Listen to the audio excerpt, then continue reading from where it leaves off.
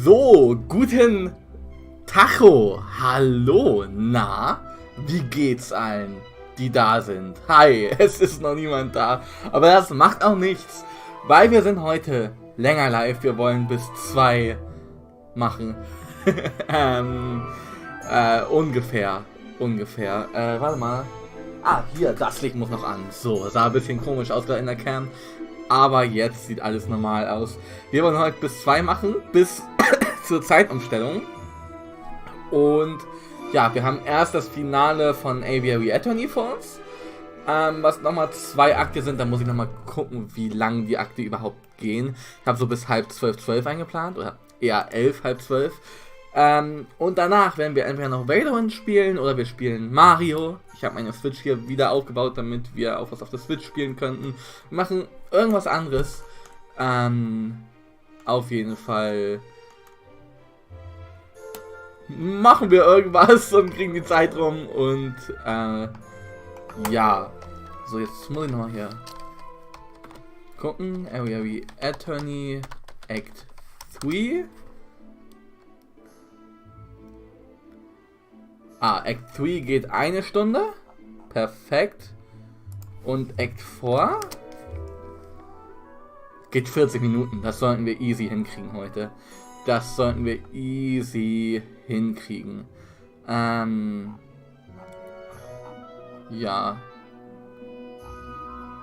Ja, Leute. Ansonsten, wie geht's euch? Wie geht's euch? Wie steht's euch? Ich hoffe doch gut. Halt ein schönes Wochenende und alles. Ja. Ja.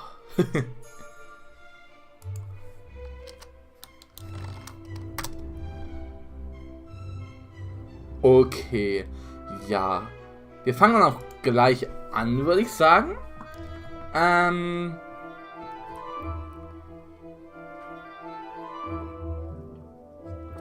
Ja.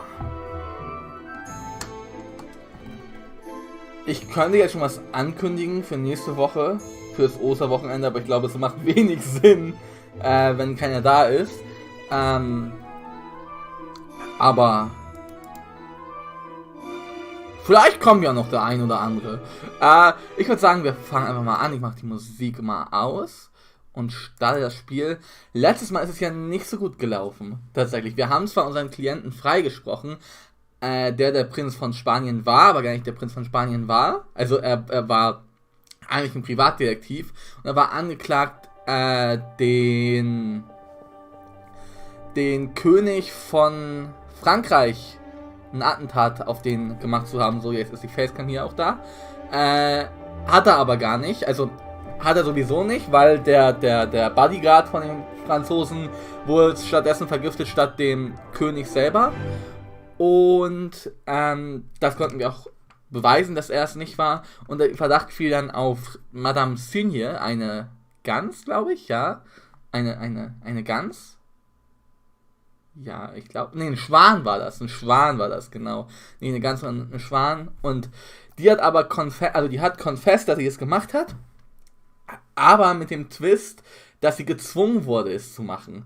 Von niemand anderem als von dem Richter, Romulus hieß der da im Gericht dieses Mal vor uns saß. Aber das Doofe war, wir hatten keine Beweise, dass der Richter sie dazu gezwungen hat, dass er sie quasi erpresst hat. Wir hatten zwar einen Beweis, dass ihre Eltern, um die es wohl in dieser Erpressung ging, ich muss hier kurz mal meine Haare, um die es wohl in dieser Erpressung ging, dass die am Leben waren, und dann hat sie auch gesprochen, dass Romulus quasi sie gezwungen hat, aber wir konnten Romulus nicht überführen, weil wir dafür keinen Beweis hatten.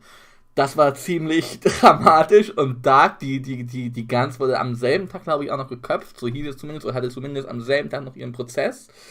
Hat mich so ein bisschen, ich dachte zuerst, okay, soll ich das rückgängig machen oder so? Aber nein, wir machen ja nichts rückgängig. Das ist auch das Geile an dem Spiel, dass wir halt, dass unsere Entscheidungen halt wirklich was bedeuten. Das finde ich nice.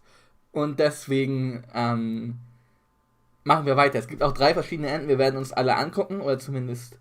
Ja, ich glaube, wir werden uns nicht alle angucken. Aber... Mal gucken. Mal gucken. Vielleicht werden wir uns doch alle angucken. Wir haben heute ja Zeit. Gut. Aviary Attorney fangen wir an. Und dann laden wir den dritten Fall, Case 3. Ist alles wieder auf Englisch, wenn ihr was nicht verstehen solltet. Sagt Bescheid, wenn ich was nicht verstehe, google ich es nach und genau. Wir fangen an. Do I remember the July Revolution? Ah, Revolution, genau. Of course, how could I ever forget? The chanting, the violence, the smell of gunpowder. The 3 glorious days.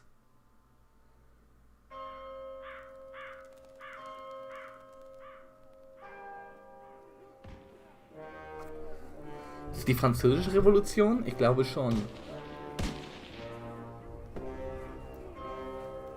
Oha.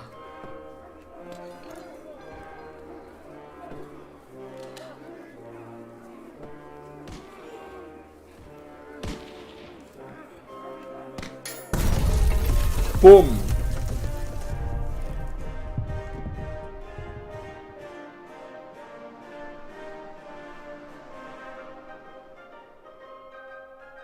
Act 3, The Sleeping City. Okay, ich glaube, jetzt geht's wirklich zur Sache hier. Jetzt geht's wirklich zur Sache. I can't believe he's skipping work again. Fängt das Spiel immer damit an, jeder Fall, dass das Dings Work skippt, JJ, ist schon funny. I swear, if I find that moping bird brain at Le Canageux. Ah, finally. Good morning, Falcon. Morning, Spell. No, wait, it's 2 in the afternoon. That means the official greeting is... Where the hell have you been, lazy bones? It's far too early for this level of roasting. Pass a Cabernet Sauvignon. No way, we've got important business to discuss and I can't do that if you're half drunk. Mon Dieu, give me a break. I haven't had a good night's sleep since the trial. Something on your mind? Actually, yes. It was what that wolf judge said about the revolution. Pshaw, that guy was off his rocker. And besides, if we worried about every potential French revolution, we would never get any work done at all. Am I right? Yeah, maybe you are right. Worrying doesn't do us any good. Tell me about the important business you wanted to discuss. Oh yeah, the business. A letter. This one's from the Paris Police Department. Fancy wax seal and everything. That is indeed a fancy seal. Well, go ahead, Sparrow-san. You may have the honors. Alright. Monsieur Falcon. Okay, ein offizieller Brief. Meet me on the rooftop cafe opposite the Place de la Bastille. I have a proposal. Regards, Inspector Volerti. Inspector Volerti, das ist doch der Hahn, oder? Der Hahn war es, glaube ich. That's it. How terse. Was ist terse? Oder Terse?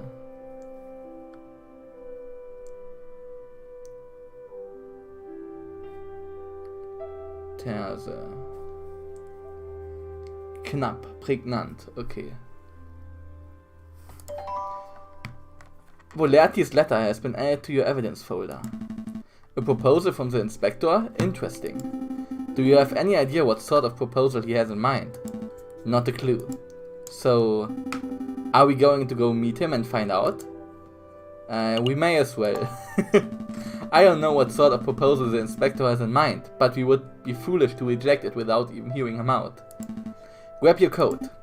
Alright, no dilly-dallying. I like it. But before I forget, I need to drop by the hospital at some point. What did you eat this time? No, it's not like that. Well, not entirely. I need to pay for the bill for my last visit. Oh, that's reasonable. Sure, we can pay your visit. But the inspector's call should take priority, I think. Okay, also müssen wir zum Krankenhaus, um da seine Rechnung abzuholen, weil er sich ja selbst vergiftet hat letztes Mal, um zu beweisen, dass da Gift auch war auf der Schokolade drauf. Aber wir können im Moment noch nicht zum Hospital, das heißt, wir gehen zum Place de la Bastille. A rooftop cafe overlooking the Bastille Square is a perfect spot for a friendly rendezvous. Ja. Rendezvous. Brr. It's far too cold to be meeting on a rooftop cafe. Why couldn't the inspector have chosen a comfier location? Who knows? Maybe the inspector likes the view because it reminds him of his days guarding the old Bastille under the Ancien Regime. Wait, you think the inspector worked here during the Ancien Regime? Do you think that's how he got his war wounds? Wounds? Yeah, wounds, nicht wounds. It was a joke, Sparrow son. I'm pretty sure the inspector isn't that old. Ah, da ist er. Well. Severin ist, nee, das ist er nicht, das ist der Staatsanwalt. Severin, what are you doing here? Settle down, JJ. Just like you, I was invited here by the inspector. What could he want with all three of us? It is hardly unusual for the lawyers and police of France to collaborate. The inspector probably has a big investigative role that requires all hands on deck. A big investigative role? Sounds juicy. Oh, by the by, did you hear what happened to Judge Romulus? Oh, was ist Judge Romulus passiert?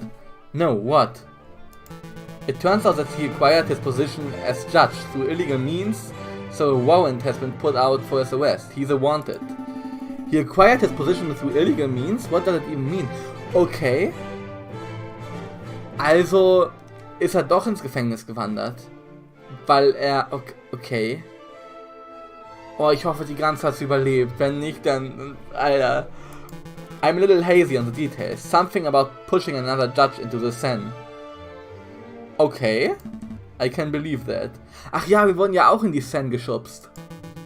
Anyway, I'm sure you'll be caught before long. Nobody manages to escape the long arm of the law forever. Speaking of which... Ah, good. You're all here. Excuse me, Mr. Inspector Volerti, sir. Falcon and I were wondering, did you get your injuries while defending the old Bastille prison? Don't drag me into this, you fool. I was joking. You impudent whelps. I'm not that old.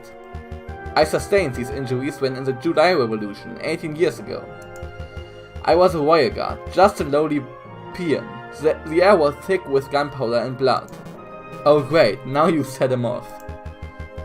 We were given the order to charge at the rebel barricade. My comrades and I fastened our bayonets. Suddenly, boom! Without warning, a gunpowder keg exploded. Keg ist fast, denke ich mal, aber ich guck mal nach. Keg. Fässchen, okay. So nur ein Fässchen. My comrades were dead. I was heavily wounded. That's when I looked up and saw a looming figure standing between the gargoyles of Notre Dame. It was the Viridian killer himself. This is a fascinating story, Inspector, but perhaps you could tell us why we are here. Oh, why? Of course. Why we are here. What I am about to tell you is to remain strictly confidential, you understand? It's a matter of national security. As you've probably heard, France is under threat from a certain heinous group. Terrorists, revolutionaries, hipsters. Hipsters. It's true. The other day I was called a pop-loving pleb for enjoying Chopin. Now's not the time for joking, you two. The inspector's obviously talking about the growing rumors of an uprising. Correct. A rebellion is coming. Indeed, rebels. There's a storm brewing in the shadows of Paris. We, the Paris Police Department, have known about it for months, no years. In every tavern and on every street corner, people talk of organizing protests and overthrowing the government. The king has ordered for public gatherings to be dispersed and newspapers to be censored, but the whispers of dissent remains. No surprise there. If you take away an angry citizen's ability to speak, they will just get even angrier. Das stimmt. Das ist eine Demokratie.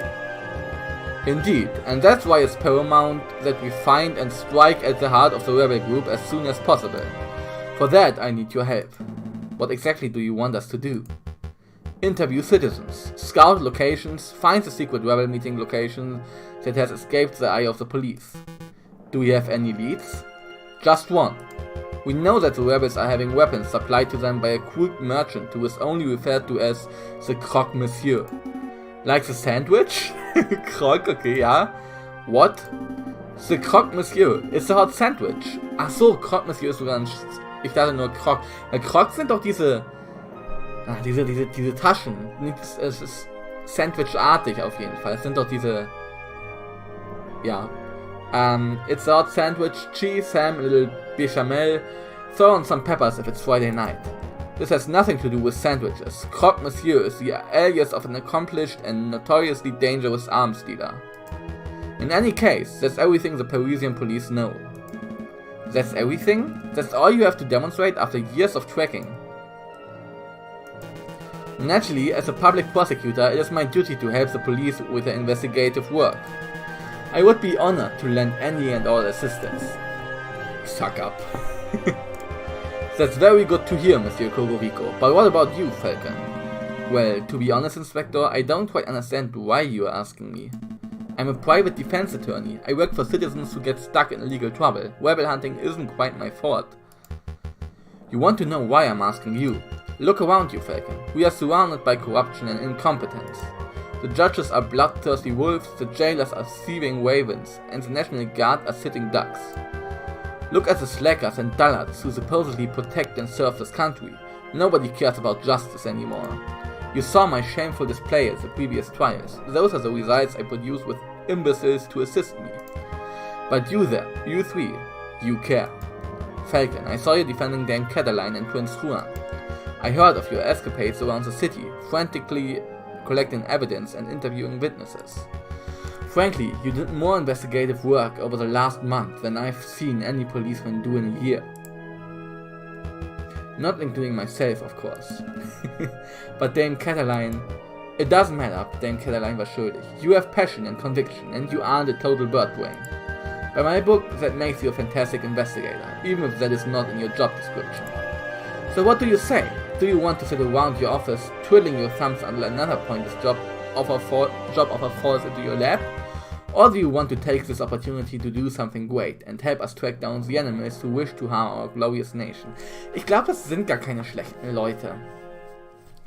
Ich glaube, es sind gar keine schlechten Leute, die Revolutionäre, zumindest laut der Geschichte nicht. Also teilweise schon, ne? Aber ich weiß nicht, das wird bestimmt noch einen Twist haben. Was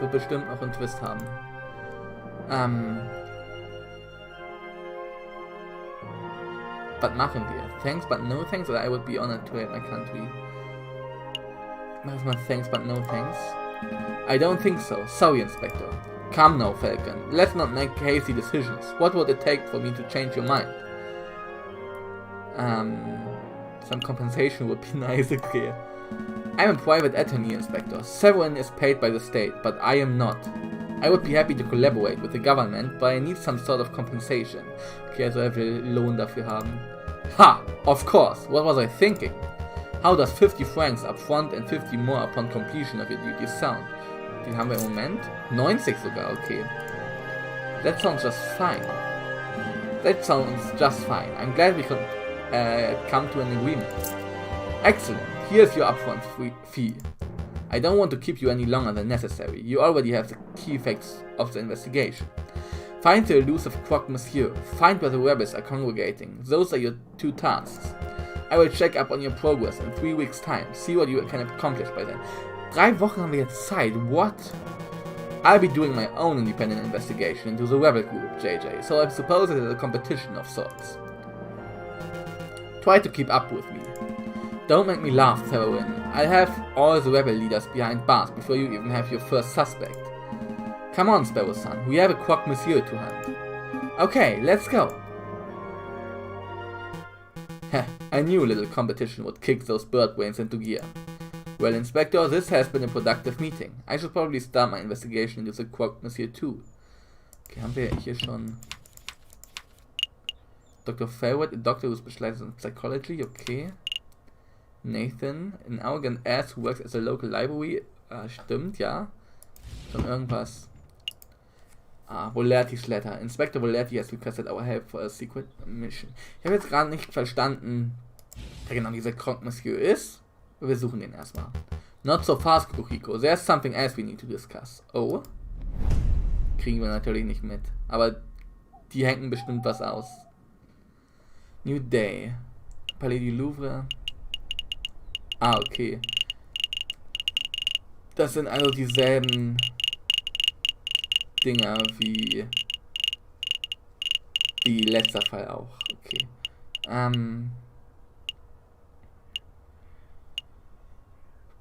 Ja, wo sollen wir anfangen? Point des haben wir hier auch noch und Las Salpêtrière, also PG Salpêtrière Hospital is becoming renowned for its progressive attitude towards medical care.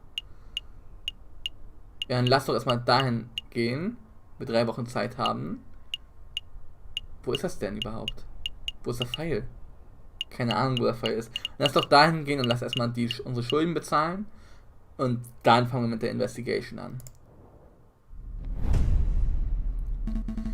There he is, son. Go ahead, say what you need to say. Excuse me, Dr. Freut? I just wanted to thank you for, giving me an antidote and making me well and stuff. It's no trouble at all. Son, wasn't it? Of course, there is a small matter of the debt. Why? Let's see. 1 hospital bed, 1 dose of specialized antidote, expert medical care from the attending physician. The total comes to 500 francs. So viel haben wir nicht. Aha! Falcon? Can I get an advance on this month's pay and next month and maybe the month after? Calm down, son. I'm sure the doctor's a reasonable man. He will surely allow you to pay in installments. Of course, of course. Oh, thank goodness. With my current wages, I should be able to fully pay off the debt by the 20th century. Hey, your pay isn't that bad. Now, there's no need for quibbling. I have a suggestion.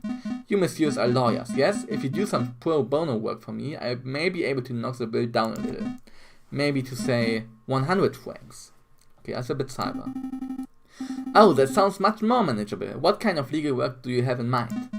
Debt collection. Sounds fun. That actually sounds quite fun. It will be a nice change from this croque monsieur nonsense. Also, ja, wir sollen Schulden eintreiben von ihm. Yes, give us the details, doctor.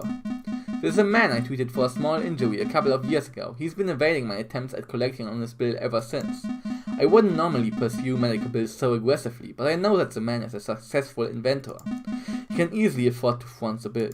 I would greatly appreciate it if you would pay him a visit and strong-arm him into loosening his purse strings. Well, I'm not making any promises, but maybe we can swing by the inventor's house if we have a free minute. Thanks, Falcon. And thank you, Doctor. I would dedicate every waking moment to collecting this debt. Wait, I didn't agree to that. Every waking moment. Aber das wäre nicht gut für unseren Fall, aber okay. Wir haben ja keinen Angeklagten zum Glück. Here lies the workshop of Gustave Trouvé, eccentric engineer and inventor. Ja,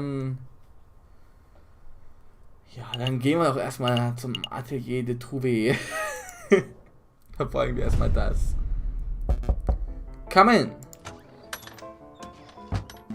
Are you Monsieur Gustave Trouvé? I am. And you are? Ist das ein Hund? Was für ein Tier ist das? Ich weiß es nicht. Debt collector. Lawyers. Let's talk. We are lawyers, sent on behalf of Dr. Freut. We are here to collect a debt that you owe. It's time to pay up, monsieur.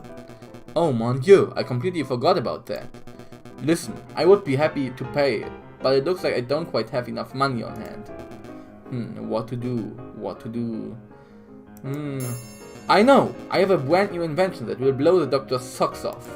It's a device that will completely revolutionize the surgical field. I imagine the doctor would prefer hard cash over some gadget.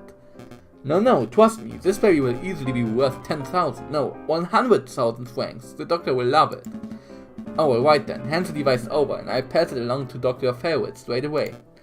Well, it's not that simple. The device isn't finished yet. It's not finished? I know exactly what needs to be done, but I am missing some crucial parts. Perhaps if you had some time to spare, you could help me out. Run out and collect what I need. What? No, monsieur, that's absurd. If you have shopping to do, then you should do it yourself. Finde ich aber auch. Falcon, please, help the man. Wir haben einen Fall, Sparrowson. Can't spend the rest of my life in debt. Alright, no need to get all panicky. We'll hear the man out at least. Great, I take notes.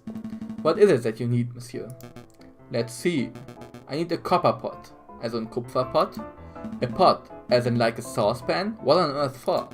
It's a necessary component of my invention. I can use it to build a portable electric battery. You see, when a sink wort is suspended in sulfuric acid, accompanied by a copper surface, a current is generated. Save me your scientific mumbo jumbo. The one metal pot should be trivial to acquire. One copper pot. Oh, the copper part is important? Okay, one copper pot. I wonder where we could find one of those. I've seen copper kettles at Lisol Market, although those things aren't too cheap. Ich erinnere mich, dass wir die da gesehen haben. I can't help but feel that I saw a copper pot somewhere else. What else? String! High-grade string, to bind some components of the device together. Seems simple enough. I imagine Lisol Market would have that in abundance. Can we really afford to blow our whole budget at the Market Falcon? Surely there's a cheaper way to acquire string. Look, I have a loose thread on my jacket. Take it! The string must be a higher quality than that, monsieur. I need something that's finishing line grade. Oh, I see. Was there anything else that you wanted, monsieur? Some books? Confectionaries? Alcohol? Groceries, perhaps? No, that's everything. Alright, I've got it all written down. Shopping list has been added to your evidence folder. And Gustav has requested one copper pot and one reel of string. Where can we find those? Okay. I feel a little conned. We came here to collect on a debt and left with a shopping list. Ja, da wurdest du ausgetrickst. We're going to follow through and get Monsieur Trouvé's items, right? We'll see. Wenn wir sie während unserer Untersuchung finden, gerne. A new day. Le Croc, Ausrufezeichen steht, ist da. Jede Trouvé, Liaison, Point Dessin. Gustave Trouvé, ja, da waren wir ja gerade. Wir gehen mal in die Bibliothek, um was über den Croc, den Croc Monsieur rauszufinden. Time to hit the books, am I right? If you're looking for Croc Monsieur recipes, I guess it would be in the cooking section. We aren't here for recipes, Sparrow-san. This librarian fellow seems pretty intelligent. If there's something we've overlooked, he would know. Would you mind lowering your voices? You're disturbing me during my daily crossword. Ach ja, Nathan. Oh, I should have known. It's the two harlequins. It's good to see you, monsieur. To see you too, monsieur. We have some questions. Of course you do. Fine, let's get this over with so I can get back to my puzzle. How about an uprising? Have you heard of the Croque Monsieur? Have you ever heard of the Croque Monsieur? The sandwich? Of course I've heard of it. No, I mean a person with that name. No, that doesn't ring any bells. I'm familiar with the Earl of Sandwich, if that's any help. Wait, you can become an Earl of Food now? I'm in the wrong profession. Earl ist Jarl, glaube ich. Wenn man Skyrim gespielt hat, weil es ist so eine Art König, aber auch nicht so ein Landgraf, würde ich sagen. Never mind, we'll try something else. Do you know about an uprising? What can you tell us about an uprising? An uprising? Would you care to be more specific? A Paris uprising. You two cannot be serious. You want me to talk about every rebellion, revolution and revolt that Paris has ever been through? We would be here all night. What about an uprising that hasn't happened yet? A future uprising. I read the newspapers, monsieur. The government tries to strangle the media, but the truth shines through the gaps of censorship. The citizens' contempt for our current leaders is blatant.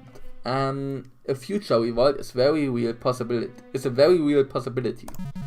That's all I know. I see. Let's try asking something else. Ja, okay. Hat uns nicht viel gebracht. Clearly we are barking up the wrong tree. Thank you for your time anyway, monsieur. I bid you good day. Sad. A new day.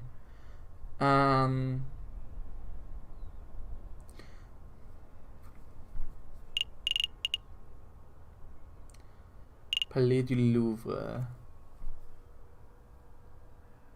Ich gehe mal erstmal zum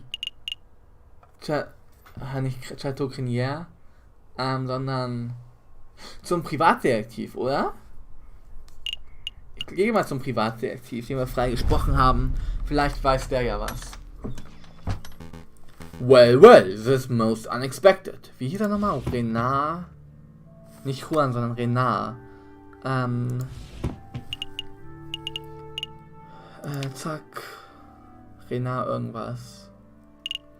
Juan Querido, the flamboyant Prince of Spain. Aber da steht nicht sein echter Name. Renard irgendwas hieß er. Renard irgendwas mit M. Most unexpected.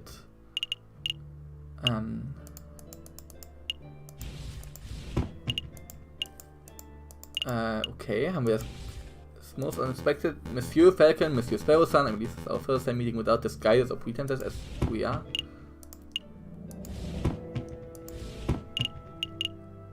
Okay. Queen Doho, JT Falcon. Können wir irgendwie mal durch unseren... Ah, okay, doch. Ah, guck mal, wir sind sogar auf der letzten Seite schon. I believe this is our first time meeting without disguises or pretenses, as it were. Oh, but first things first. Mousy, would you kindly fetch our guest some tea? Oh god. Oh, of course, Monsieur Wülp. Monsieur Wülp, of course, genau. Renard Wülp. Monsieur, what sort of tea would you like? Chamomile? Darjeeling, maybe? Ich habe keine Ahnung von Tee. Wir machen mal Chamomile. Chamomile meine ich. Sounds good to me. Thanks, Mousy.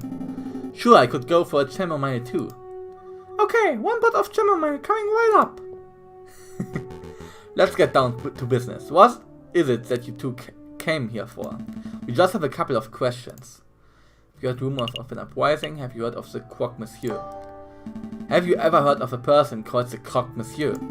And no, we aren't talking about the sandwich, unfortunately.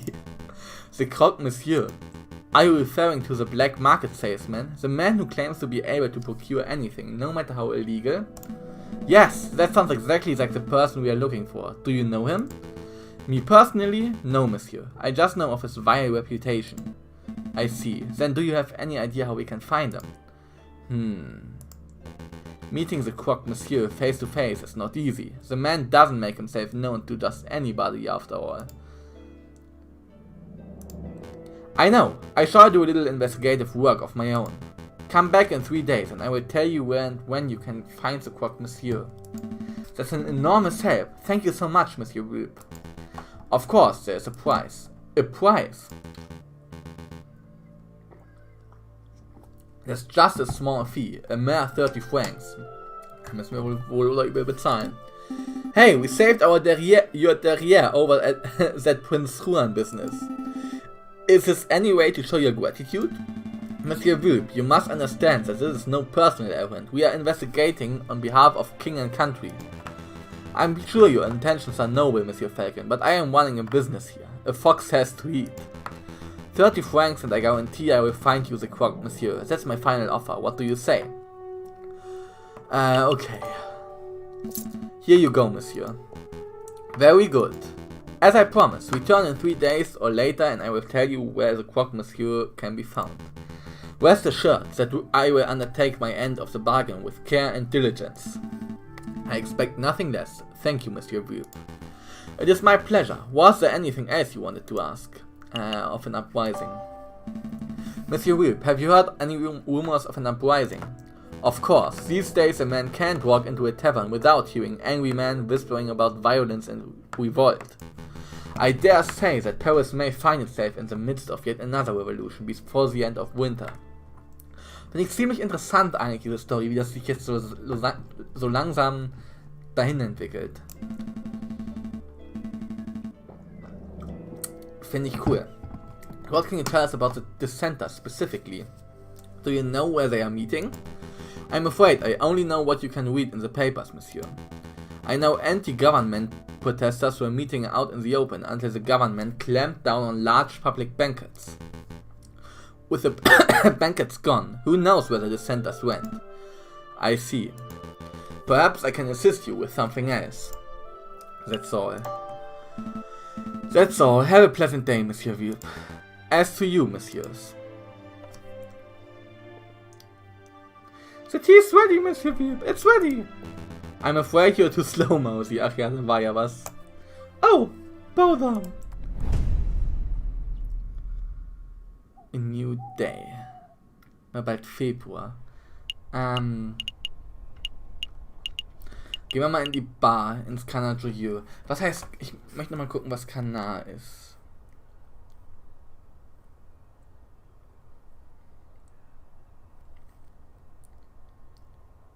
Canard. Ente. Ah, okay, die fröhliche Ente quasi. Okay, dann gehen wir da mal hin. No drinking. Bad Falcon. Calm down, Sparrow Son. I'm just here for information. Mal kurz was gucken.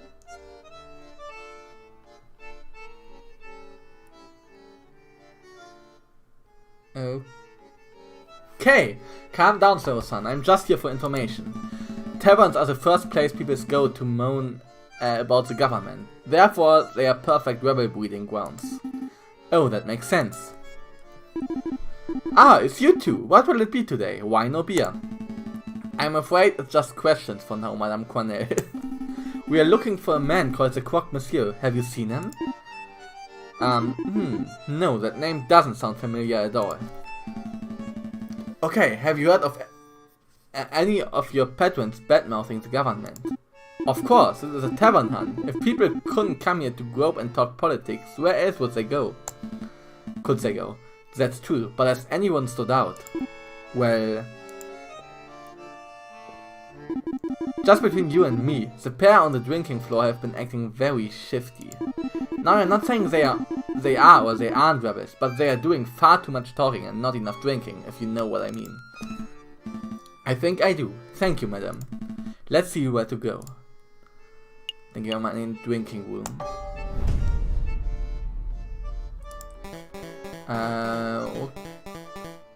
Okay. And that's when the mademoiselle told me to put the order in. No idea where she's going to keep him though. Pierrot, you know that she hates being called mademoiselle. You are going to get stuck with guard duty again. Oh, right, you are. The madam it is then. Wait, she ain't married, is she? So why do we have to call her madam? Why don't you ask her yourself? No way, she wouldn't straight up eat me alive if I asked that directly. Wait. Hush up, do you smell that? It smells like... eavesdroppers. Can I help you, messieurs? What are you talking about? Have you heard of the Croque Monsieur? Monsieur, have you heard of a man called... Falcon, wait! There's a slight chance that these guys might be rebels, right? So if we ask directly, they might be scared off. Good point. I try to keep it subtle. The Croque Monsieur, tell me everything. Where did you get that rifle? Monsieur, I see you are carrying a rifle. Evidently. Who manufactured it? Ah, good question. See, most hunters around here are carrying old French Charleville, but this beauty is something special. See, it's American, from the Springfield Armory, model 1812. Percussion lock firing mechanism. An American musket, you say? That's certainly quite special. It must have been hard to procure. It's true that you can't buy guns of this quality from standard street sellers, but if you know the right people... Please go on. Well... Okay, listen carefully. You didn't hear it from me, but to meet the Croque Monsieur. Actually, it would be foolish for me to explain in public. It would be much easier if you just take this. The Book of Judges. What is this? Some sort of law book? The book subject is not important. Just take it. Oh, I see. It's the Book of Judges from the Bible. Old Testament stories of God smiting people and stuff. I appreciate the gift, monsieur, but I am not religious. Nor am I. Then why are you... Just take it, ya idiot! Ich habe mich gerade kurz erschrocken. Tatsächlich. Bible books are what we use to pass around code phrases, don't we? Code phrases. Pierrot, please. I'm trying to be low-key, and I can't do that if you're mouthing off with that big break of yours. Right, you are. Try to forget what my friend said. Just With a little searching and with the contents of that good book, you should be able to get what you desire. Is that a religious metaphor? No, monsieur. I'm being very literal. The Book of Judges has been added to your evidence folder. Okay. A collection of stories from the Bible's Old Testament given to you by Fontaine. Interesting. Well, thank you very much for the gift, monsieur. But to be honest, I have no idea how this is supposed to lead me to our gun salesman.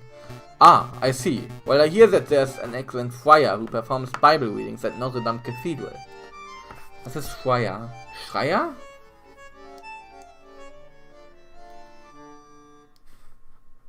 Friar. Mönch. Ah, okay.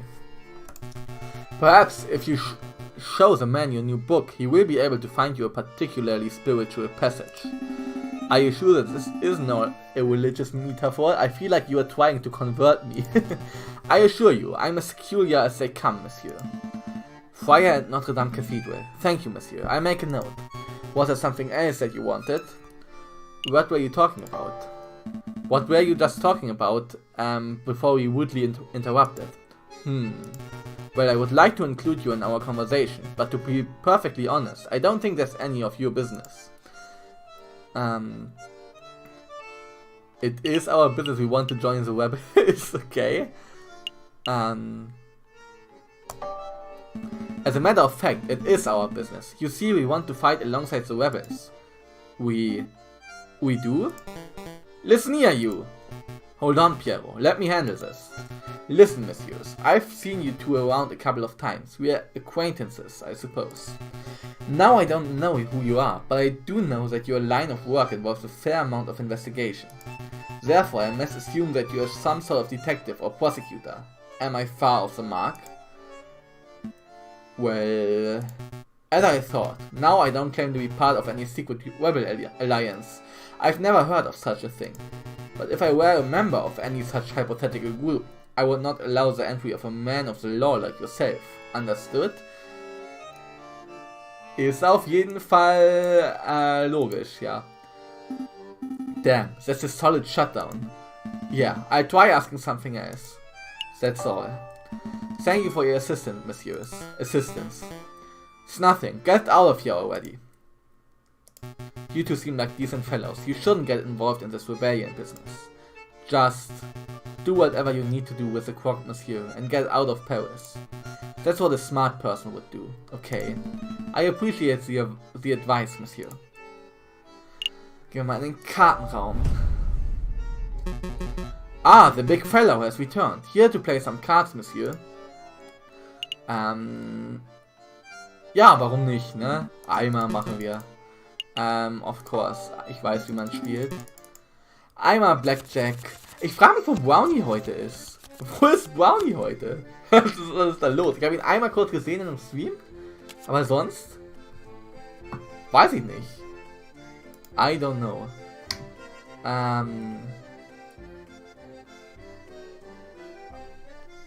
I have no idea.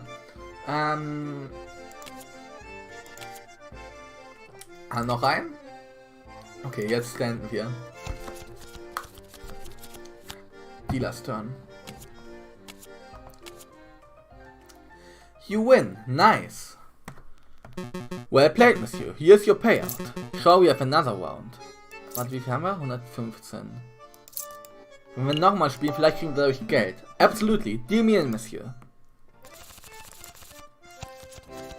Also wir bezahlen unsere Rechnung durch Geld. Go for 21.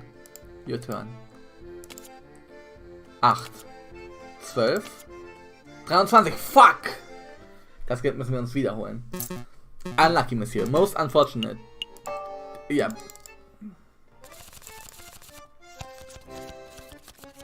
Okay. Your turn. 7. 9. 13. 18. Besser wird's nicht.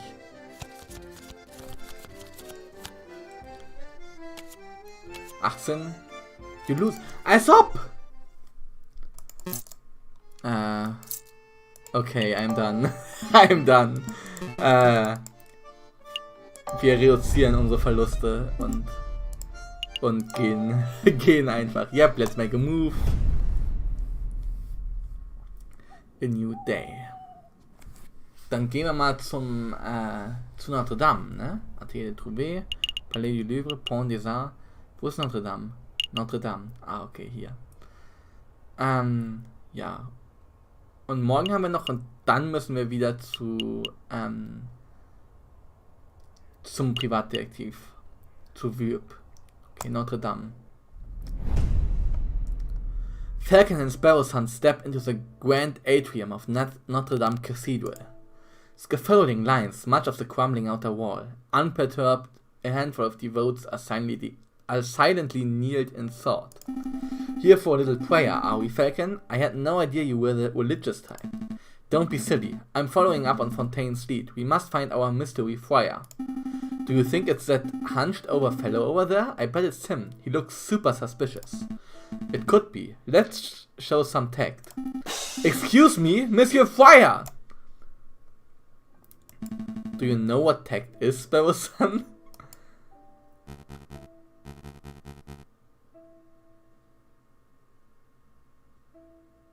Ist das ein Bruder von Romulus? Ja klar, Romulus und Remus. Wow, das macht Sinn. Das waren die Wolfbrüder in der Bibel, ne? Romulus und Remus. Welcome, my brothers, welcome. All are welcome under the roof of the house of God. Are you here to confess your sins? Or perhaps you wish to join in our services? Actually, Friar, we are here because... Falcon! Said Friar. He looks eerily familiar. He does look familiar. Now that you mention it, he does look a little like the guy who delivers our post, doesn't he? What? No, that's not what I meant. And how does he look anything like our postman? Am I going mad? Your friend appears to be upset. Don't mind him, he's just in a huff because he thinks you look like this judge we once met. Judge Romulus, I get that all the time. I'm his twin brother, you see? Eyes up. Oh good, I'm not going mad. Friar, would you say that you had a good relationship with Romulus? We were close, but as you may have heard, he got in trouble with the law recently. I haven't seen him in weeks. I see, I didn't mean to pry. It's no trouble, but tell me, why are you here, my brothers? Oh, right, we have a couple of questions. Was ist Scaffolding nochmal? Scaffolding. Gerüst, Baugerüst, Grundlage. What was the scaffolding? Wir machen erstmal casual conversation. What was all the scaffolding? Scaffolding. Is some sort of construction work going on? That's right, a little repair, a little renovation. It's no secret that the cathedral has seen better days. The cult of reason did a lot of damage back in the days of revolution. Ja, und heute ist die abgebrannt, die Kathedrale. But now we are well on our way to restoring this holy place to its former glory. The cult of reason. The religion of Christianity. Hey Falcon, what's the difference between religion and a cult? Don't be rude, Sparrow-san. Ah, don't worry, my brother. I understand how it is. To a young person, all ideologies look like gobbledygook in different packaging, don't they? Ja. Ich trau dem noch nicht. Pretty much. Then maybe you'll come to learn the differences as you grow up. I promise some ideologies are worth following to the very end. But let's not talk any more about cults and ideologies. Did you want anything else? Could take a look at this. Friar, we have something that we would like to show you. Das Buch. Could you take a look at this? We heard that you could give special passage readings. Ah, I see. You have your own copy of the Book of Judges. I think you will find chapter 15, verse 2 to be particularly,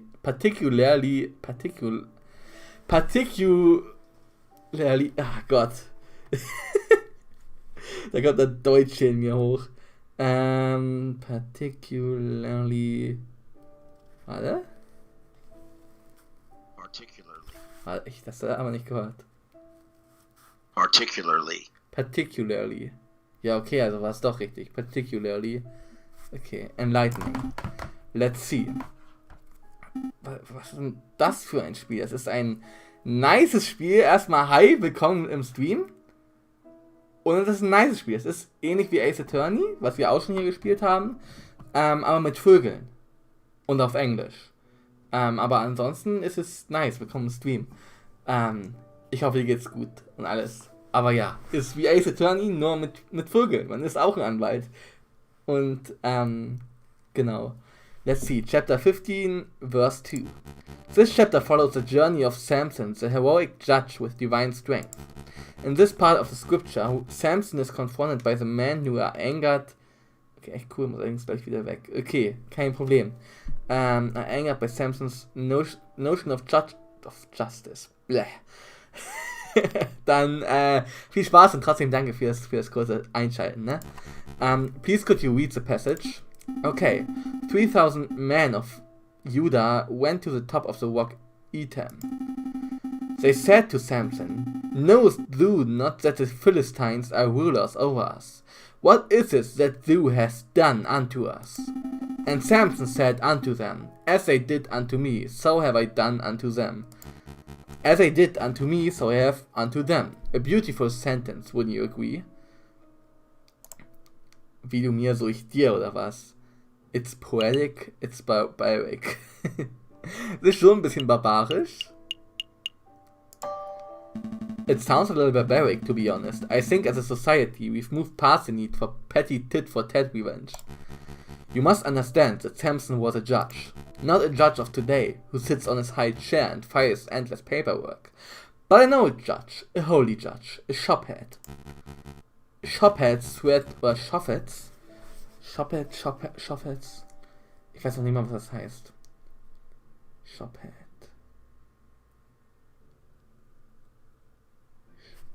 Gibt auch keine Ergebnisse.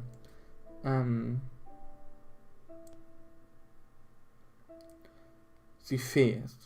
Shoffet. Irgendwas Religiöses. Shopheads were to be admired and feared. They made their own judgments and dispensed their own punishments. I'm starting to ramble, aren't I? Okay, let's get back to the point. The keyword of the day is Etam. That's the name of the cave where Samson hid. The rock of Etam. Etam. Got it. I make a note. It's like a backwards mate, but I'm confused. What do we do with this keyword? That is for you to learn on your own, my brother. You appear to be intelligent. I'm sure that, if you put your faith in the right people, you can uncover the truth. We'll see what we can do. Is there anything else I can help you with today? Perhaps you wish to make a confession. That's all. Haben wir denn irgendwas? Okay, that's all. I think we're done here. Thank you for your time, Freya.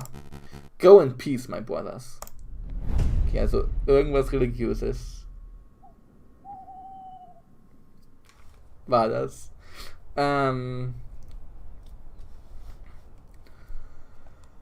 Palais de Justice.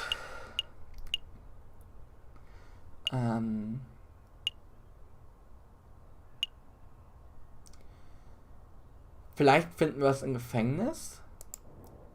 Oder können wir mit der Gans noch sprechen, wenn die lebt. Why did we come here, Falcon? We don't have a client to defend. I had a thought. If we want to find criminals, then we should probably talk to the person who deals with them every day.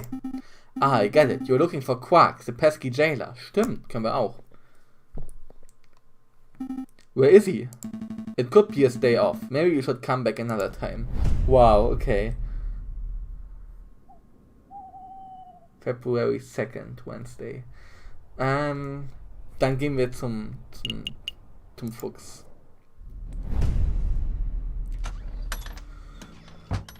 Monsieur Wulp, you've managed to dig up some good information, I trust. There's good news and there's bad news. Let's hear the good news. Oder zuerst die schlechten Nachrichten. Hit me with the bad news first.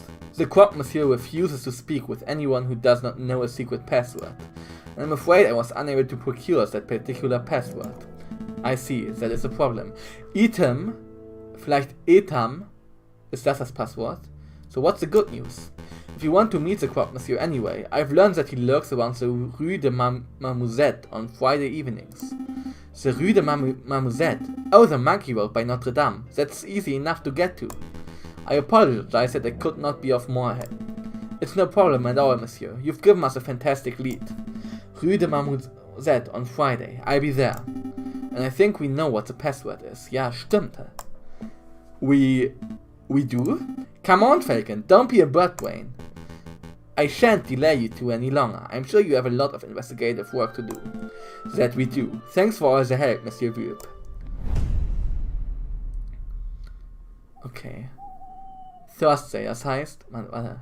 Monday, Tuesday... Ja, also morgen. Wo gehen wir jetzt am besten hin? Chateau Crinière? Nee. Können wir uns nicht blicken lassen. Wo gehen wir am besten hin? Wir gehen mal ins Gericht, sagt mir mein Bauchgefühl.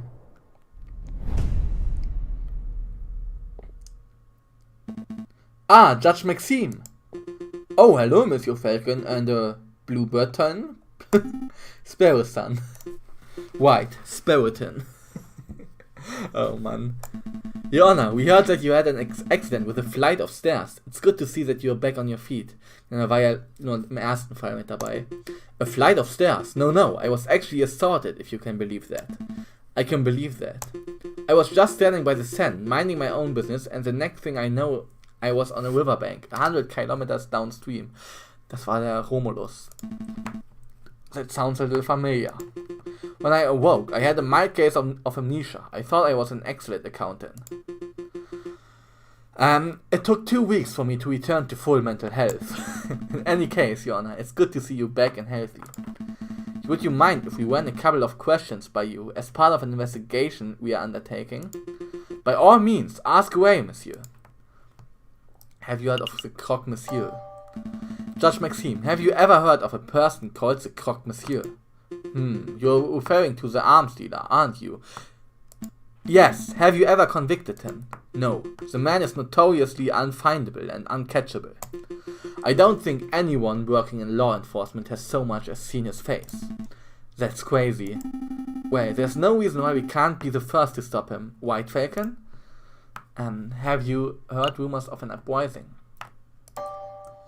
Judge Maxime, have you heard any rumors about an uprising? Of course, tons. You have no idea how many criminals rant about bringing down the government. You know, I was the one in charge of prosecuting the ones behind the June Days uprising of 32. That was some messy legal work. What about recently? Have you had anyone talk of anything specific? Well, I'm not attached to the case, but I hear that imposter Judge Romulus had some very strange things to say. Cults, anarchy, fire and gunpowder. The man is not mentally stable. Okay, so Romulus ist auf jeden Fall Teil der Revolution. Oder war es vielleicht, ist er im Knast jetzt, weil er ein Imposter war? Wissen wir gar nicht, ne? The man is not mentally stable. We knew that much already. That's all. That's all. Thank you for your time, Your Honor. Anytime, messieurs. Okay. A new day. Okay. Ich würde sagen, ich muss mal ganz kurz auf Toilette, deswegen würde ich sagen, machen wir ganz kurz eine Pause und gehen wir zur Rue de Marmoset, nestled besides Notre Dame Cathedral. This dark alleyway houses a number of unusual shops and parishes. Vielleicht treffen wir den dann ja. Vielleicht treffen wir ihn ja und haben endlich quasi ein Hinweis, einen größeren Hinweis in diesem Fall, weil bisher schleichen wir ja eher so dahin, würde ich sagen. So, hier haben wir die Musik und dann gehen wir im Pausenbildschirm. Bin ich gleich wieder da. Bis gleich!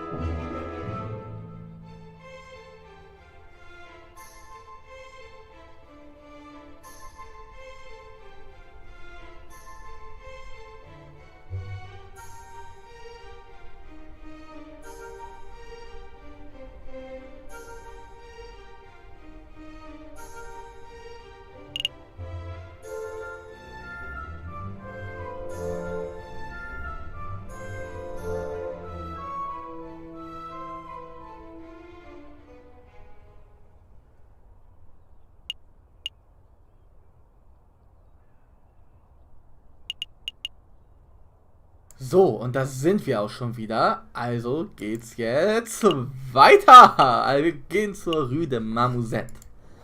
Marmousette, ja. Is that him? It must be. Excuse me, Monsieur. Ein Krokodil, als ob. Wie sieht es eigentlich aus hier mit den Personen? Okay, wir haben noch nicht alle Personen getroffen. Okay. Excuse me, Monsieur.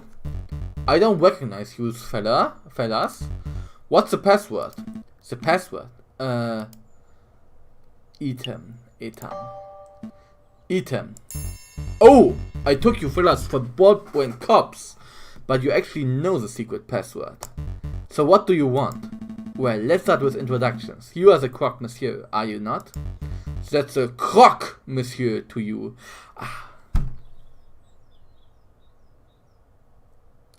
Krokodil, Crocodile, Croc Monsieur. Hätte man auch drauf kommen können, wenn man schon mit Tieren hier zu tun hat, aber ja. The Croc Monsieur to you. Mon Dieu, people always get the pronunciation wrong. I'm not really hearing the difference. In any case, Monsieur Croc Monsieur, my name is... Don't tell me, you idiot. Bringing up names can mess up an entire meeting. Why do you think I use an alias? Just tell me what you want. Drugs? Guns? Explosives? Slaves? Come on, I don't have all day. Well, to be honest, what I really want is... information. Tell me about the rebels. A fancy gun. What have you got? A cheap gun. I want to buy a lot of them.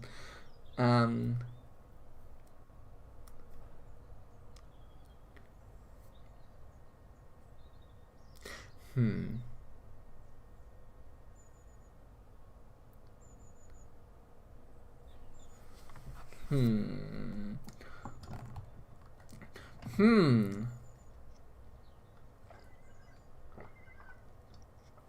wir ihn jetzt direkt damit konfrontieren, glaube ich, hat er keinen Bock mehr, dann riecht er was. Und wir sind geliefert. Also im besten Fall kommen wir noch so davon, aber wir kriegen keine Informationen. Ich frage mal nach einer cheapen Gun, um zu bisschen, vielleicht kriegen wir Informationen, wo er die dann herbekommt und alles. Weil wir wissen ja jetzt, wer der Croc Monsieur ist. Das kann man vielleicht ein bisschen mehr über die Organisation der Rebellen erfahren.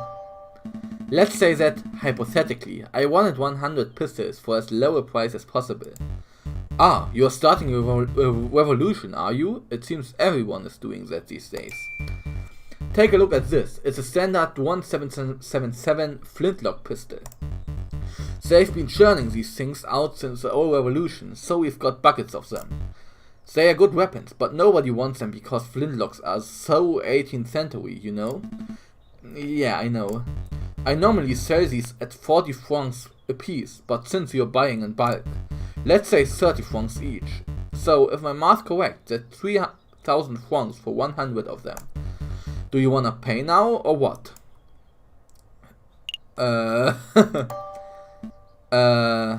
To be honest, I don't really have that kind of cash ready to hand over right here and now. That's quite alright. We can do installments. How does 50 francs a month at 10,000% APR sound? Well. Is das Ketterlein? Sand, mad, it's a fuss, cheese it! Wait, Monsieur Croque Monsieur, come back. Never fear, Falcon, I'll tase it, dastardly fellow. Don't get too close, Sparrow son, that crocodile's got a gun. Okay, das ist Cocorico. What's all this ruckus? Playing cops and robbers, are we, JJ? Are you blind, Severin? That was the Croque Monsieur. We were on the crux of extracting some vital information about the rebels, but your smug entrance just ruined everything. That was the Croque Monsieur. I never would have guessed. You don't sound very concerned. Oh, don't get me wrong. I'm quite impressed that you managed to track down such an elusive criminal. But I have something much more pressing that I need to discuss with you. More pressing than finding the rebels? Perhaps. JJ, I want you to answer this question sincerely and honestly. Did you go by a different name prior to enrolling at Paris Law School? What? What does it have to do with the rebels' investigation? Or to do with anything for that matter? I would appreciate it if you just answered the question, JJ. I need to hear it from your own beak. Have you ever gone by a different name? Ach, stimmt! Das wurde, glaube ich, letztes Mal erwähnt. Yes. I don't deny it. A man has a right to change his name. Indeed, a man does have that right. But why would a man do such a thing? I don't appreciate your accusatory, also anklagend, tone. You sound just like Inspector Volerti. Wait, that's it, isn't it? The inspector ordered you to dig up some dirt on me, didn't he? Answer me, Severin. What is going on? What did Inspector Volerti say?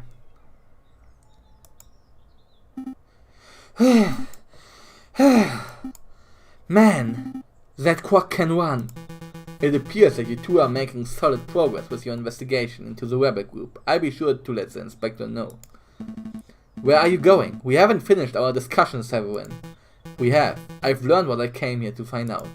Good day, JJ. Good day, Sparrow's son. Aber warum, also was war sein erster Name? Was war sein erster Name? Und wieso hat er ihn geändert? Das möchte ich auch gerne noch wissen. What? What was it all about? It doesn't matter. Severin's just poking his beak where it doesn't belong. Heh. Nosy blighter. So tell me about your little adventures, Sparrow-san. You lost the Croque Monsieur, I take it? Yeah. He looks like a stumpy reptile. But he ran like a gazelle. I lost him. In no time at all. I see. Well, with the Croque Monsieur's lead gone, our investigation has reached a dead end. Not entirely. He dropped something. During the chase. He dropped something? What exactly? I'll show you. Follow me. I think you need to do more exercise, Sparrow-san. Same. Muss ich eigentlich auch. Also ich mache ja schon 3-mal die Woche. Und meine Ausdauer ist immer noch shit. Don't judge me. Ow. Ow. Ow. Mon Dieu, what is it now? Muscle cramp? No, my foot's hurting. I think I got something in my shoe. Well, grit your beak and bear it. This is around where you saw the crocodile drop something, right? Yeah, somewhere around here. Then let's put on our investigation hats and find whatever it is. Select an area to examine. Okay. Dropped something. Ich denke mal, das ist hier. Hier ist das. Wir gucken uns erstmal weiter um. Also ich möchte mir die anderen Sachen angucken, weil vielleicht finden wir hier ja auch was für den Schuldner. Noah's Bar. All animals are welcome. Except mosquitoes. You bloodsuckers can go get your fix someplace. Can go get your fix someplace else. Noah feels pretty strongly about mosquitoes, huh? Well, na, Mücken sind auch kacke. Here's a point. I'm not saying all mosquitoes are bloodsuckers, but... Whoa, Falcon, keep it classy. I'm just stating facts. Select an area to examine. Ja, Mosquitoes sind kacke. Let's be real. An empty card. Somebody has scrawled the word Descartes on it. Word Descartes. The owner's name, perhaps. I don't think so, Falcon. See the graffiti on the wall behind us. Behind you. The wall. Also, die Card und the wall. Somebody thinks they're funny.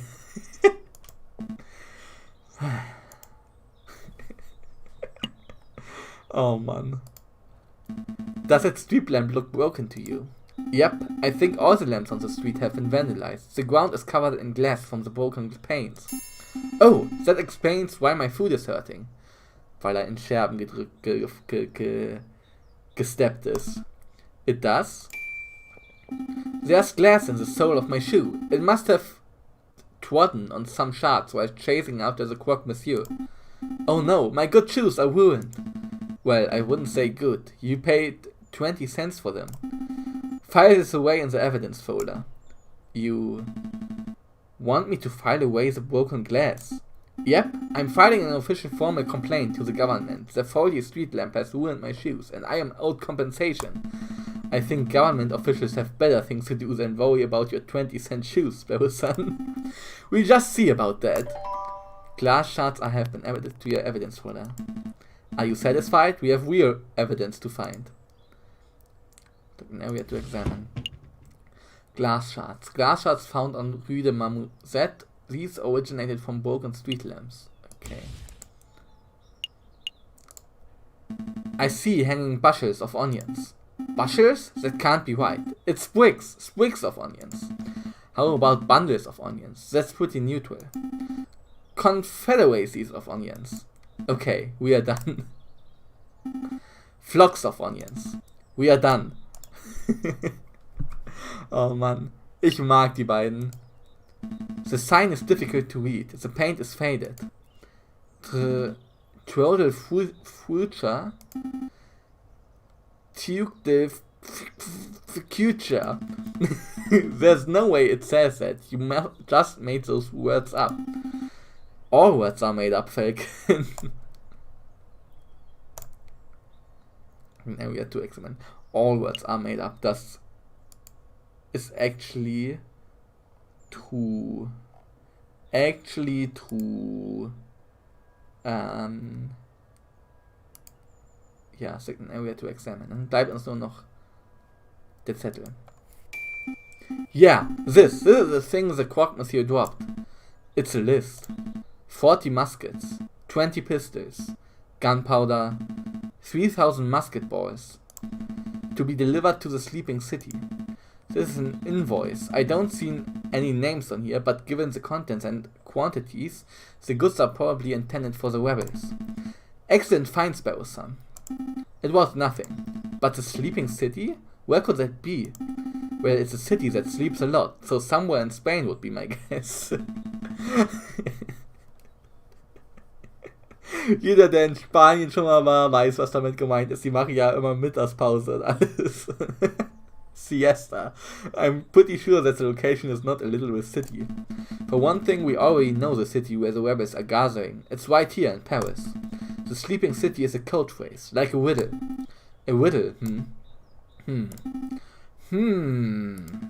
Well, I'm stumped, and is getting us nowhere. We must find someone who can solve it. We need a person who is knowledgeable about all manner of riddles and puzzles. A know-it-all, huh? Precisely. In the meantime, I filed this away for safekeeping. Croque Monsieur's invoice has been added to your evidence folder. Do you think the croque dropped anything else? Take an area to examine. Sieht nicht so aus. Gucken wir uns nochmal an. An invoice dropped by the croque monsieur promises the delivery of weapons to the sleeping city. Was ist Invoice? Abrechnung. Rechnung, okay. Ich glaube, dann sind wir hier fertig. Okay, I guess we can always come back if we think we forgot something. Perfekt, dann haben wir jetzt Samstag. La Lyon. Ach, das sind Cutscenes, ne? Oh fuck, dann habe ich ja eine Cutscene verpasst. Is the room to your liking, mademoiselle? Don't call me that. Ah, my apologies, madame, but what are your thoughts? Is the room suitable? It's dark, cramped, and more than a little macabre, but it will do. Excellent. I have hired private security to guard the entrance 24 hours a day. Ich trau dem nicht und deswegen, weil er schon in der Cutscene hier auftaucht. Frère Remus. Rest assured, your weapons are safe. Tell me, Friar, why are we doing the right thing? Of course we are, madam. There cannot be change without bloodshed. No revolution without revolution. Surely you aren't having second thoughts. Of course not. I want nothing more than to serve justice to the corrupted rulers of this country. When the time comes, I'll be the one to pull the trigger. Okay. Blutige Revolution ist nie gut. Es ist nicht gut. Ja, Sleeping City ist jetzt unser neuer Lied.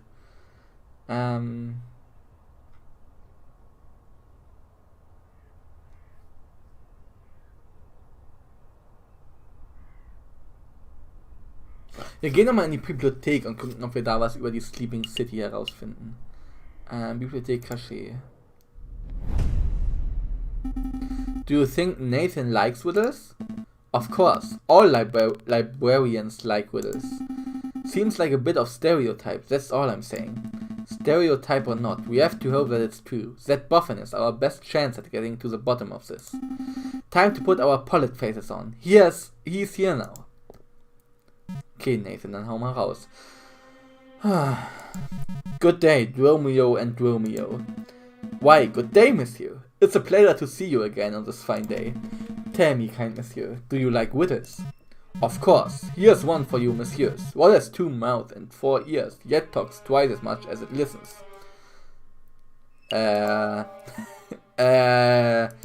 You. It's you, monsieur. You. And you come in here yammering and yelling, never stopping to close your brakes for 1 minute. Oh, haha, very good, monsieur. Love Sparrow-san, we need to get into his good books. Ha ha ha ha ha! What was that? Sorry, I can't fake laugh. Oh, mon dieu. Stop this farce. You messieurs obviously have some inane riddles that you want solving, so let's hear it. Go on, spit it out.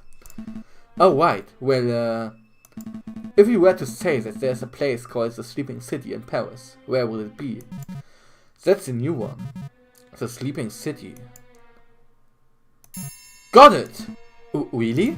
Of course, the riddle was trivially easy. There are plenty of locations that could be called a sleeping city, but only one place earns the title in Paris. Oh, and where would that be? We know the answer, of course, obviously. We are just fact-checking to make sure that you got it right.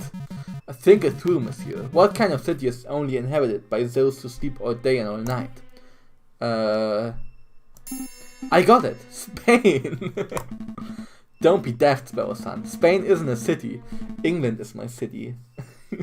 But perhaps the monsieur is referring to the capital of Spain, Madrid. Nice sleepy place. Spain? Madrid? You two are remarkably dense, aren't you? Sleep is a metaphor. Actually, it's one of the oldest and most powerful metaphors in the history of literature. It symbolizes death itself. Also ein Friedhof? The Sleeping City obviously refers to the city of the dead, in necropolis. Think, messieurs, think. Use your puny avian brains. Do we have any necropolises in Paris? Necropolis.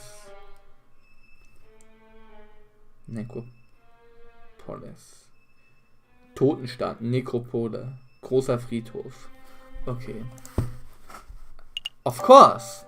Of course! The catacombs, the winding tunnels of the dead that lie beneath our very feet. Very good, monsieur. That's the first semi-intelligent thing you have managed to say all day. You have more questions, don't you? Oh, yes. Tell us about the catacombs. Can you give us a brief rundown on the history of the catacombs? Ach ja, stimmt. In Paris sind doch diese Katakomben, ne? Diese bunkerartigen. Davon habe ich auch schon mal gehört, dass es wohl sehr gruselig sein soll. Dass da wohl auch Wanderungen angeboten werden. Ich meine davon schon mal gehört zu haben. The cemeteries of Paris were overflowing by the end of the last century. It was a mess from what I hear. To create space, King Louis XVI ordered for old skeletons to be excavated and put into the unused mine tunnels that lie under the city. So with a little renovation and many years of hard work, the mines were successfully turned into a subterranean mausoleum. So what? It's basically a grave for a few thousand skeletons. Millions, more like. Don't underestimate the size of the tunnels, Monsieur. Ich meine, das ist ein real thing.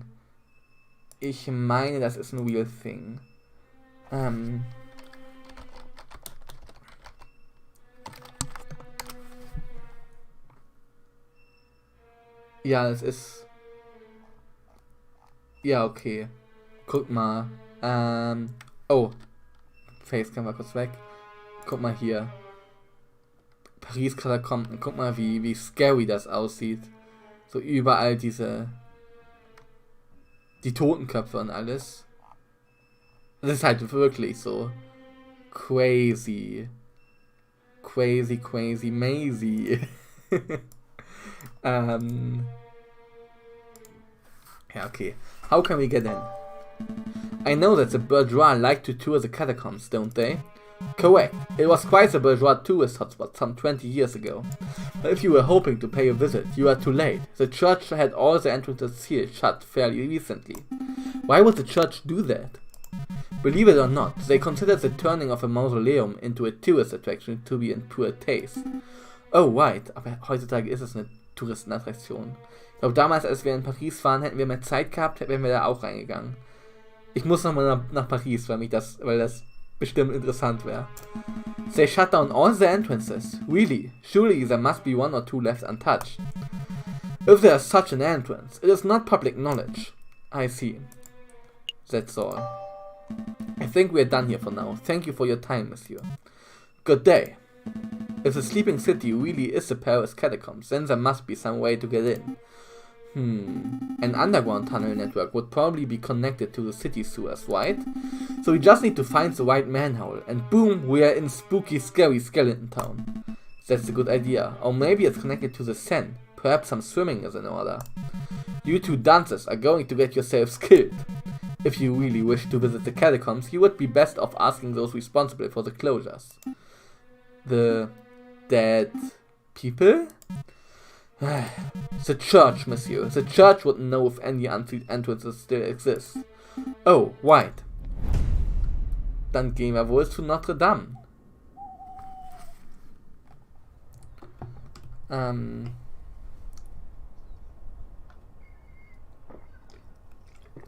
Notre Dame. Wollte ich sagen, oder? Ja.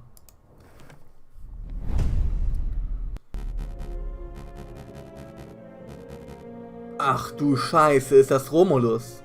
Did you sneak out to the Louvre again? I keep telling you, my brother, you can't do as being seen. There's too much at stake. Silvius. Also es ist nicht Romulus, dann sind sie zu dritt mindestens. But the good word must be spread, my brother. We need as many supporters as possible. No more sulking in the shadows. No more cowering in the dark. We must rise up against our oppressors. Oh, but before I forget, here's your pen back. I borrowed it. Again? Sk, what happened to yours? I lost it. So careless. Don't sweat the petty things, brother. Let's focus on removing the obstacles that stand in the way of our father's dream. Right, like the annoying little bird who's been poking his beak into our business. They're so sus. Ja, natürlich. He's dangerously close to uncovering our secret. You want me to take care of him? It would be in our interest. I have a trap in mind, but... Ah! Someone's coming. Go hide. Ah, my brothers have returned. What can I do for you today? A confession, perhaps? Actually, Friar, we are here for information. We want to learn about the catacombs that lie under Paris. The catacombs? You don't want to go there, my brother. It's a wretched and haunted place. I'm sure it is, but we know that the church was responsible for having the entrance sealed shut. So we figured that maybe there's a super secret friar-only entrance that only you know about.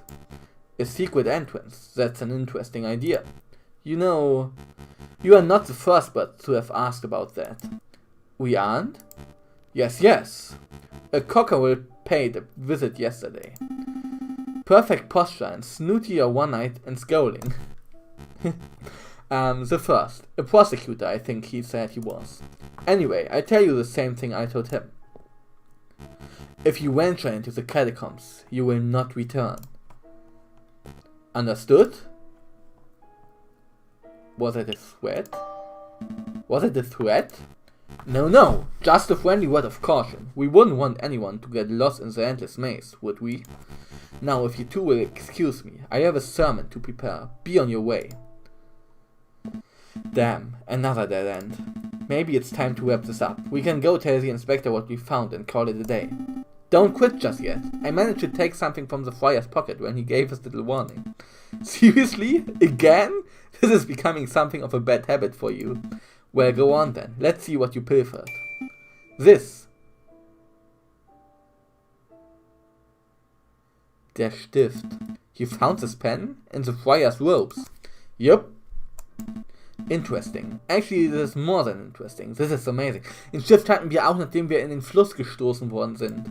This is the exact same pen that Judge Romulus uses. It even contains the same green ink. Huh? Do you think it's exactly the same pen, or do you think Romulus and Remus have a matching set? I honestly don't know. But I do know that this may come in handy. I'm going to keep hold of it. Fountain pen has been added to your evidence folder. We are still at a dead end though. My gut tells me that the friar is hiding something, but I can't tell him to cough it. I can't get him to cough up. It's not like we can beat information out of him. Let's just go do other stuff and maybe we'll stumble across some more clues. Maybe you are right. Let's go. A new day.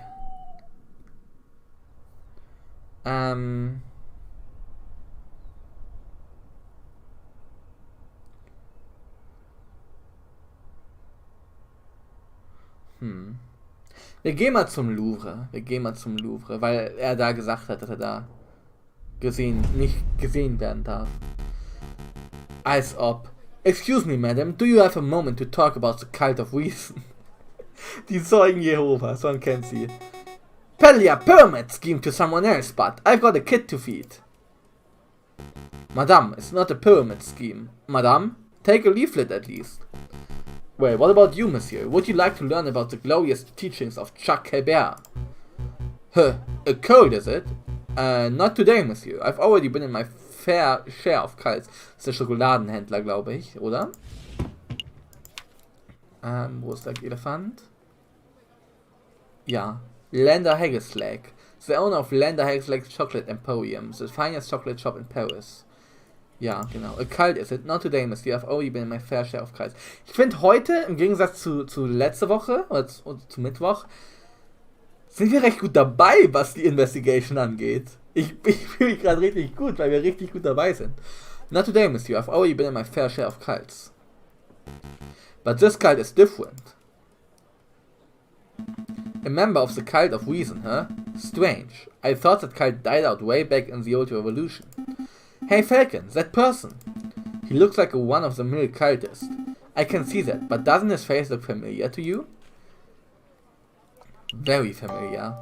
He does look familiar. Actually, the resemblance is uncanny. Shall we get his attention? Uh-oh, he spotted us.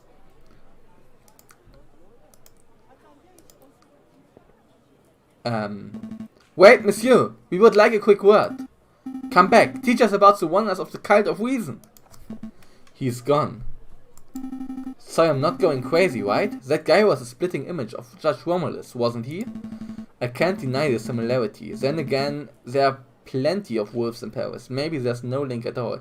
Also das ist quasi drei Brüder. Romulus, Remus und der... Irgendwas mit S hieß der. Haben wir ihn schon eingetragen? Wahrscheinlich nicht. Nein. Okay, I can't deny the similarity. Then again, there are plenty of wolves in Paris. dich irgendwann gesagt, dass du einen Friseurtermin hast.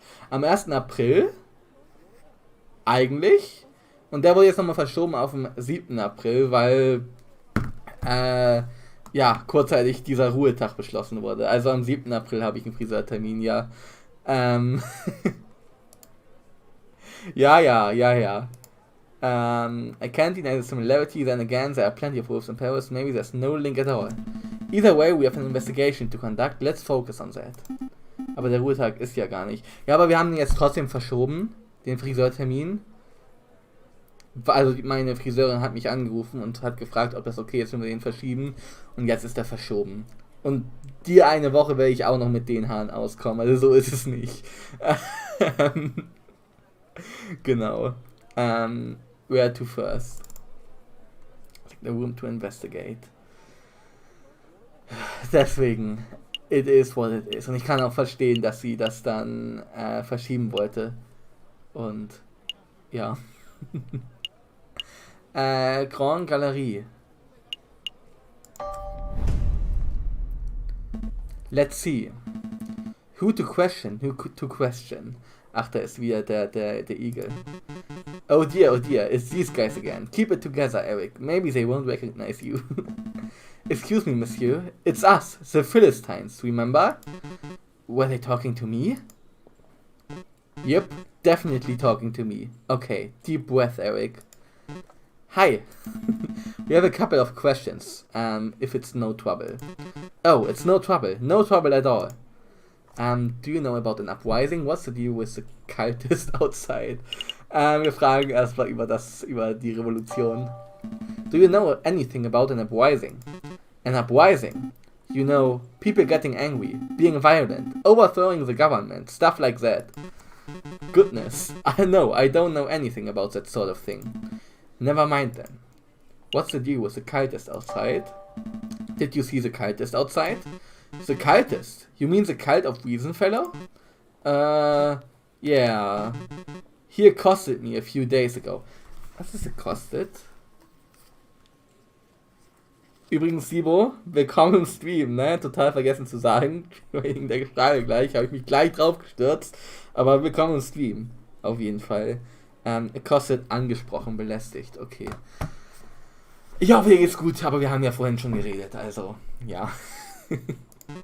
We chatted for a while, not by choice of course, but because I didn't know how to get out of the conversation. It got a little out of hand. He insisted that I take a pamphlet. Let's have a look at this. Be Your Own God, an introductory guide to the cult of reason by Jacques Hébert.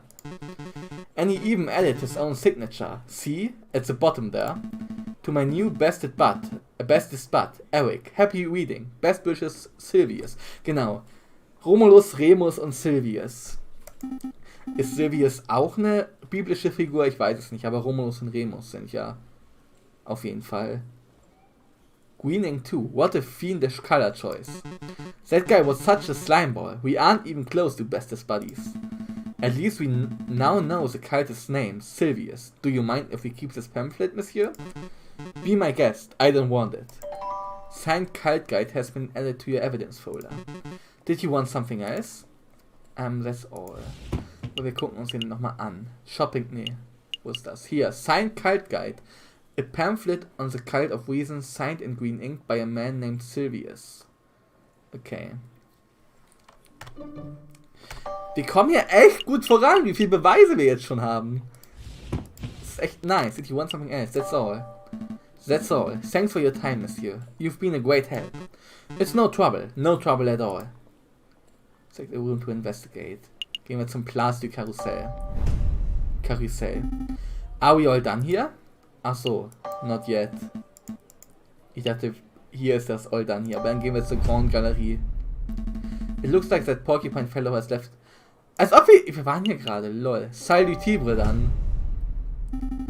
This is the room we investigated during the poisoned rose case, right? Why are we back here? I can't help but feel that I saw something here a couple of weeks ago. Something that may be of use to us. Really? Alright, let's take a look around. Vielleicht ein Copperpot? This urn. I remember it. It's the one that smelled of chocolate. Yes, but more importantly, it's made of copper. Why is that important? Oh, I see. You are thinking of Monsieur Trouvé's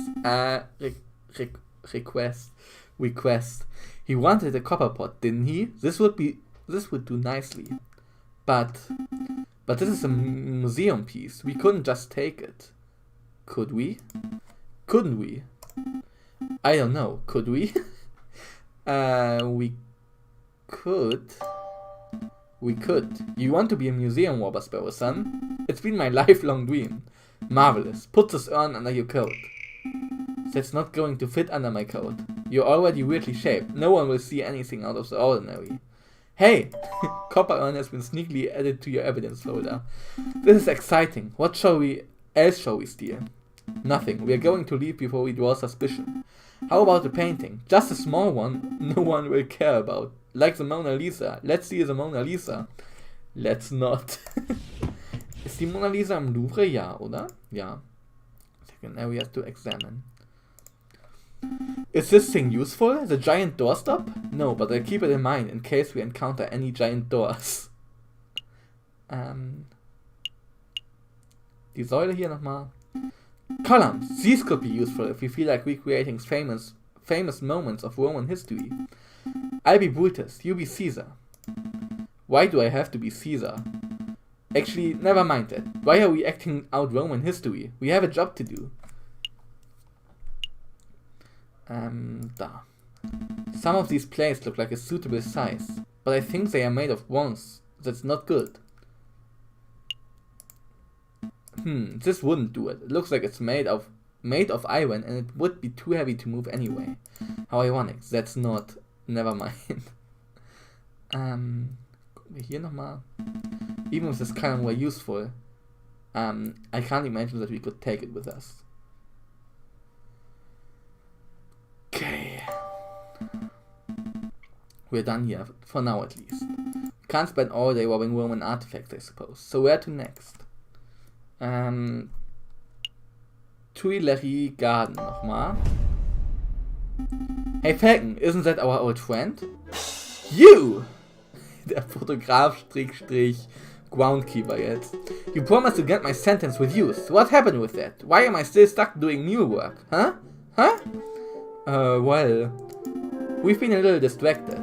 We had this messy case. And now we are investigating stuff. But I guess we can fit in some time to see the judge. Oh mon dieu, forget it. I've only got another week to go and then I'm done with this dumb job. So what do you want? I haven't found any interesting bits of paper today, if that's what you were hoping for. Actually, we just wanted to ask a couple of questions, if you have a moment. I have a moment. Just the one, mind. Do you know about an uprising? Monsieur Robinho, do you know about an uprising? You mean like a rebellion? Yeah, I've heard rumors. There are a lot of uneasy people in Paris. What kind of rumors? Nothing specific, just that there's a group planning to form a huge protest before the end of February. Some say it might go violent. If you were wise, you would probably fly out of the city as soon as possible. So people say, do you plan on leaving? I couldn't if I wanted to. No thanks to you guys. But in any case, I'm sticking around for the photograph opportunities. Wartime photography. Imagine the possibilities. Sounds dangerous, sounds profitable. Irgendwie beides, ne? Aber wir sprechen mal Mut zu. Sounds like easy money. You betcha. Kaching! Anyway, did you want something else? What's the deal with the cultist outside? Did you see that cultist in the Place du Carousel? Yep, he's been hanging around all week. Today he tried to hand me a leaflet, so I told him where to put it. And where would that be? What? Where did you tell him to put the leaflet? Oh, I see, never mind. Monsieur Robinho, what do you know about that guy? What's his story? His story? How should I know? He's just a cultist loser. This Louvre attracts those types of crazies all the time. I see. You two want something else? That's all. That's all. We let you get back to work, Monsieur. Okay, dann können wir auch wieder abhauen. Are we all done here? Yep, let's make a move. Good call. We can always come back later if we've forgotten something. A new day, Tuesday.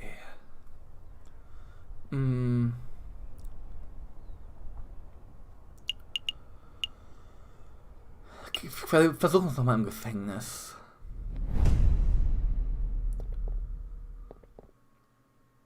Still no sign of Quark. I can't believe it. That nosy jailer gets all up in our faces when we are doing our lawyer thing, but when we actually need him, he's nowhere to be seen. It's a little strange, actually. What do you think happened to him? Maybe he quit. Maybe he got bored and quit, started his own business, followed his dreams. What do jailers dream of doing? Defending the Tower of London? Well, he would fit in well with all the other ravens that work there. In any case, we've wasted enough time in this place, so I'm going to cross this place off the map. If Quark isn't here, then he isn't here. White. Ja, 2 Tage verschwendet. Nice. Wieso kann man nur zu den Rue de Marmoset?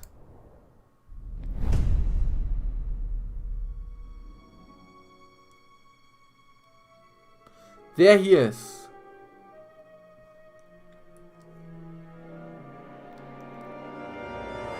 That's the rooster who shot the croque monsieur. The croque monsieur is dead. Nein!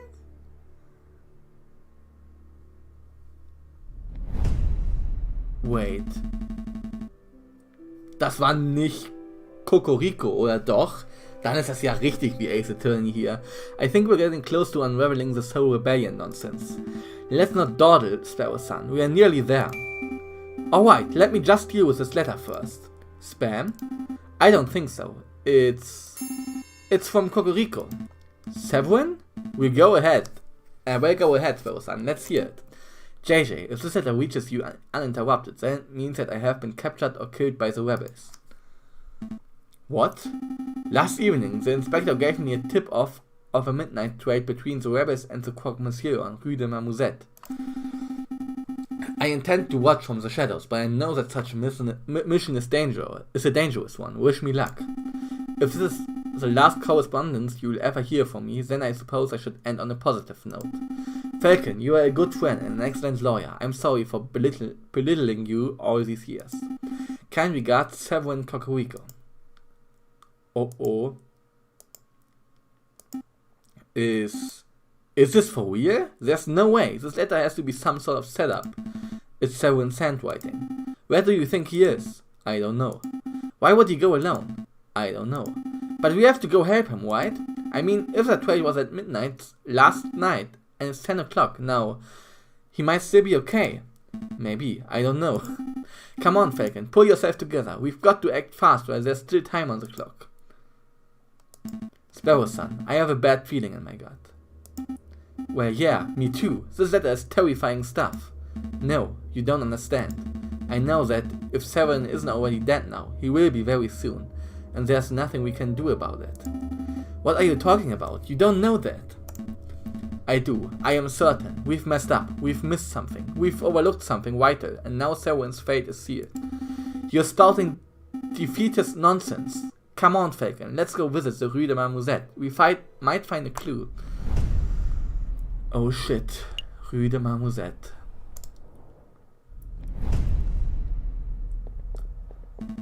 Come on, Sparrow-san, keep up. No time for wheezing. If Cocorico was last seen around here, then there has to be a clue nearby. White. Second area to examine. Oh nein, da ist Blut. There's a pool of blood here. It looks fresh. Cocorico's? I see drag marks heading towards the tunnel, which leads straight to the sand. If I had to guess, someone was killed here last night and the body was healthily disposed of in the river. But I see several sets of blood footprints too. Some are faint, but they head that way, towards the main road. So he could still be alive. Let's see where the footprints go. Notre Dame, okay.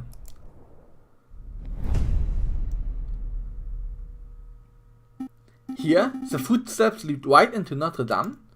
It seems that way. Unbelievable. Where's the friar when you need one? Forget the fire. Let's keep following the blood trail and see where it ends up. Wait a minute, Falcon. Shouldn't we get the police involved before we get any further? That would be smart. That would be smart. The smart thing to do. Why don't you run and find the policeman and I'll go on ahead. Nice try, but I'm not abandoning you. We have no idea what or who could be ahead. Hey, wait up! That way leads straight down to... Catacomben? Quark! Man, I'm famished. When is that mouthy parrot gonna relieve me of dust duty so I can go grab a snack? The trail keeps going. Hey, isn't that the conciergerie jailkeeper? Quack? It's Quark, ya dummies. I had no idea that you were a religious man, monsieur. I'm not. I had a career change. Private security pays much better than regular old jailkeeping, you know? Monsieur, we don't have much time, so I'll keep it brief. We are following a trail that leads to the door behind you. We need you to let us pass. The door behind me? Ha! Ya idiots! That door leads straight to the catacombs. You don't want to go there. Catacombs. And besides, just because I know how to get in, doesn't mean I'm just going to let you pass. I've got a job to do. I have integrity. I've promised to act as guard, and that's what I'm doing. You want a bribe, don't you? Bingo. What you got? Here's 10 francs. Here, come. Here, for your troubles. 10 francs? What? Are you trying to insult me? Alright, here's 10 more. Alright, here another 10. Oh, starting to warm up. What else you got? Here's something else. I'm not giving you any more money. I'm going to offer you something else. Here's a present. It must be tiring to stand there all day all night. I bet you would love something to eat. Now that you mention it, what you got? Nichts. Shopping list. Here you go, monsieur, for your troubles. What the hell is this? I don't want you to use this junk. Give me something good. Here's my fist. Hey, what are you doing? Monsieur, perhaps I wasn't clear. I am short on both time and patience. Are you going to tell us pass? Or do I have to beat you until you are unable to stop us? Jeez, no need to get violent, big guy. You can pass. The door's right behind me. Go on. That's the door to the catacombs. It's that simple. Yeah, it's that simple. What, were you expecting a hidden bookcase or something? Go on, go look.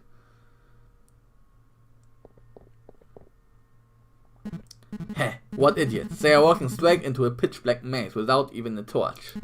I wonder, will they get lost and starve, or will they find the crazy lion girl and get shot? The crazy lion girl? Cataline? Either way, ain't my problem.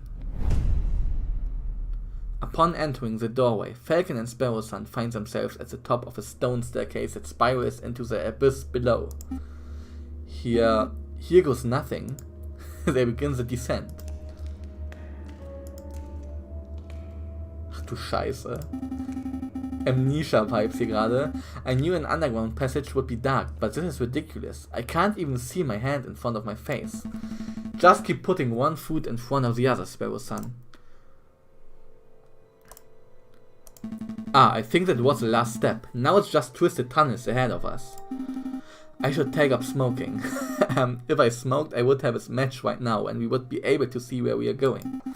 Plus, you know, all the health benefits. And I would probably be calmer. Keep it together, Sparrowson. I know. I'll unravel this loose thread from my jacket. We can just trace the string to find our way back if we reach a dead end.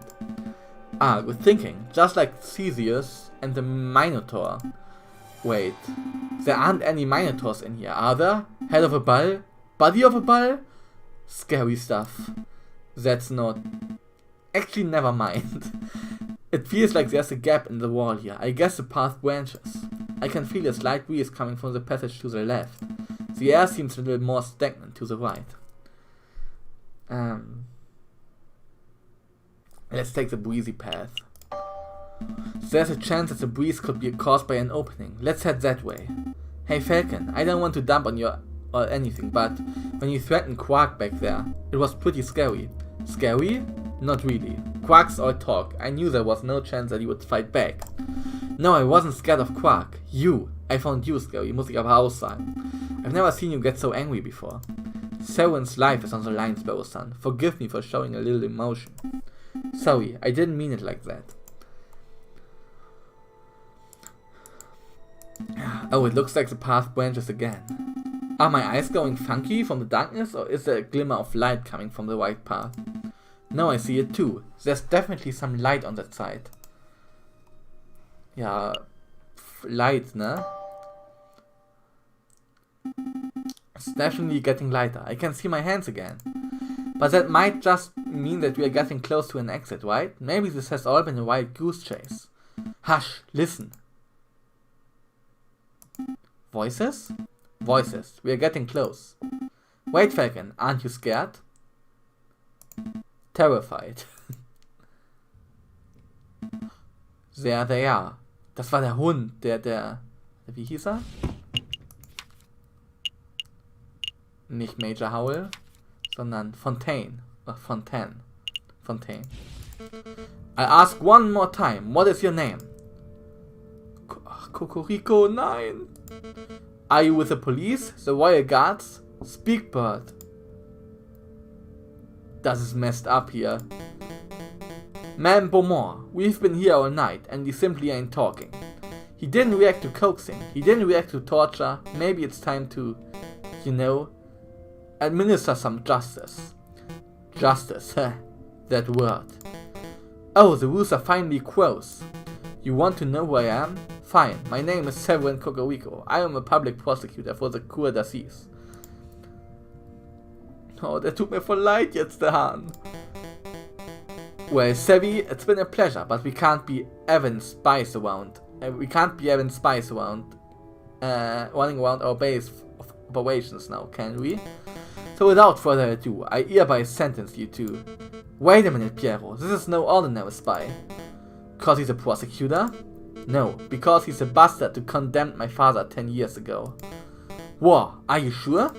I had my suspicion when I saw his smug air of arrogance, his holier-than-thou glance. But now that I know his name and occupation, there's no doubt. Nein, nicht Cocorico töten. Do you remember, Bert? Do you remember the trial of a homeless lion in the winter of 1835? What was your father's name? Jean Beaumont. What were his crimes? His only crime was trying to feed a starving child. He took a handful of vegetables from a grocer's stand, not out of greed, but out of sheer desire to see me survive.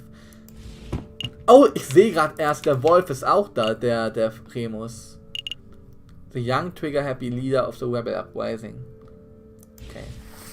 Remus ist auch da. He was seen by a policeman, another arrogant cockerel like yourself, actually. So my father was thrown in jail. He was dragged to court. I had the privilege of watching the proceedings from the stand. I remember your sharp words. This man is a thief. This man is a scoundrel. He deserves the harshest possible punishment for his crimes. Für Diebstahl ist das aber schon ein bisschen hart, ne? You didn't care about the consequences. You didn't care about why my father did what he did. All you cared about was fulfilling your lust to see a criminal behind bars. My father received a sentence of 5 years. He died on his third. Do you remember him? Mademoiselle, in all my days as a prosecutor, I have seen over thousands of cases. I'm not going to remember a single-bred thief. You rotten Connard, we are all just insects to you, aren't we? Who cares if a child starves on the streets as long as you put enough criminals behind bars to meet your quota, am I right? Your silence speaks volumes of your guilt. Severin Cocorico, you have been tried by the people of the Second Republic. We have found you guilty on the counts of conspiracy, of the murder of the Croque Monsieur, and of the murder of my father, Jean Beaumont. Beaumont heißt schöner Mord, übrigens. I have been found guilty. Mademoiselle, if you want to shoot me so you can fulfill your revenge fantasies, then by all means, shoot me. But don't pretend for a moment that this mob resembles a court of justice in any form. A court of justice? Now there's a contradiction. Bert, you know nothing of justice. Fra Remus, read this man his last rites. With pleasure, madame. Falcon, we have to make a move. Say something. Speak up, stay silent. Nee, wir müssen was sagen. Dafür hat er uns einen zu netten Brief geschrieben und dafür haben wir wären Verräter, wenn wir jetzt nichts sagen würden. Alright, I'm going in. I'm coming too. No, I need you to get out of here. Go find the police, royal guard, anyone. I stall for time. Falcon. Okay, I'll go get help. Do you have any last words? Just pull the bloody trigger and be done with it. Wait! Oha. Wait. He's right, this is a terrible trial. There's no evidence, no defense, no examination of the facts. You've dragged a man off the streets and decided his fate based purely on your own prejudices and whims. Who the cluck does this bird brain think he is? I'm this man's defense attorney. I am JJ Falcon. JJ, what are you doing? Defense attorney? You're a raving loony is what you are. Or a spy. I've seen this monsieur eavesdropping on our conversations before. He cannot be trusted. Everyone, please, hear me out. Frère muss nicht. Ich glaube Fontaine ist der most reasonable guy here. Monsieur Fontaine, we've only met on a couple of occasions, but you seem like an intelligent and reasonable person. Why, thank you. I do consider myself to be reasonable. Weil er einfach ein Dackel ist, deswegen. Then surely you can see something wrong with dragging someone off the streets and executing them without trial. Well, I want to see a better France, monsieur. A France with actual liberty for all.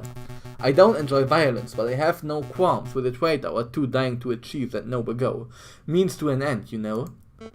Do you see, Falcon? This man's death is inevitable. For the good of France, and in the name of justice, he must be killed. Justice. There's that word again. Madame, I won't presume to know who you are or what you stand for, but shooting this man right now would not bring you justice. It would only serve to satisfy your desire for revenge. Justice. Revenge. What's the difference? Due process, fairness, rationality. Fairness. Oder? Due process?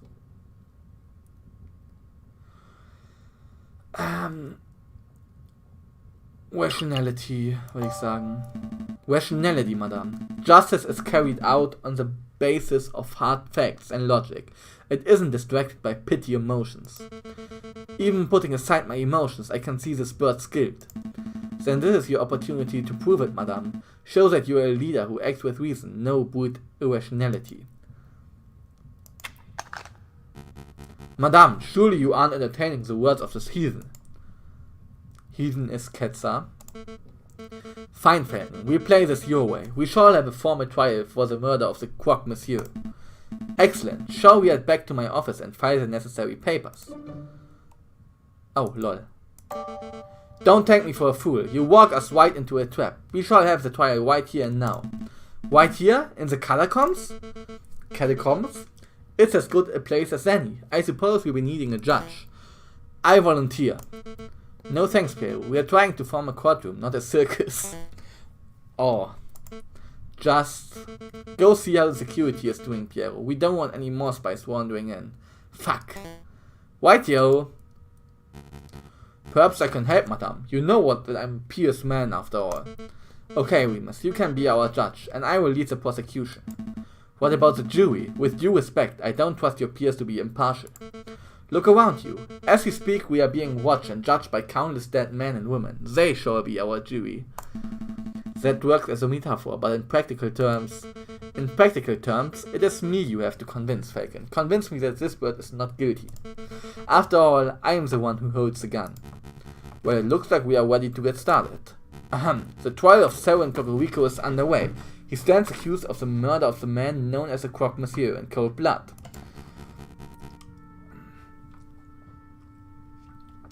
Ich glaube, wie das hier jetzt ausgeht, bestimmt das Ende.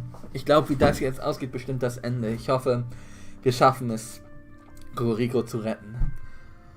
Madame Beaumont, please explain the details of what happened. Very well. Last night at the stroke of midnight, 2 gunshots were heard on the Rue de Marmousette.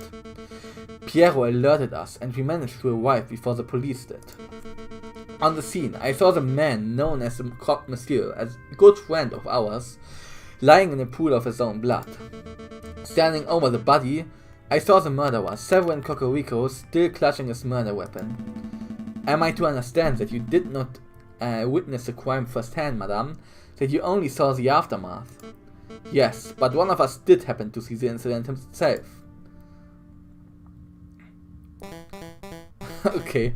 Mambo more, I found this ear pigeon running round our tunnels. I am no pigeon, monsieur. Oh, okay. He's a spy in any case. What say I execute him right now? It's alright. He's with me. With you? He's my assistant. He carries my bags and stuff. Falcon, I trust that you do not have any other assistants lurking around the corner. No, madame. Then take your lackey out of my sight. Psst, Falcon! What is it? I saw someone lurking in the catacombs. I think he was watching us from the shadows. Another rebel? I don't know. But he got spooked when he saw me. He dropped this. What's this? A political pamphlet? Silvius? Cult pamphlet has been added to your evidence folder. Pamphlet on the Cult of Reason, signed in green ink by a man named Silvius. Pamphlet on the Cult of Reason, found by Sparrow's son in the catacombs. Okay. Well, I best be getting back to the patrols then. Not so fast, Piero. You witnessed the crime firsthand, did you not? I did, ma'am. Then you can be our first witness. Go stand in the center. Okie dokie. Do I need to say an oath or something? That won't be necessary. We trust you. Just tell us what you saw last night, Piero. Okie dokie. I saw it as plain as day. The Croque Monsieur was just minding his own business on Rue de Marmousette, when all of a sudden, this ear brute of a rooster appeared with his gun in hand. Bam! The rooster fired. The croque slumped to the floor. Using the last of his strength, the Croque Monsieur drew his own gun. Bam! The croque fired back. So to clarify, Cocorico shot first. Yes, ma'am. No question there. What happened next? Well, I knew you guys, Fontaine Remus and you, ma'am, were only a stone throw away at the cathedral, so I went to get your help. You all arrived back on the scene maybe a minute after I had left it. And there I saw the dead Croque Monsieur and the murderous Severin Cocorico with my own eyes. Thank you for your report, Piero. It's nothing, ma'am. You see, Falcon? Piero is not the sharpest knife in the kitchen. True that. But he is honest to a fault. I would trust his word with my own life. I don't doubt the man's honesty, madame. Nonetheless, I would like to cross-examine the witness. Cross-examine? What does that mean? I don't claim to be an expert of the law. That was always my brother's role in the family. But I think a cross-examination means that Falcon would like to waste our time by asking pointless questions. Actually, it means that I would like to make sure that Piero's story holds up and under scrutiny. Yes, I will be asking questions, but only questions that directly relate to the case at hand. Clearly a pointless stalling tactic, madam. Shall we put an end to the trial? No, we will let the bird have his little cross-examination. But I'm warning you, Falcon, don't mess with me. Don't mess with you? If I get the slightest inkling that you are rambling to stall for time, I will end this trial on the spot. Do I make myself clear? Start questioning Cocorico's shoe size or the color of the Croque Monsieur's underwear, and I lose my patience. Yeah, I get it. Cross-Examination. Select a statement to question. Ist halt gerade keine gute Situation für uns, ne? Das ist überhaupt keine gute Situation für uns. Also wir können eigentlich nur hier verlieren, weil alle sind gegen uns. Wo ist der Feiert? The Croque Monsieur do his own gun. Bam. Irgendwas, was obviously dagegen spricht.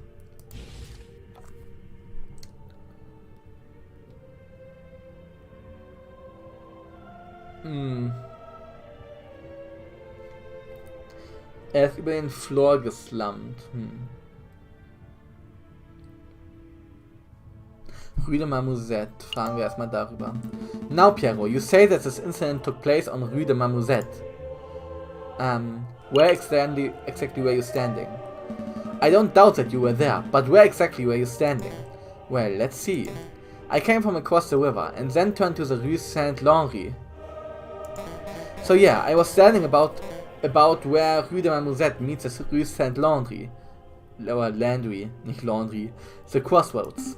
That's a pretty ordinary street from what I remember. It's around a minute's walk from Notre Dame Cathedral, if I recall correctly. Do we have another question about the Rue de Marmoset? Yes. What were you doing there? What were you doing there? Just passing through.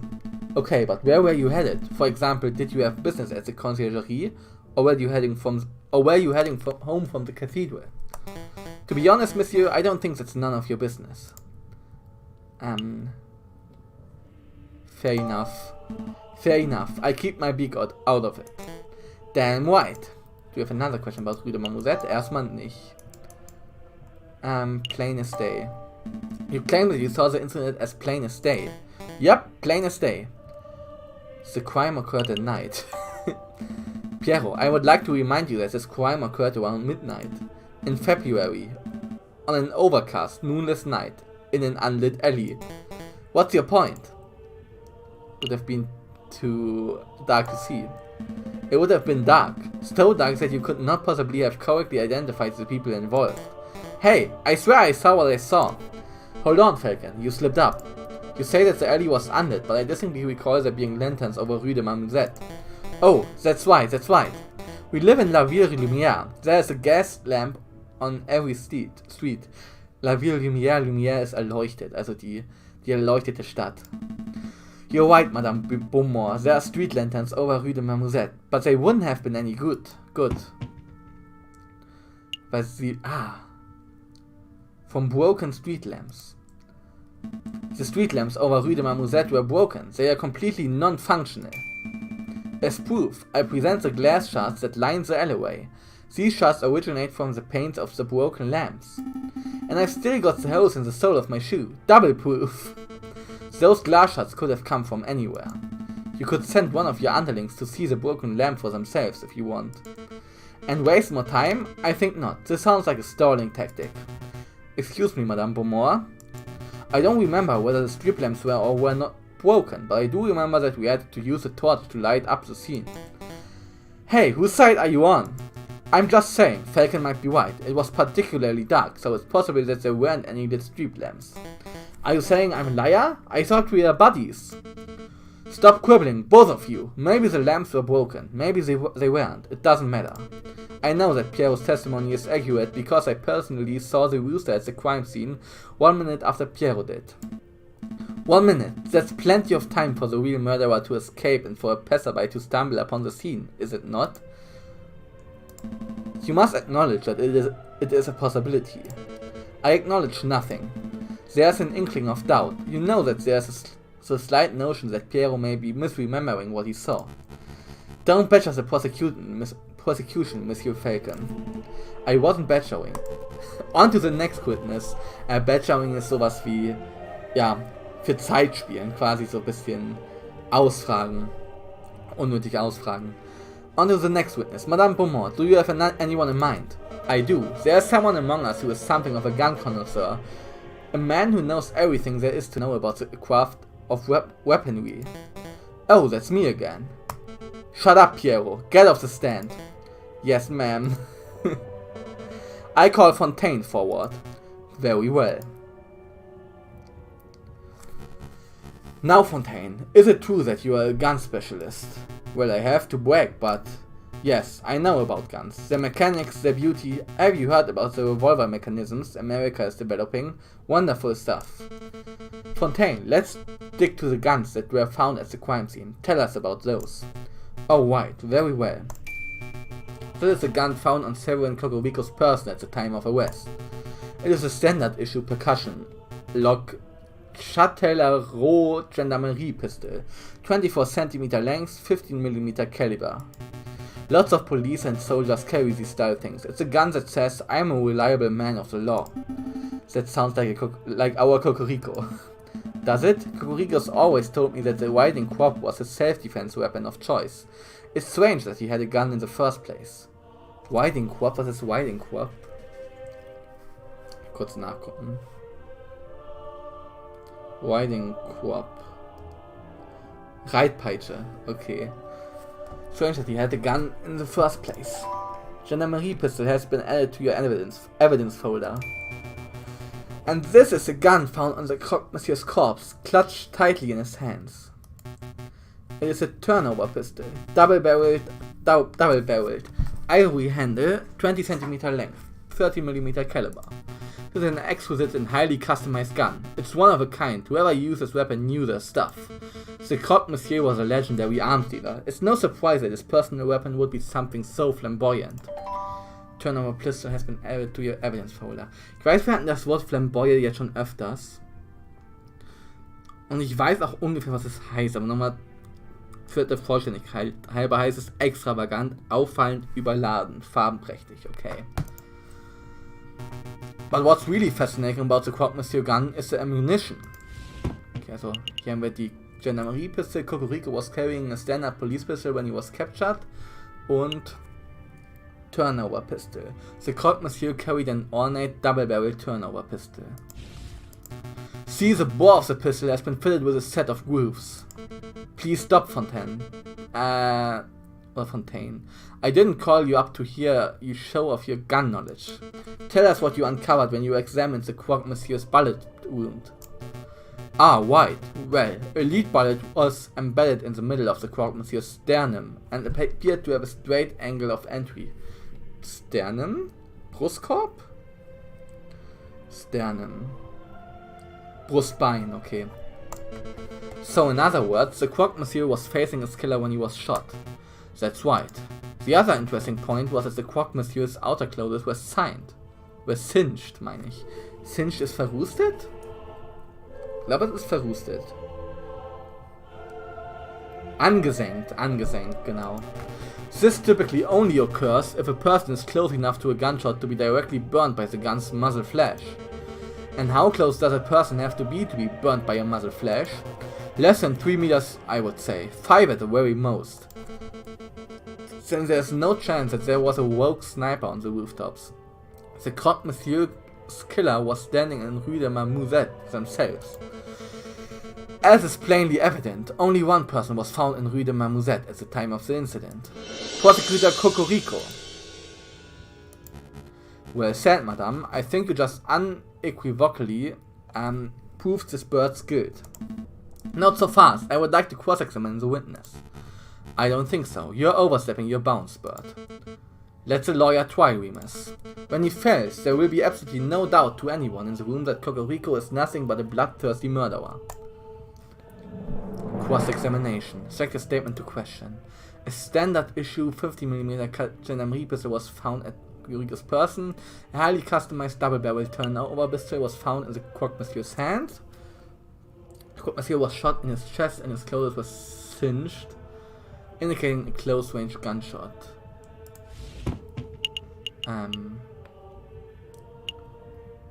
Okay.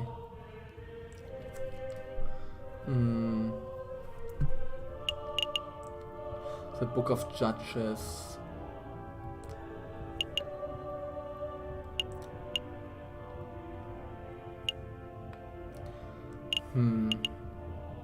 Wir fragen mal über die Gendarmerie-Pistole. Fontaine, I have a question regarding Cocorico's gendarmerie pistol. What does caliber mean? Pardon my ignorance, but I am not a gun connoisseur like yourself. What do you mean by caliber? A gun's caliber is the width of its internal barrel and the width of the bullet that it fires. So you would use 50mm wide bullets for a pistol with a 15mm wide barrel. That makes sense. Did the bullet embedded in the Croque Monsieur's chest match the caliber of Cocorico's pistol? I don't know for sure. I didn't have the time nor the equipment to dig the bullet out of the Croque Monsieur's chest. Besides, lead bullets fragment. It would be difficult to properly piece together a fired lead bullet to assess its caliber with any accuracy. Then it's possible that the caliber of the bullet in the Croque Monsieur's chest doesn't match the caliber of Cocorico's gun. Do you know that for a fact, Falcon, or is it just more vapid speculation on your part? I know the caliber doesn't match. Do I? 9. Oder?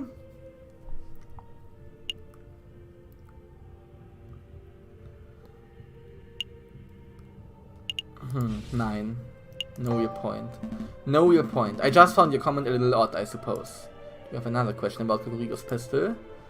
Yes. Are you sure the gun was fired?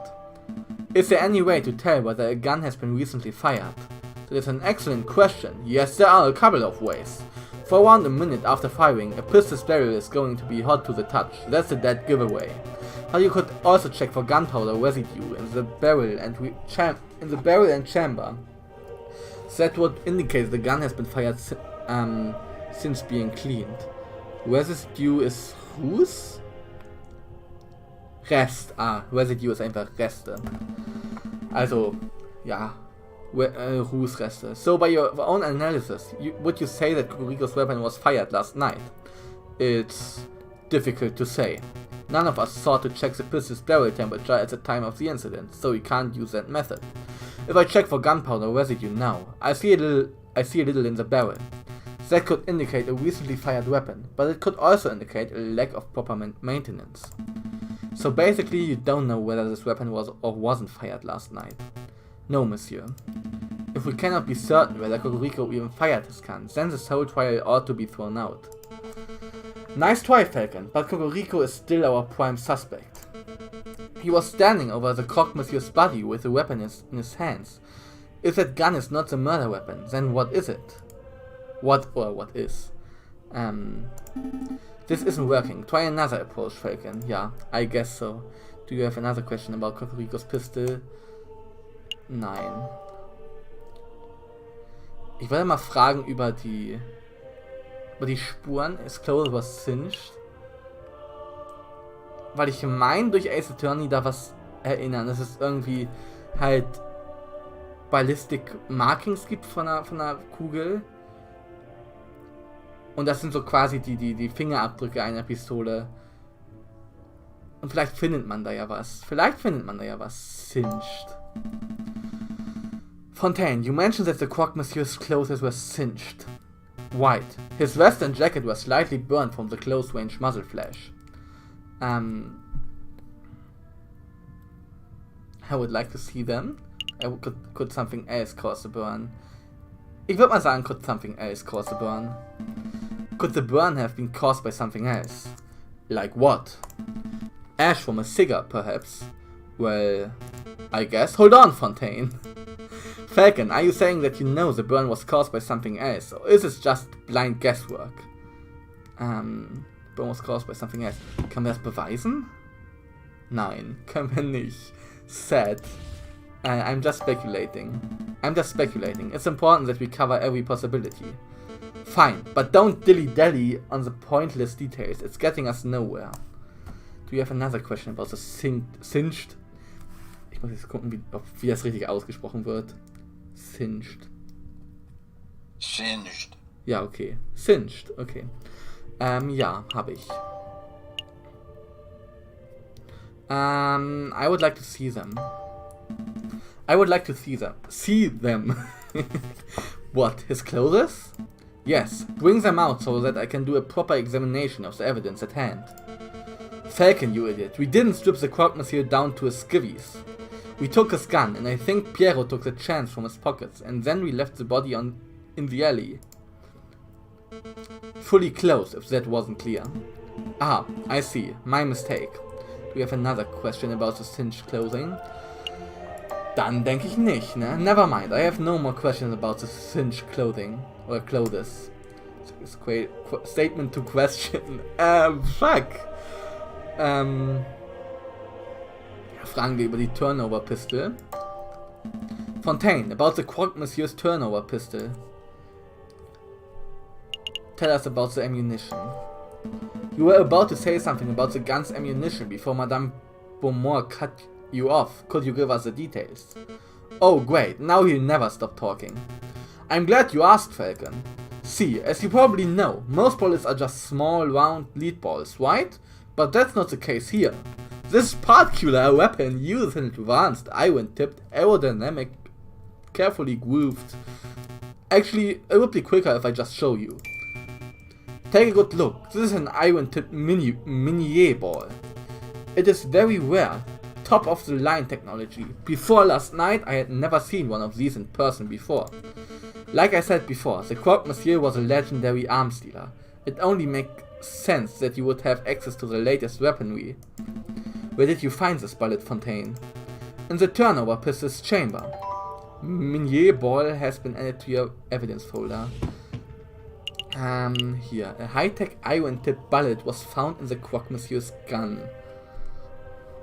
Wir hatten doch irgendwas über eine Kugel gerade. Hold on, I'm confused. I thought the Croque Monsieur fired his gun, so how is it possible that his gun was still loaded with a bullet? True. A turnover pistol is double-barreled. This means that it can hold 2 bullets at once, ready to be fired in quick succession. Ah, I see. The Croque Monsieur fired 1 bullet, but he died... bullet, nicht bullet, lol. Bullet. But died before he could fire the second. I trust that you have no more questions about this matter, Falcon. We've wasted enough time already. Where's the other bullet? Not yet. Where's the other bullet? What other bullet? The fired Minier ball. There were 2 shots that night, remember? One from the assailant and one from the crocodile. I scoured the scene for a couple of minutes, but I couldn't find it. It's a pity. It would have been great to have 2 of these magnificent bullets. Madame Beaumont, did anyone find the fired Minier ball in Cocorico's body? In his body? You are asking if Cocorico was wounded by the bullet? No, that much is plain to see. So again I must ask, where is the fired Minier ball? Well, I don't have any clue. What are you trying to get at, Falcon? Isn't it obvious? If the bullet wasn't embedded in the alleyway wall, and it wasn't embedded in Cocorico, then that means...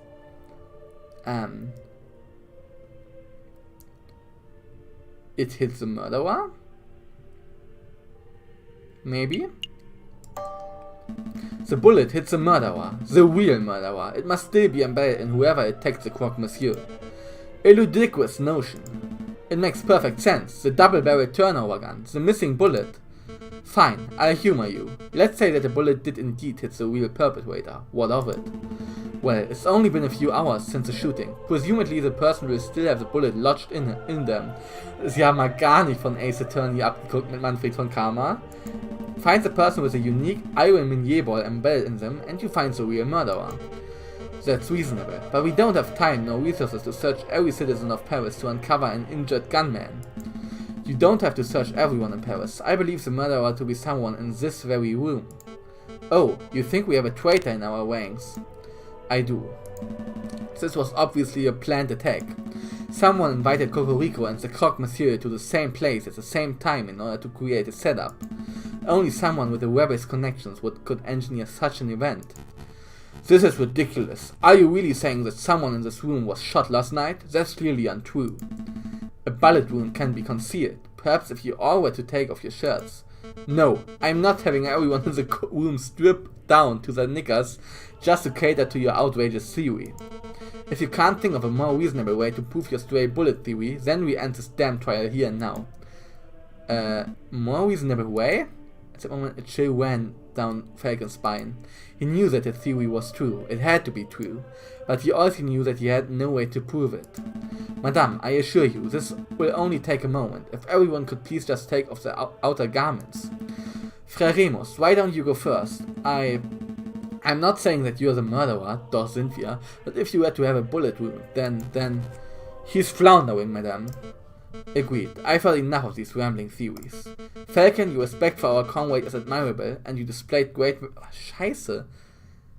valiance by leaping headfirst into the lion's den. But you have failed to convince me of this bird's innocence. Madame Beaumont, I implore you.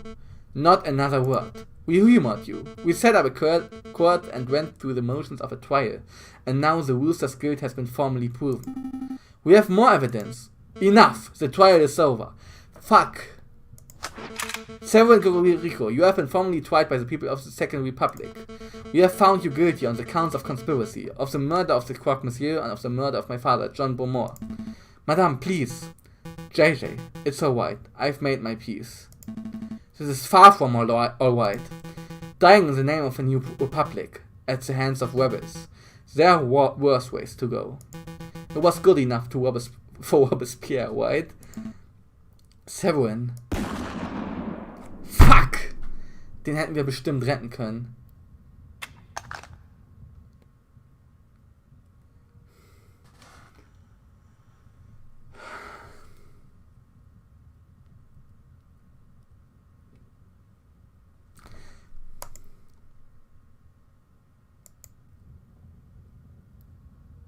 Hätten wir retten können. Tend to the body, Piero. Yes, ma'am. Do you plan to kill us too? Why would I do that? You two have done nothing wrong. I see no reason for you to be tried, let alone executed. Your mercy is admirable, madame, but I fear if we let these two go, they will tell the police everything. It would compromise us. No, we promise to keep our beaks shut, White Flag. Was ist Beaks? Beaks hatten wir jetzt auch schon häufiger. Schnabel? Ja, Schnabel, okay. But we cannot trust the word of potential traitors. Madame, for the good of France, we must execute the birds right now. Some man of God you are. I hate to admit it, but you have a point, Remus. This is an unpleasant situation. What to do? Okay, I know. I'm going to give you a choice. You have two options. The first is that I shoot you right here and now. That's not something either of us particularly want, but if it must be done, what's option number 2? You join us. Wieso sollten wir den joinen? We need lawyers to help bring the new republic into fruition. Your skills would be very much appreciated. Our skills? Somebody has to draft new laws. Somebody has to file the paperwork to secure the new republic's internationally recognized legal status. Somebody has to prosecute the officials who corrupted this country. Wouldn't that be a glorious job? You mean prosecute the Prime Minister? Or the King? We can discuss the specifics later. For now, I need to hear a decision. What will it be?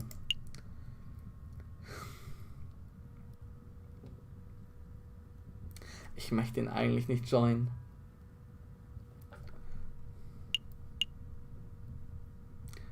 Ich möchte ihn eigentlich nicht joinen. Aber wir müssen, wenn wir leben wollen. We will join you. Fine, we'll work with you. Good, then a verbal contract has been made. So, what happens now? Piero and Fontaine will lead you to Le Canal Joyeux. I will finish up here and meet you in 2 hours. Needless to say, they shall be keeping a close watch on you. Don't even think about running. Of course. Then we are done here. Fontaine leads the way. Yes, madame. Come along, you two. Das ist nicht richtig. You can't seriously be trusting these filthy lawyers, madame. They are probably plotting revenge for their dead friend at this very moment. I do trust them. Throughout the trial, I got the impression that Falcon was trying to de-escalate the situation, avoid violence. Such a viewpoint is naive, but it is exactly what we need in this revolution. But they will betray you, if they are stupid enough to even raise one feather against me. They will regret it.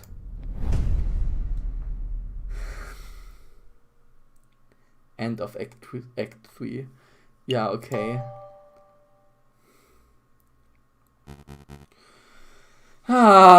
You can come out now, brother. How did it go? Better than we ever hoped for. The rooster is dead and the madame has tasted her first blood. Amazing. Completely worth getting shot for. Ich hoffe, das hat echt ein gutes Ende. A meddlesome Falcon tried to disrupt the execution. Falcon? Really? That tenuous wretch? Don't worry. He floundered and bumbled around hopelessly. The madam thinks that he's of some use, but really he's as good as dead. This is marvelous. Every piece is falling into place. Our dream will be a reality in no time at all. To reason, brother. To reason. Act 4C. Fraternität. Als ob wir 4C haben. Okay. Also das dritte Ende quasi. Ich weiß nicht, ob das gut oder schlecht ist. Fraternität ist Bruderschaft.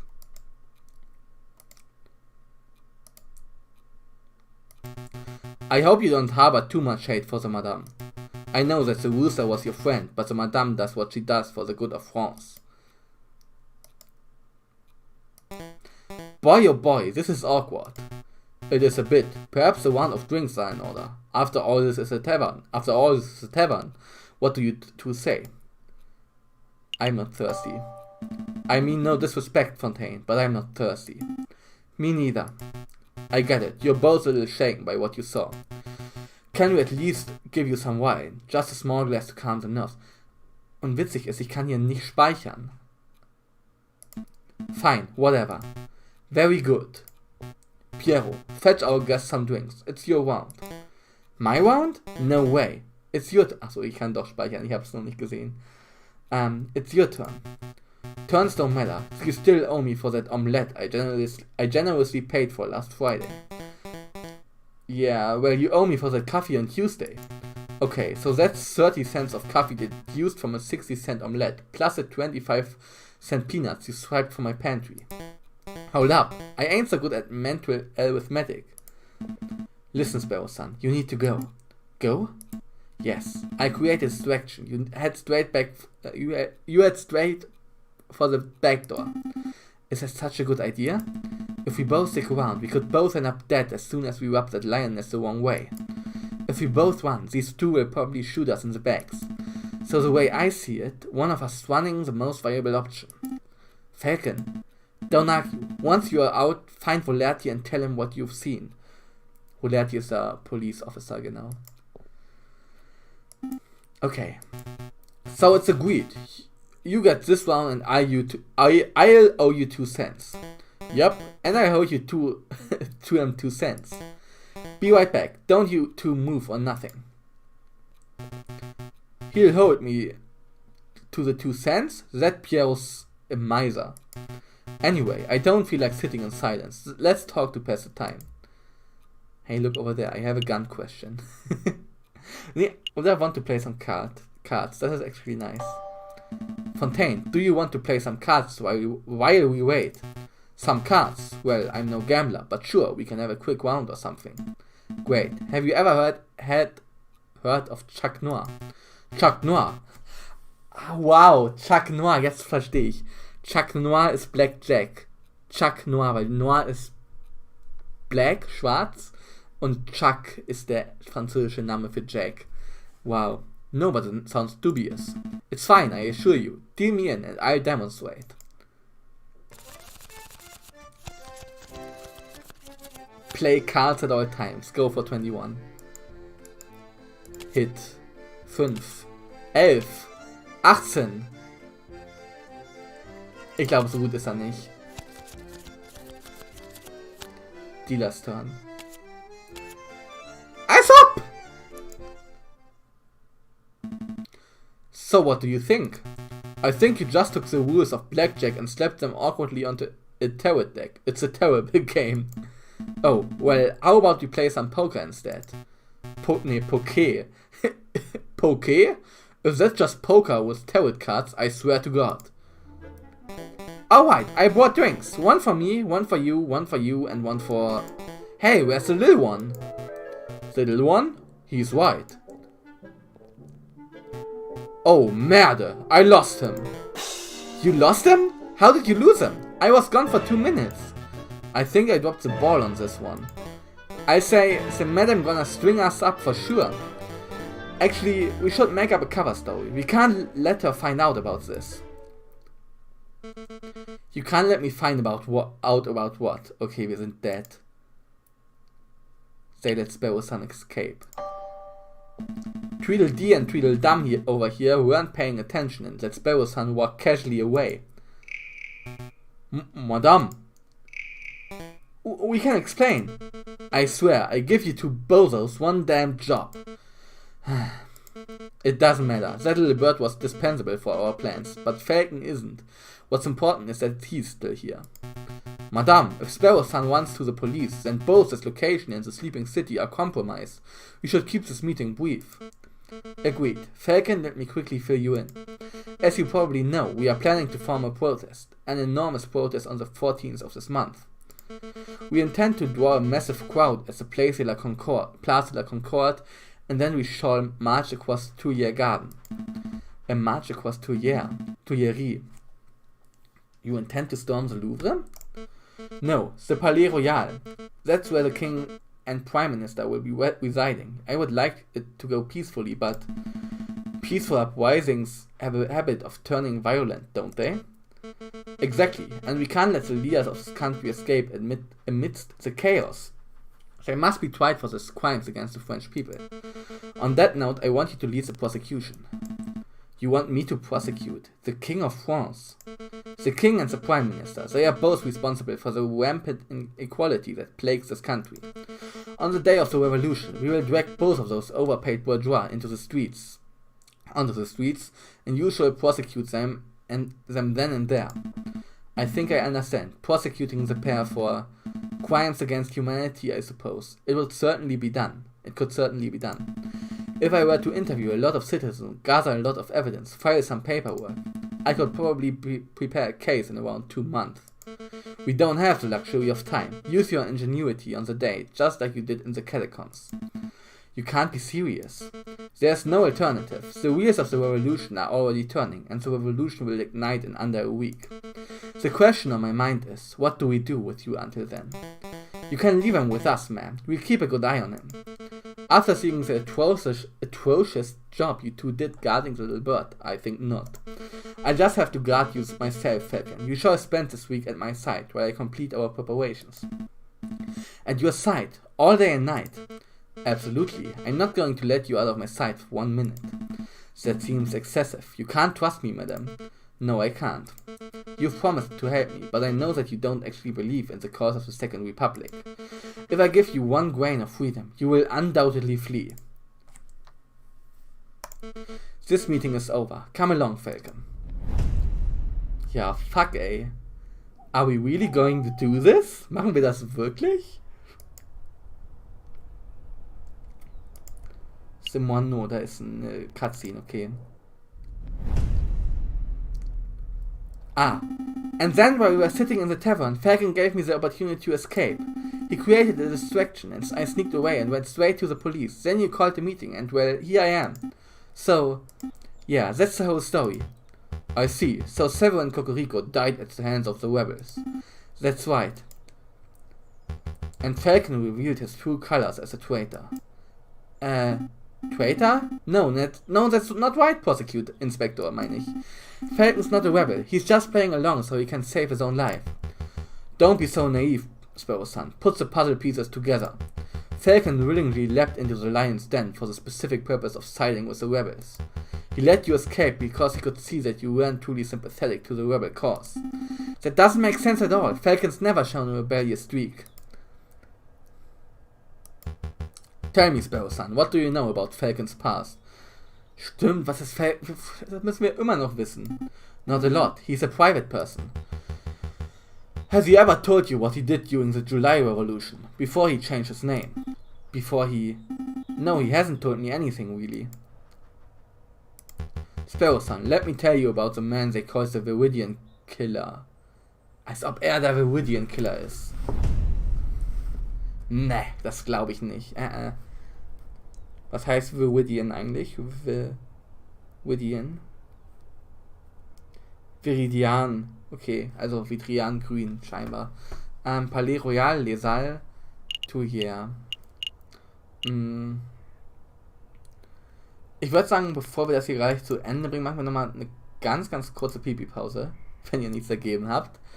Ich würde dann auch nochmal mein Trinken auffüllen und dann wird es gleich weitergehen. Also dauert nicht lange, aber ja, wir sehen uns gleich wieder in ein paar Minuten. Bis gleich!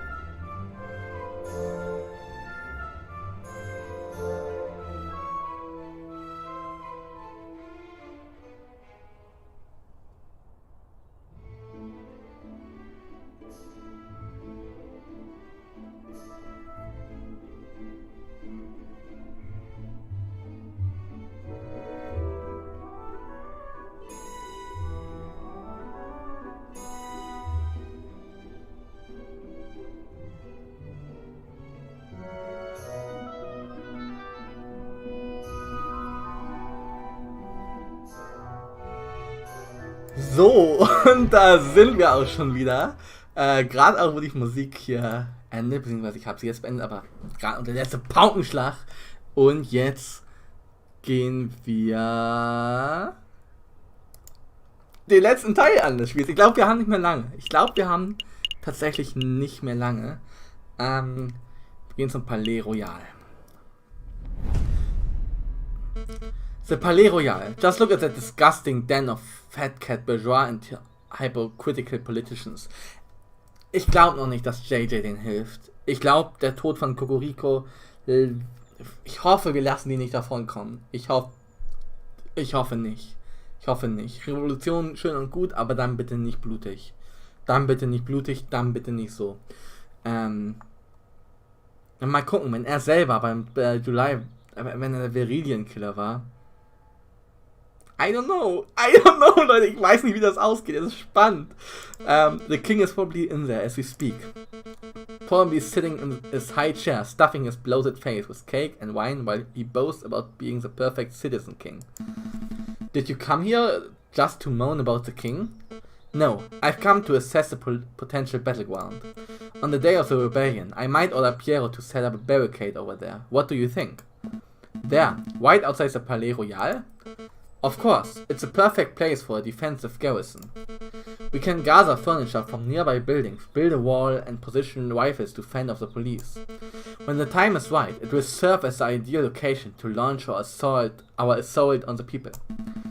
So you weren't just throwing empty words in the tavern, you actually do intend on draining the king out of the palace through violence. Of course, he will never abdicate on his own volition. It's not as if I want to see bloodshed, Falcon. It's necessary. It's inevitable. I mean, we have to be realistic. There's no way to bring change to a country without using violence, is there? Natürlich. Natürlich. Da ist immer ein Weg. I think there are ways. People look back on the violent moments of history, the executions, the wars, the bloody revolutions. But who's to say that a country could not be overturned just through the chants of the people? A pacifist revolution? Interesting. I would love for such a thing to be possible. Maybe it would be better to avoid building the barricades. At least until it's clear that violence is inevitable. Oh, haben wir da was erreicht? That's good. That's a good compromise, madam. A new day. Als ob es das schon war jetzt. Ich dachte, wir haben noch actually was zu untersuchen.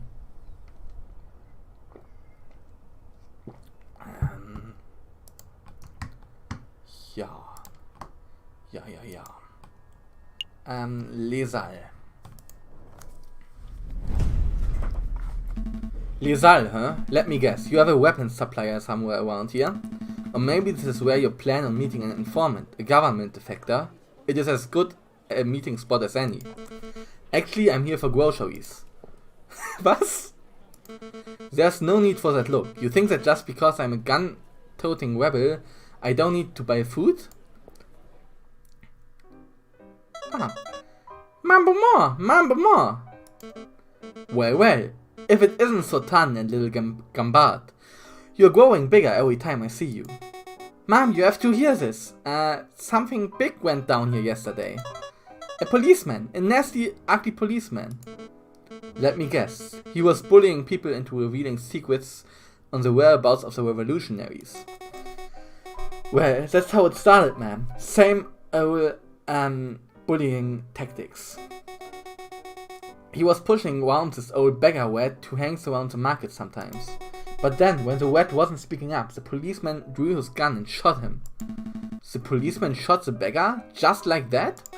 Yup, but then the coward cop went and ran before we could turn on him. I find this difficult to believe. A policeman wouldn't only shoot a beggar without just cause. Open your eyes, Falcon. This is the regime us Parisians live under.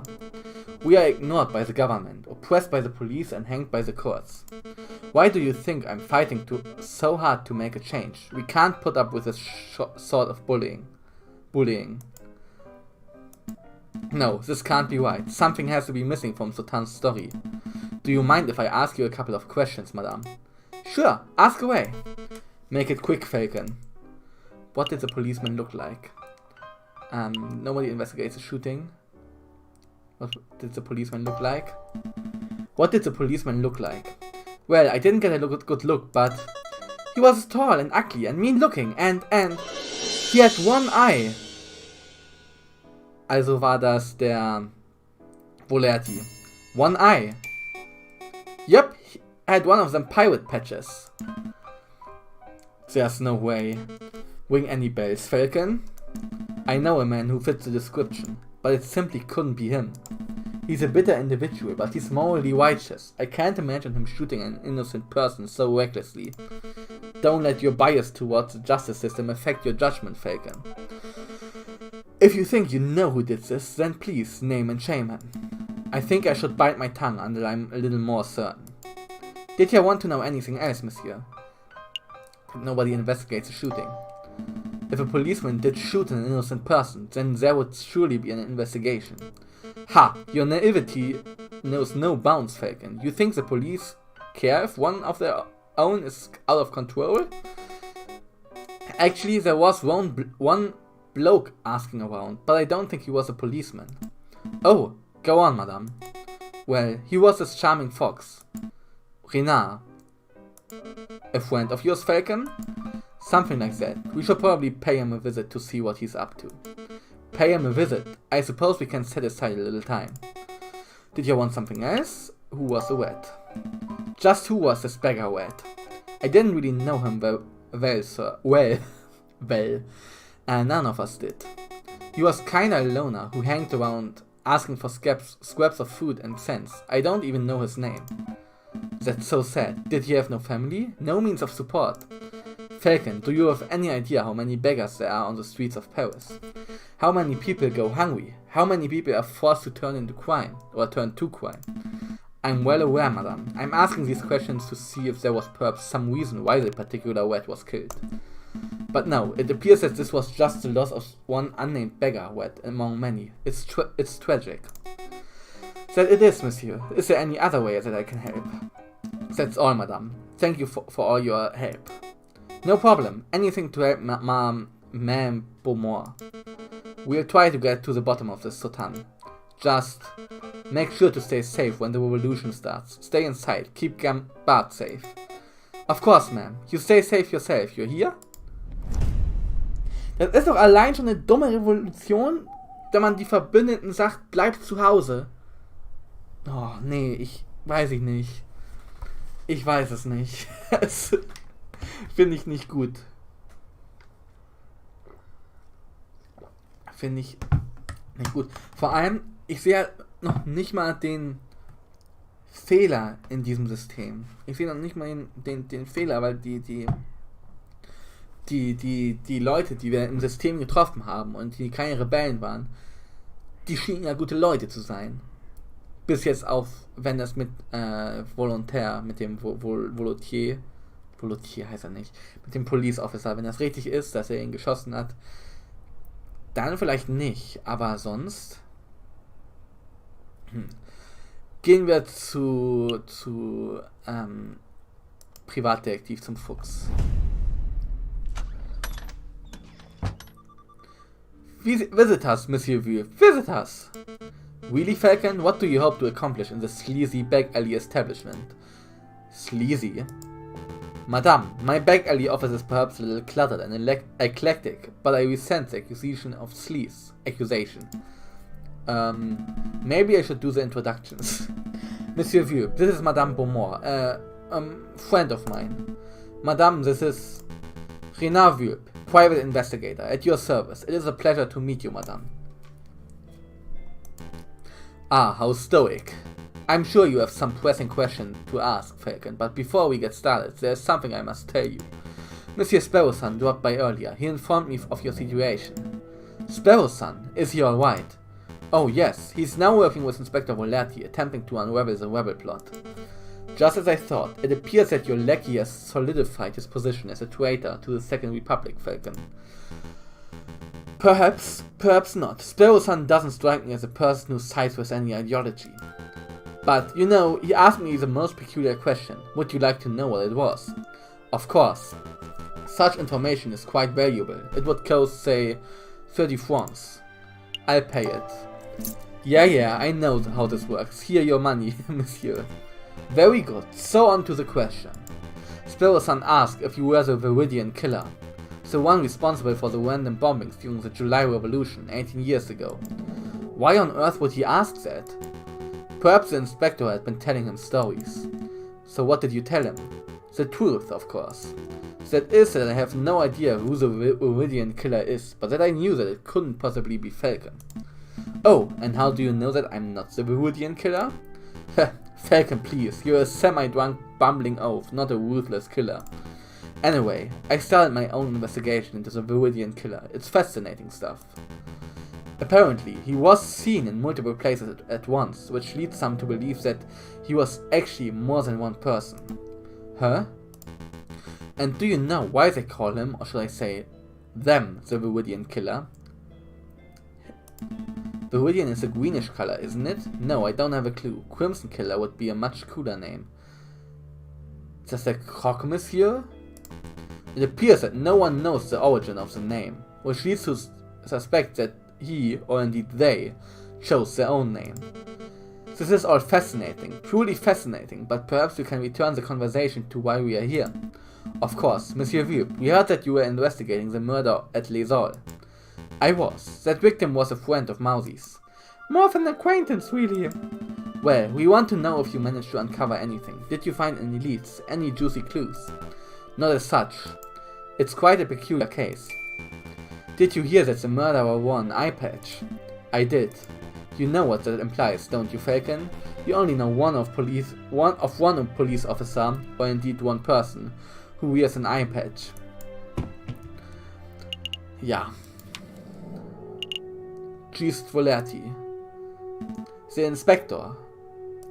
But that can't be right. You wouldn't describe him as a murderous man, would you, Monsieur Rube? Murderous? I don't know. He's certainly passionate about finding the Viridian killer. Who's to say he wouldn't kill in the pursuit of his arch-enemy? Falcon, I want to solve this mystery as much as you do, but time is pressing and we have other matters to attend to. We must take our leave. Understood. Until next time, Monsieur Rube. Goodbye and good luck, Monsieur Falcon. It was a pleasure meeting you, madame. Monsieur Rube? That lioness looked pretty angry. Is this revolution going to end in blood, Monsieur Rube? Just like in 1830?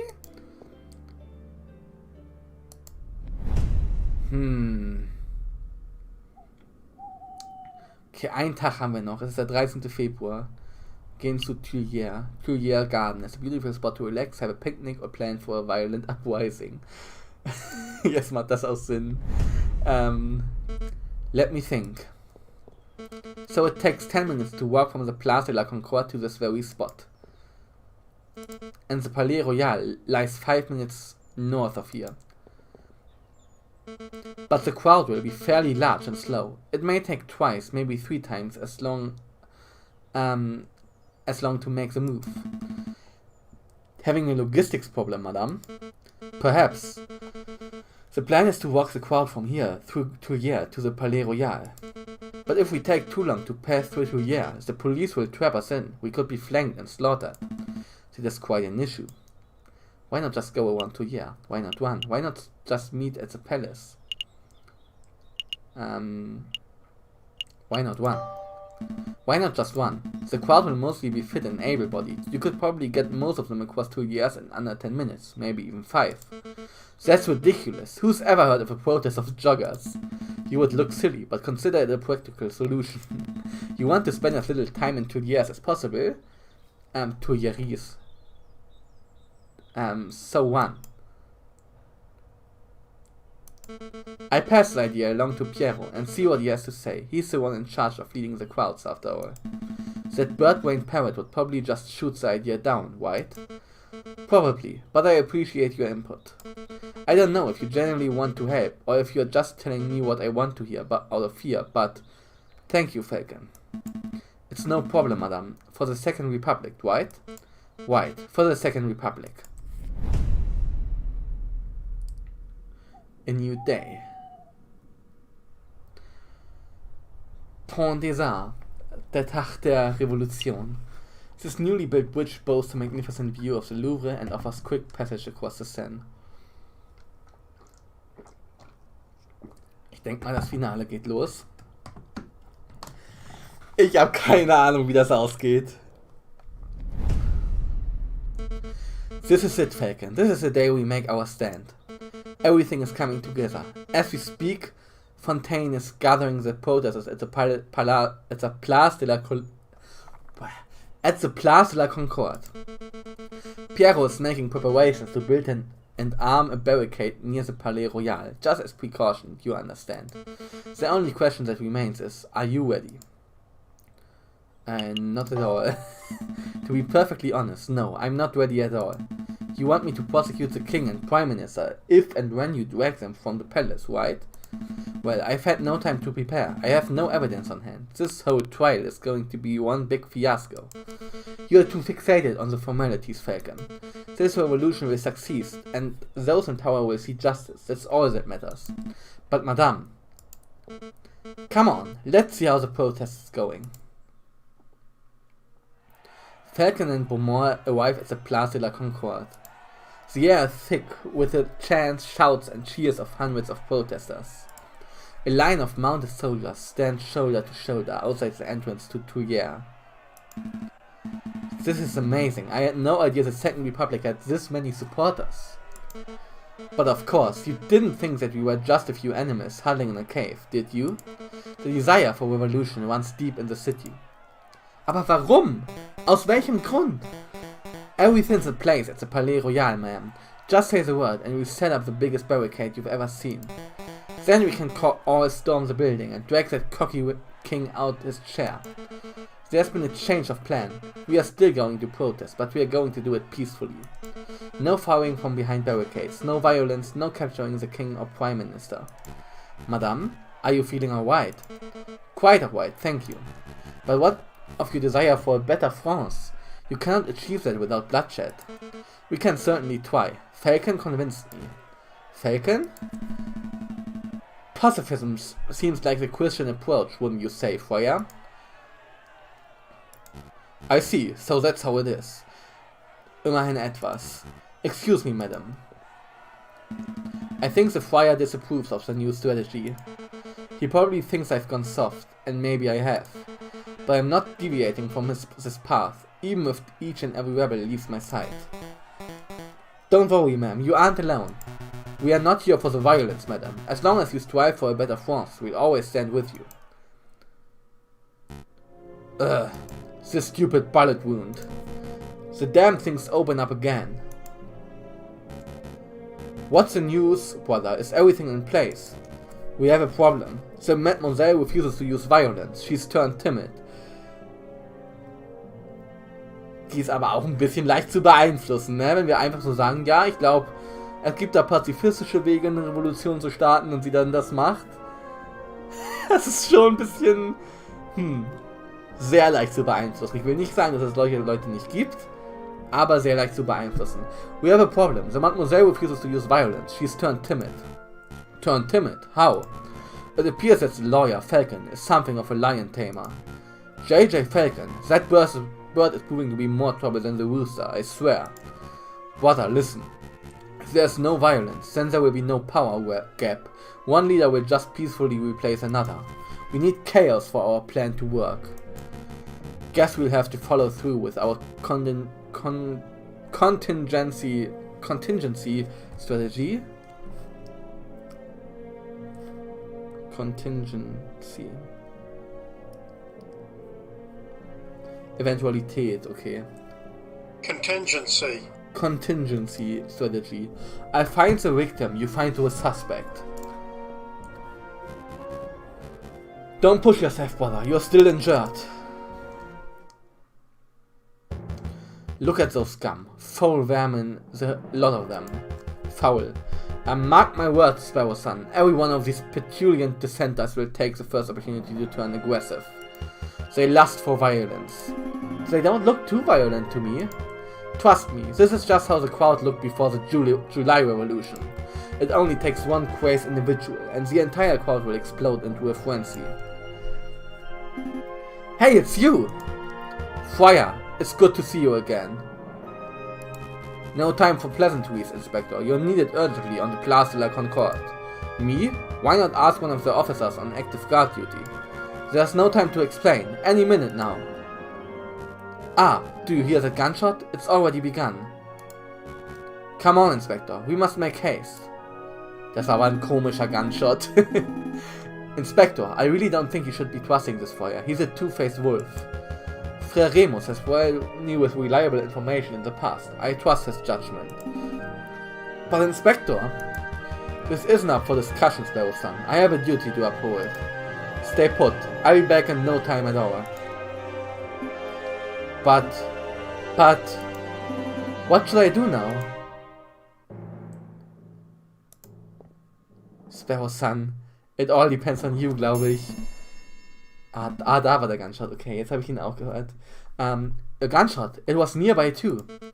So the Friar was right, violence really is an inevitability. We haven't reached that stage yet, madame. I can't afford to take chances, not now. Piero, march the crowd to the Palais Royal and construct the barricade. Yes, ma'am. Als ob die Wölfe haben das auch manipuliert.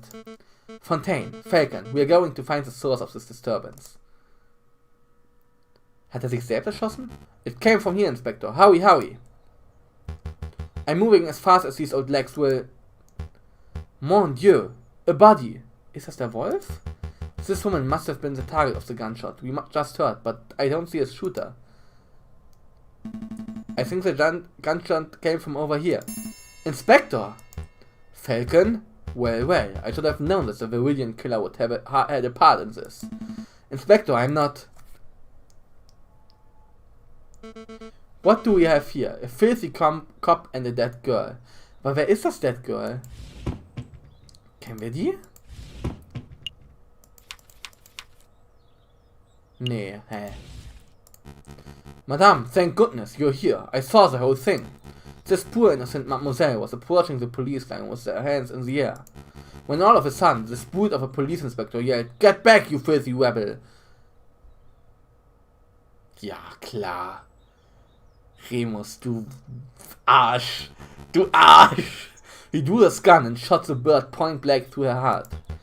What is this nonsense? What are you prattling on about, Friar? Thank you for your input, Remus. It hardly surprises me that a member of the police would be the one to cast the first stone. I think we are all being a little rash. Let's just take a breath, examine the situation and... Wait a moment. You wear an eye patch. You only have one eye, Inspector. How observant. Tell me, were you the policeman who killed the rat at Les Halles too? Les Halles? What are you talking about? 2 incidents of a one-eyed policeman gunning down an innocent victim. There's no way that this is a coincidence. What we have here is a filthy, corrupt individual who takes pleasure in oppressing the common citizen. Am I right, Inspector? I really shouldn't be surprised that a stupid rebel makes stupid assumptions and comes to stupid conclusions. But open your damned eyes, mademoiselle. I'm not the assailant here. Assailant. Don't call me mademoiselle, or stupid for that matter. Your guilt is plain to see. Given the circumstances, I ought to judge and execute you right here and now. Falcon, don't just stand there gawking. Vouch for me. I know this man. Madame, I know this man. His name is Inspector Volerti. He is ruthlessly law-abiding, so much so that I can't envision him shooting a man without just cause.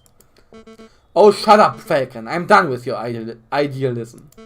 I listened to you. I took your words to heart about avoiding violence, and now a girl is dead. Well, I'm done taking chances. Remus, help me escort this invalid to Piero's barricade. I'll decide his fate there. With pleasure, madame. Come along, Inspector. Fuck, ey. Wir verlieren alle. Fontaine, Falcon, deal with the corpse. Meet at the barricade when you're done. There's no way that this was the work of the police. Also, you know what, Falcon? I think you might be right. An isolated gunshot, this far away from the police line, it doesn't make any sense at all. But that's rebellions for you. They are messy affairs. Sometimes innocents get caught in the crossfire and there's no reason for it. Well, there's no use dawdling. Help me get the corpse off the streets. Not yet. I'm going to examine the body first. Examine the body? We agree that this wasn't the work of Inspector Volerti, right? Then there might be some clues on the corpse that point towards what happened. An impromptu coroner's examination, yeah? Fine, you have 2 minutes. After that, we are heading to the barricade, whether you are done here or not. Second area to examine. Okay, Handabdruck. What's this mark? It almost looks like a handprint, made in blood. Probably the mademoiselle's. I don't think so. It's the handprint of the left hand on the girl's left shoulder. There's no way a person could comfortably reach that spot on their own back. Ja, mit der link... Nee. Also geht, aber nicht da. Stimmt. I suppose so, but if the handprint doesn't belong to the girl, then who does it belong to? The murderer. It has to be. The question on my mind is, why is the handprint made in blood? Did the murderer sully the hand on the girl's gunshot wound, or were they injured prior to the shooting? There's so much to uncover here, and no time for a thorough investigation. Bloody handprint has been added to your evidence folder. The murdered girl had a bloody handprint on her left shoulder. Okay. Second area to examine. Here? This is a bullet wound, right? What can you tell me about it, Fontaine? Well, it looks like the bullet took a fairly straight angle of entry through the mademoiselle's back. The shooter was probably standing right behind the victim. What's the bullet size? You know, its caliber. Let me guess, you're hoping that the caliber of the bullet is different to the caliber of the inspector's gun. That would conveniently get that one-eyed police officer off the hook, wouldn't it? But I'm afraid I can't help you. I couldn't possibly know a bullet's caliber without having a good look at the bullet itself.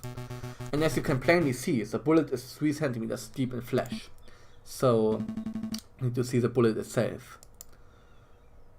Help me retrieve the bullet. Help me retrieve the bullet, Fontaine.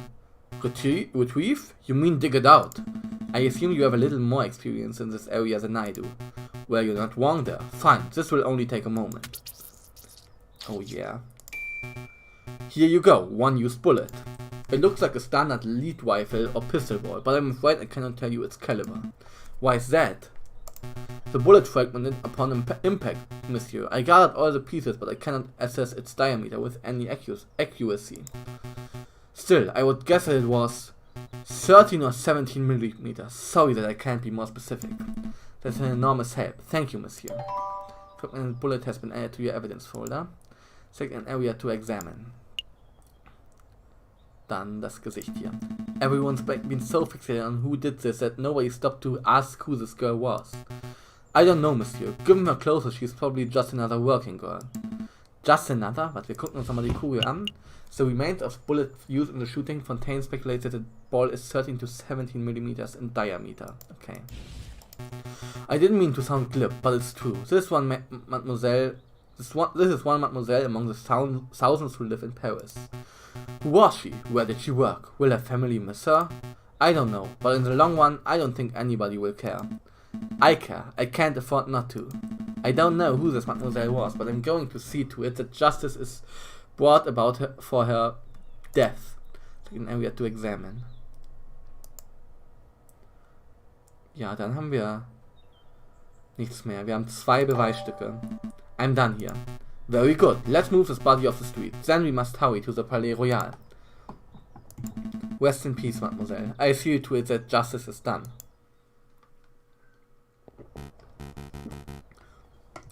Everything's going just as planned. So Madame's probably fuming right now. She attacks the Palais Royal. The Prime Minister will flee and then... Excuse me, monsieur. Yes! Yes! Der Fuchs! Der Fuchs! What do you want? I'm busy. Don't you recognize me, monsieur? I know that my disguises are a little more complex than yours, but I assumed you would recognize Prince Juan when you saw him. You are... Prince Juan? Indeed, and you are Judge Romulus, the corrupt wolf. I know what you did. You tried to assassinate the king. You shot the croque monsieur. And you, just moments ago, I saw you murder a maiden at the Place de la Concorde. Damn. You truly are a vile individual, aren't you? Yeah. As if you have any proof for any of that stuff. I'm out of here. I also know that you're one half of the Viridian killer. On any other day, I would gut you where you stand, Fox. But as it happened, I'm a little busy today. Okay, also gibt es Silvius doch nicht. Es ist Romulus scheinbar. Und ich habe mich schon gefragt, was mit Romulus ist. Weil ich frage mich, wenn wir Romulus gekriegt hätten, am Mittwoch, im zweiten Fall, wie wäre das alles jetzt ausgegangen? Wie wäre das alles jetzt ausgegangen? Wahrscheinlich anders. Wahrscheinlich hätten wir ein anderes Ende. Oh, the Viridian Killer's too busy to kill me. Als ob es der Viridian Killer ist auch. Is that the truth, or is that bullet wound of yours starting to affect your prowess? You must have lost an awful lot of blood. What do I do? What do I do? Oh, hello, Monsieur Wulp. Ah, Monsieur Sparrowson. Perfect timing. Who now? Oh, you are that fledgling. I guess this is what they call being stuck between a rock and a hard place, huh? Und wer hätte... Oder wäre es überhaupt so weit gekommen, dass der Croque Monsieur ermordet worden wäre? Wäre es überhaupt so weit gekommen? Alter, ich muss das Spiel nochmal spielen. Ich muss das Spiel nochmal spielen und dann versuchen, ihn dran zu kriegen, diesen Arsch. Monsieur Sparrowson, be a dear and help me restrain the Viridian Killer. This guy? He's the Viridian Killer? He looks more like Judge Romulus to me. Well, you would be right about that too. Wow, so he's 2 scumbags in 1. Alright then. Ow! Mine's a wound! Quit your winning, your honor. Very nice takedown, Monsieur Sparrowson. You may want to check his pockets for weapons. He is something of a notorious killer after all. Of course. Let's see what we've got here. Aha, here we are. A pistol, probably the one used to kill the maiden, I suspect. What else can you find, Monsieur Sparrowson? This, an eye patch? Weird. What would this wolf want with an eye patch? Ja, den Hahn framen. Oh no, this is bad. Very bad indeed. I don't get it. What's wrong with an eye patch? There's no time to explain, Mousy. What is it, Miss... so there's no time to explain, Mousy. What is it, Monsieur Wulp? What is it? Take this eye patch to JJ Falcon. If my fears are correct, he'll be somewhere around the Palais Royal right now. Tell him that this belongs to Remo's brother. Hurry now. Right away, Monsieur Wulp. Right away. I must go too. I need to find the other half of the Viridian Killer pair before something terrible happens. Wait, Monsieur Wulp. What am I supposed to do with this guy? You have his gun, don't you? March that wolf to the nearest police station and collect your reward for capturing Judge Romulus. What a strange day. Outside the Palais Royal, the rebels have constructed a makeshift barricade out of furniture, branches, orcs, and anything else they can find. From behind the wall, the rebels taunt the police and royal guards with chants. I'm growing impatient, pig. Confess your crimes. I have nothing to confess, you filthy rebel. You and all your rebel friends, however, should confess to 1,000 counts of treason and public disorder. I will see each and every one of you hanged for your flagrant disregard of the law. Your stubborn attitude is disgusting. A few days ago, you were seen at Lisol. Witnesses saw you murder a beggar in cold blood. Today, a friar has testified to seeing you murder a girl again, completely unprovoked. I don't know why you continue to plead your innocence. But it does matter. I don't need a confession to know that you are a killer. Madame Beaumont, stop! The inspector didn't shoot that mademoiselle. Keep your beak closed, Falcon. I'm done listening to your suggestions. This policeman is as guilty as every other monster in your decrepit justice system. It's my duty to execute him.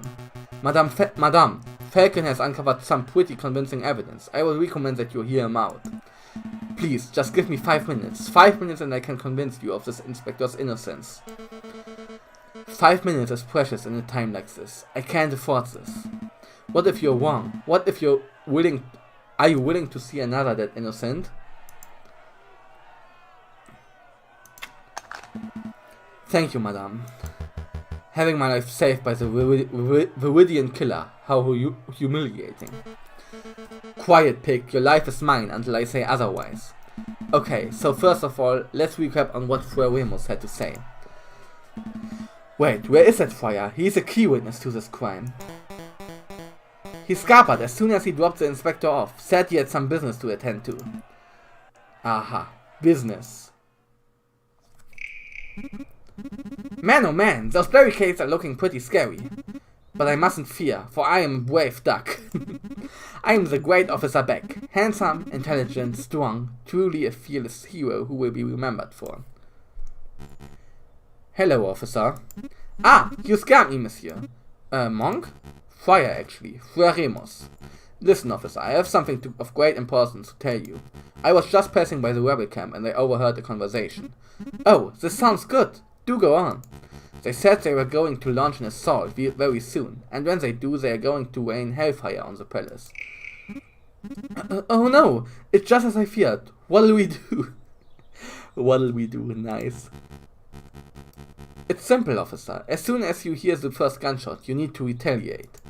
Hit them with everything you've got. Every cannon, every rifle, every piece of artillery. Das macht er doch nur, um die anzusporen, damit die mehr violent werden.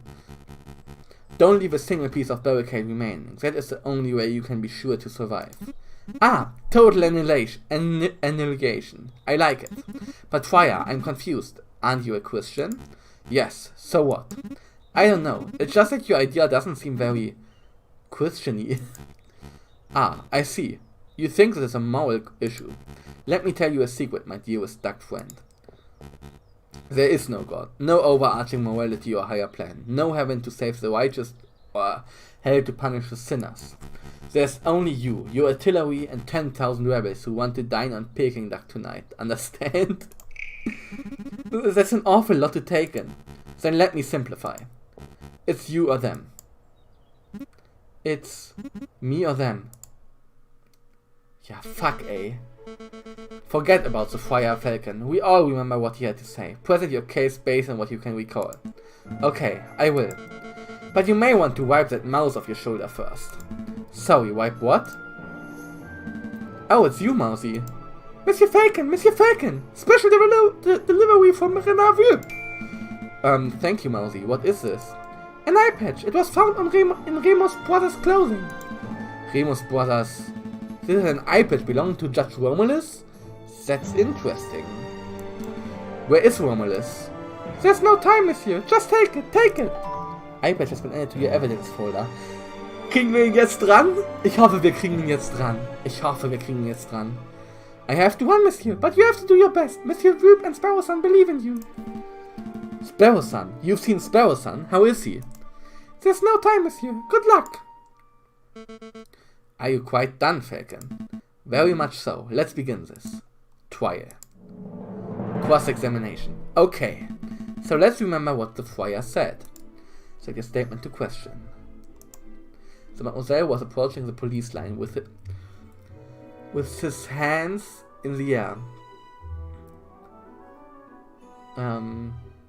with her hands in the air, so. When all of a sudden, the brute of a police inspector yelled, "Get back, you filthy rebel!" He drew his gun and shot the bird point blank through the chest. Gun. Remus claims that the inspector drew his gun. The inspector even carrying it. What caliber is it? Madame, what caliber is the inspector's weapon? What caliber? Well, caliber? I don't have the faintest. 15 millimeters, that's the standard caliber for a gendarmerie pistol. And what caliber was a bullet found in the Mademoiselle? Well, I can't be sure because the bullet tracked me, but it looks to be between 13 and 17 millimeters. Fuck. I'm afraid it's the most accurate measurement I can make, given the circumstances. If the bullet were 17 millimeters in diameter, then it wouldn't fit in the inspector's 15 millimeter gun. That would immediately free the inspector of all guilt.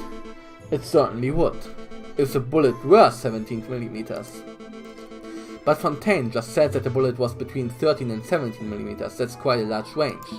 But if it were 13 or 15, then the inspector's guilt would only be confirmed further. You're holding on to the shred of hope that the bullet is actually 17 millimeters, but you lack any real evidence. Let's move this along. Do you have any other question about the inspector's gun? 9.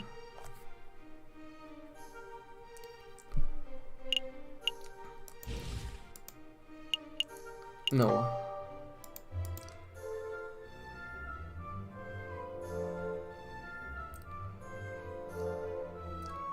Point blank through the chest. Mademoiselle. Let's talk about the victim. Who was she? Maybe she was acting threatening. Never mind. Das bringt nichts. I have no more question about the victim. The police line? The fire says the girl was approaching the police line at the time of the shooting. This didn't occur near any police line. Now, as I recall, the main police line was at the entrance to Tuileries in the Place de la Concorde. That's around where we were waiting. But this incident didn't occur there. It was a good 50, maybe 100 meters away. So what?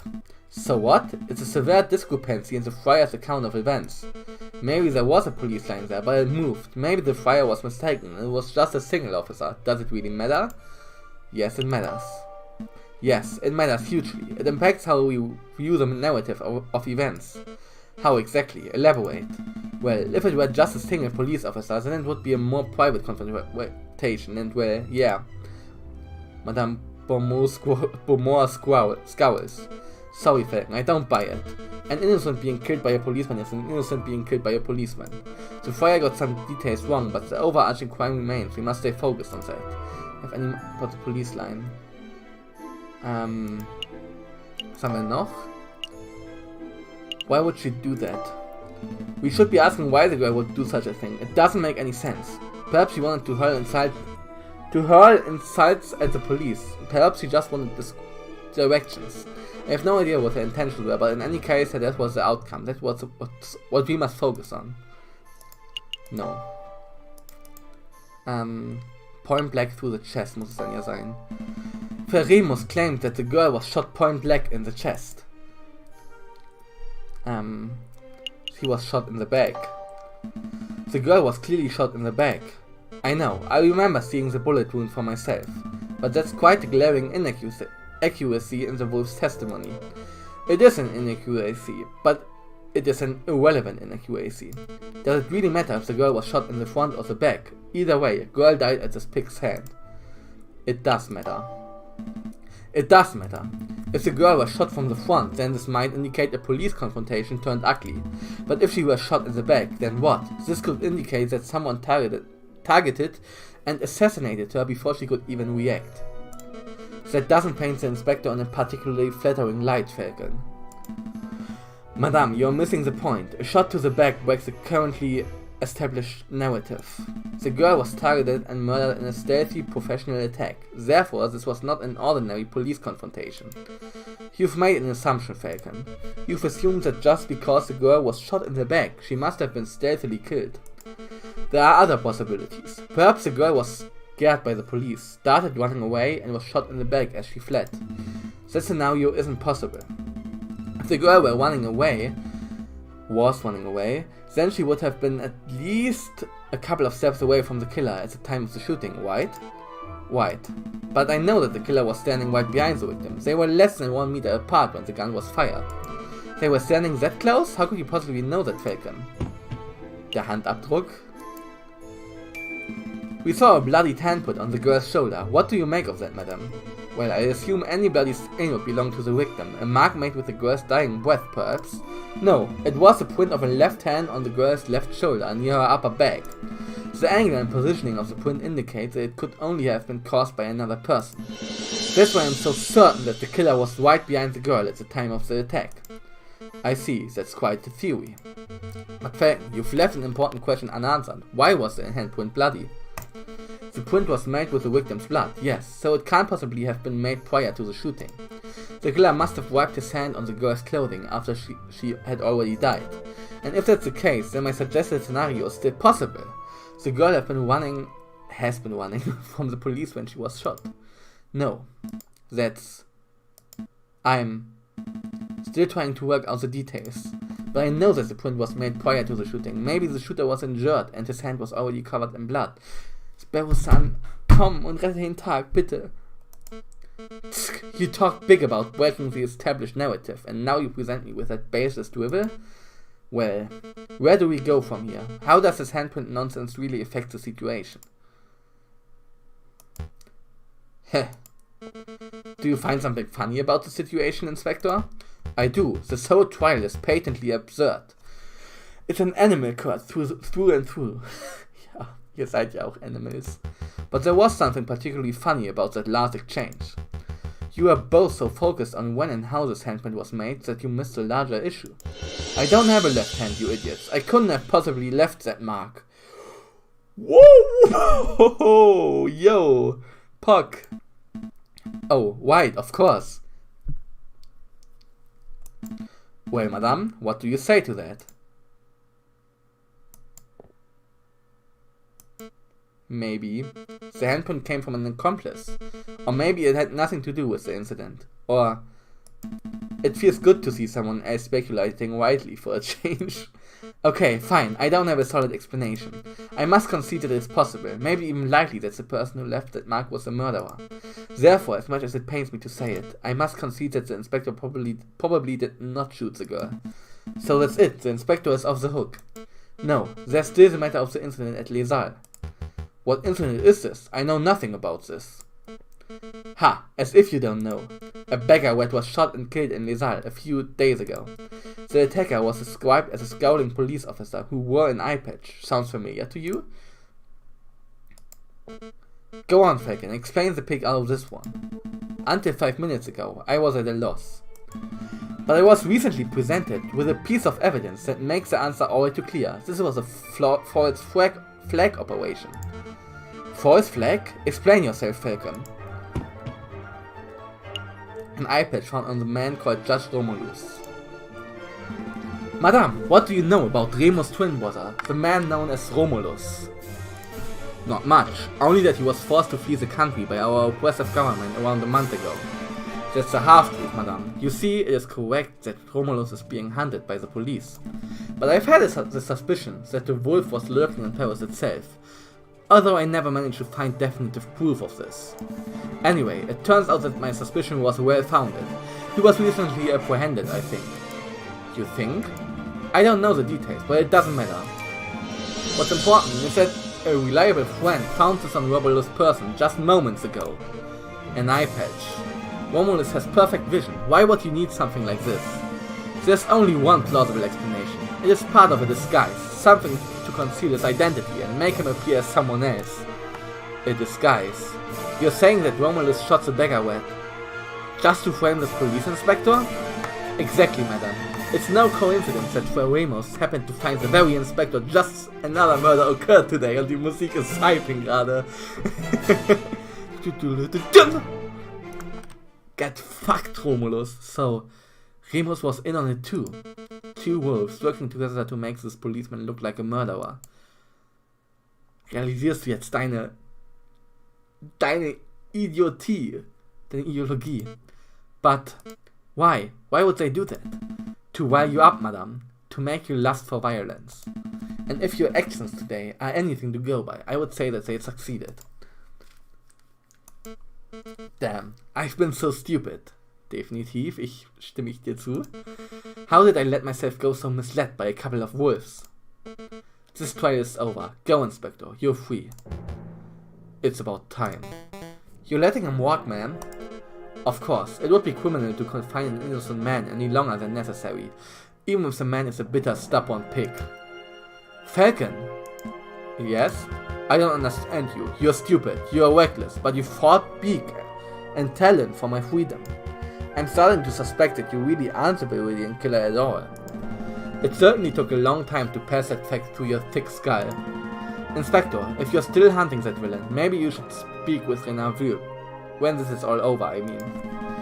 I hear he's been doing some research into the Viridian killer. Maybe he knows something. Maybe I will. Madame, it appears that your gang of rebel filth don't intend on assaulting the palace anytime soon. I relay that information to the artilleryman. Maybe we can keep a peaceful standoff going until this blows over. Thank you, I appreciate that. All of you, stay out of trouble. So, what happens now, ma'am? We're going to continue our protest, peacefully. We're going to stand here chanting and shouting until the Prime Minister and the King both step down out of sheer humiliation. It might take days, weeks, but if we manage to change this country without one more person being harmed, then... Well, look who returned. Madame, I just saw the police inspector strolling out of here, unharmed. Why did you let him go? That's simple, Remus. We all had a discussion. Oh yes! And we came to the conclusion that I had been misled by a couple of wolves. Ich finde, eigentlich müsste sie noch bestraft werden, dass sie Edgeworth umgebracht hat. Also nicht Edgeworth, sondern...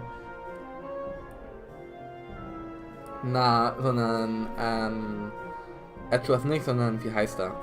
Cocorico. Severin.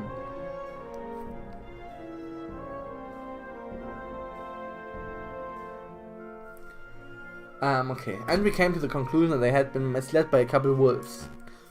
Oh! How many lies have you fed me, Friar? Just how much damage have you done to further your own goals? Did you help your brother kill the beggar wet and Nesal? Did you watch the girl die by the palace at by the Place de la Concorde?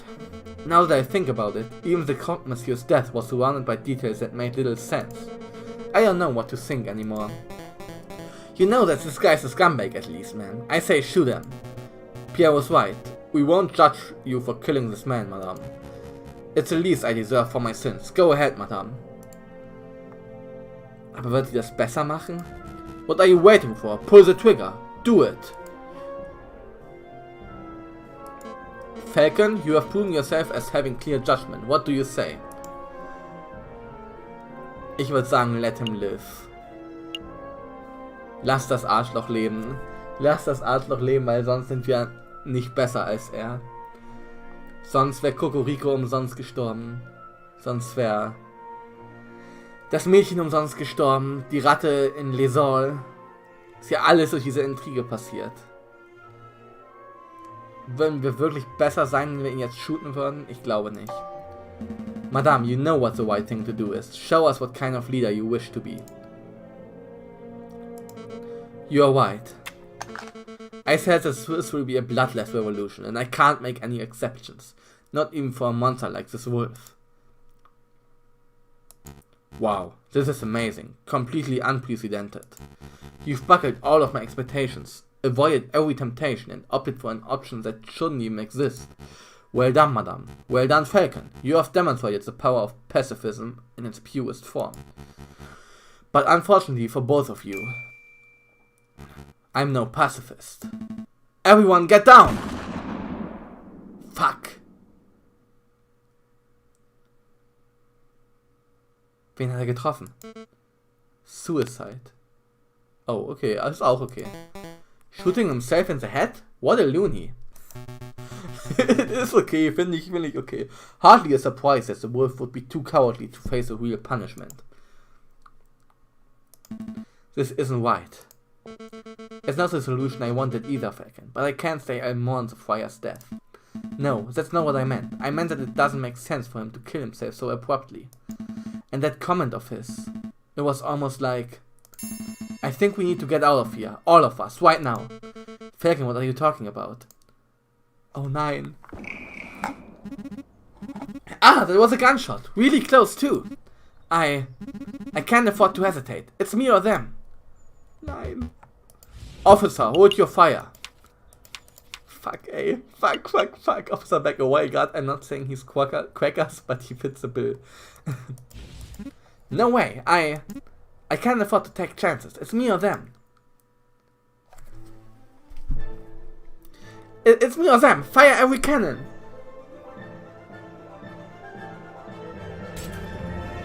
Fuck.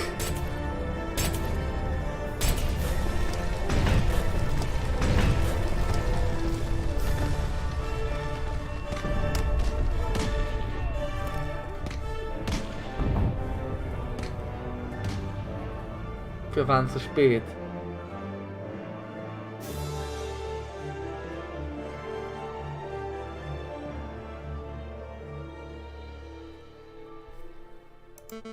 Can anyone hear me? Piero? Fontaine? Hello? Anyone? I'm here, madame. Falcon? Heh, of all the people. I think I made a mistake, Falcon. Das hat sie früh realisiert. Where did I go wrong? Was it when I lost my temper over seeing that dead girl? Or was it earlier when I shot that prosecutor? Or was it earlier still when I first listened to that monstrous fire in the first place? I've made a lot of mistakes. We've all made mistakes, madame. Most people's mistakes don't spark bloody revolutions. Can you move, madame? I don't think so. Give me a minute. I think I can clear some of this rubble. A new day. Fragezeichen. Dear Monsieur Ville, I am writing to you from the Demiao Railway Express. Demiao, I thought. Modern technology truly is amazing. I've decided to take your advice and have gone on vacation until things settle down. The king fleeing to Britain, the Second Republic taking over, it's all crazy stuff. Anyway, before I left, you asked if I knew what happened to Falcon. Well, I got my hands on a copy of the official police report and it says that Falcon died during the attack on the barricade. But it also says that the police didn't find a body, same as Leonie Beaumont. Weird, huh? Rumor is that he was probably blown away by cannon fire, but that doesn't sound right to me. Is he wirklich Leonie? Ja, Leonie, okay. Wegen Löwen, okay. The Falcon I knew was tough and intuitive. I think he found a way to escape and survive. So in my opinion, he's still out there. It's possible, isn't it? Anyway, I should wrap this letter up because I'm about to reach my stop, Vienna.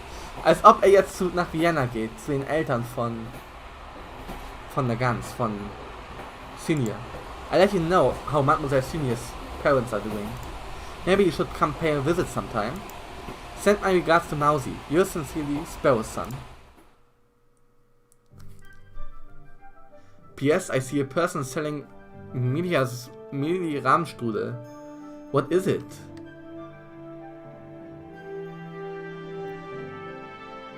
PPS delicious. That's what.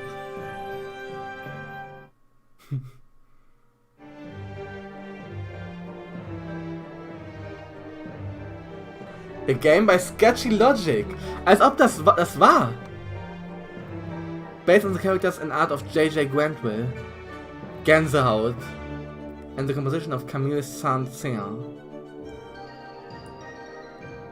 Designed, programmed and written by Jeremy Nogani. Animated, written and tested by Mandy Lennon. Ist Falcon jetzt dead oder nicht? Music produced by Lyndon Holland. Tested and edited by Dave Cheung and... Aber was ist... Also Falcon lebt vielleicht noch, wissen wir nicht. Ach, ein Kickstarter-Projekt war das sogar auch, okay. Falcon ist vielleicht... This wouldn't have been possible without you. Süß. Ob Falcon lebt, wissen wir nicht. Und was ist mit dem Miau? Wäre noch interessant. Nice. Was ist mit dem Miau? Wäre noch interessant. Und was ist mit Romulus? Haben die den jetzt dran gekriegt schon? Also ist er jetzt schon im Gefängnis, weil Wüb und Sparrow ihn bekommen haben? Wie ist es? Und Sparrow hat Falcon ja auch nicht mehr gesehen. Seitdem er ihn weggeschickt hat. Shit, ey. You have reached the end of Route C, Fraternity. The thing you received was determined by the decision you made in Chapter 3. Wenn wir Romulus schon dran gekriegt hätten, wie wäre das dann gelaufen? Wäre das dann nur der Wolf gewesen? Der Remus?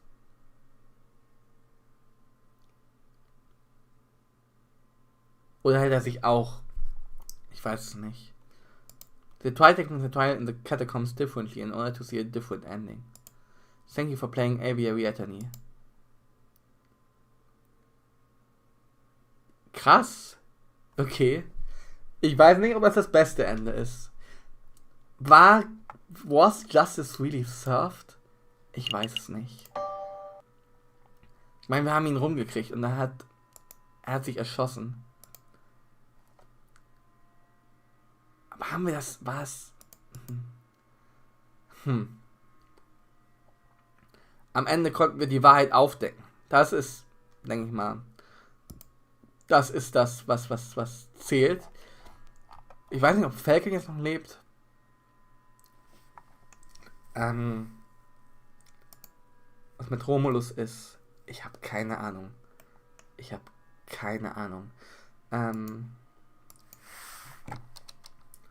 So, ich gucke mal, ob ich Musik anmachen kann. Hier, ja. Oh, bisschen laut. So. Ja. Google. Aviary Attorney Endings.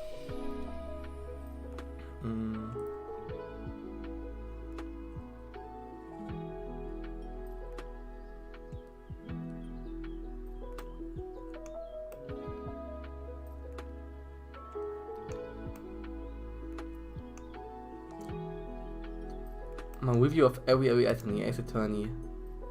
Ach lol, auf dem Ace Attorney Reddit wurde das sogar eine Review gepostet, okay.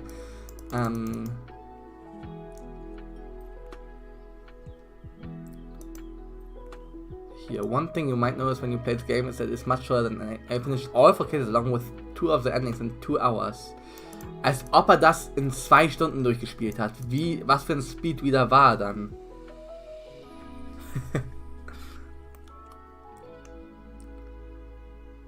Okay, also affected, es heißt noch einen Skip-Button.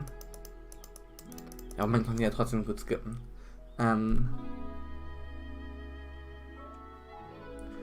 Ja. The story, the characters.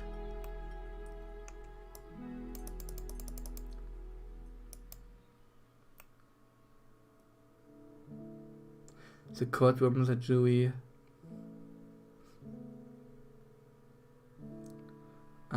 Investigations, final thoughts. The game.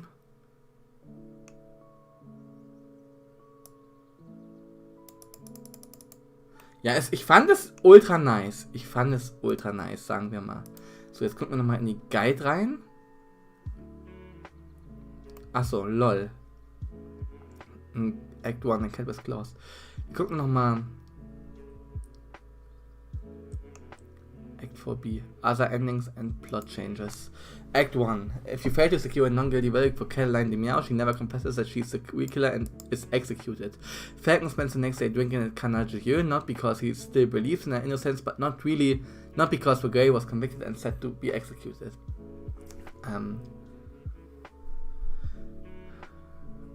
Instead, in Falcon's dream, after being thrown on the sand, she asks him, "Why did you fail me?" If you go to Chateau during Chapter 3 and speak to Colleen, she says that the Baron is capable of managing the household on his own,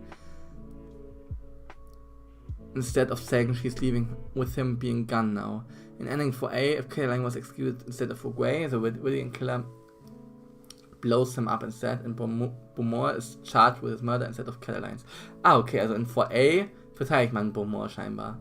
Er ist about 4A A stays the same. Act 2. Failing the first trial, Severin interrupts and claims a mistrial because he cares more about justice than the conviction and is the one to deliver the threatening note instead. The note begins with, "You got lucky this time," instead, okay? Failing the cross-examination of the king during the second trial, is sentenced by at 9 AM the next day by guillotine and tells you he chose you for your character. So now he sees you are also a bit touched in the head. Mousy appears to free Juan from his handcuffs and tells you to visit L&M sometimes. If you need some explanations, Reality follows him out of the palais to justice. So Sun shows up after everyone has left, and his objection does no good at all. If you don't cross-examine Sunia after a confession or presents the wrong evidence when convincing her to speak or trying to implicate Romulus, you will still get a non-guilty verdict, but you will be prosecuted for a role, the murder, and Romulus will walk free. Genau, das hatten wir ja. Juan will tell you he hired you for your ideas and that he believes you eventually live up to your family name. He still offers aid in future cases and gives you your compensation. Falcon and Sparrowson go out for drinks. Das hatten wir ja. Now speak up in defense of Senior. You will get the non-guilty verdict, but Buick will not only pay you half of your agreed payment because he wanted to help Senior all along and is disappointed in you. In both of these instances, because you do not connect Judge Romulus to the crime, someone will mention that the judge gained his position by pushing another judge into the sand instead of remarking about his ravings on rebellion before the meeting with Volerti at the start of Act 3. Ja, genau, das hatten wir ja. Your success or failure during the trial of Severin Cocorico determine which of the 3 Act 4 endings you get. Okay, Act 4. In Act 4A, if you buy the photograph from Robinho, it's not necessary to retrieve the sound note to finish the trial. When pressing Volerti during Beaumont's trial, okay.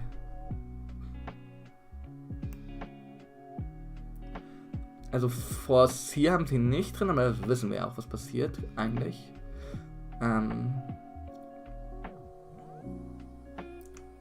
Act 4A, Liberté.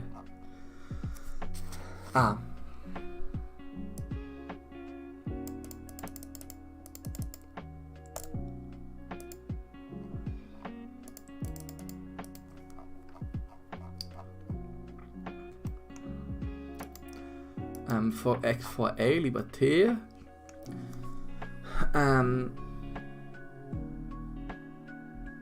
This ending is currently unavailable to play. Wieso ist es unavailable to play? Haben die das zu dem Zeitpunkt noch nicht gepublished? Oder von wann ist der Guide?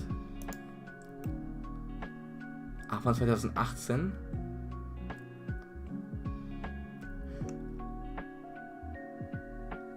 Even after the release of 4C, I do want to finish in the near future. Okay, das haben die anscheinend.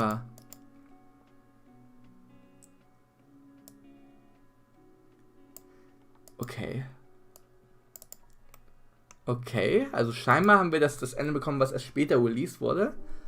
Interesting. Act 4A, Liberté. Note, if you fail to get a non-guilty verdict during the first trial and continue playing, Baron or Grey takes the place of Caroline during the 4th act. Everything else remains the same. Okay. Also wir hätten, wenn wir ins Chateau nochmal gegangen wären, hätten wir sie nochmal getroffen. Gut. Monday. Sparrow stands alone at the Aviary attorney office when Inspector Volerti shows up. He says they found the rebel leader and offers you a prosecutor's legal license, which is added to your evidence folder. Wants you to lead the case against Beaumont, which is charged with the murder of Severin Cocorico, conspiring to incite a rebellion. Okay. Ja, also es gibt verschiedene Enden. Auf jeden Fall. You can choose to turn him in for his crime, for checking his steps without question. Weil wen?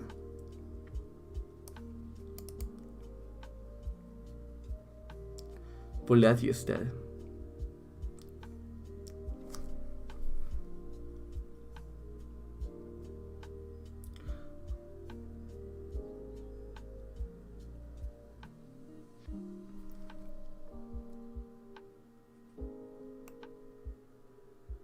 Okay, Falcon confesses that he was being the Varillian killer of the July Revolution.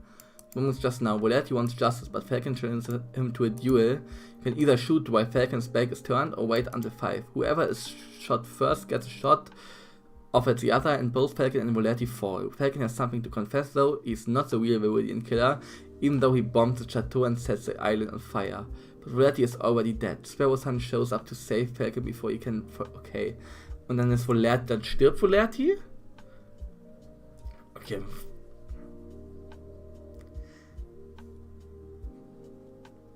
Some birds are meant to be caged. Das ist ja auch kein gutes Ende, wenn er dann Volerti erschießt und... und dann...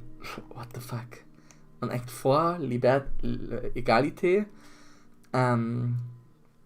Sparrow's son is still celebrating a victory in the catacombs, but Falcon stops him. The rebels could start another revolution at any minute, so Falcon is going to prepare a legal case. Thursday, February 17th.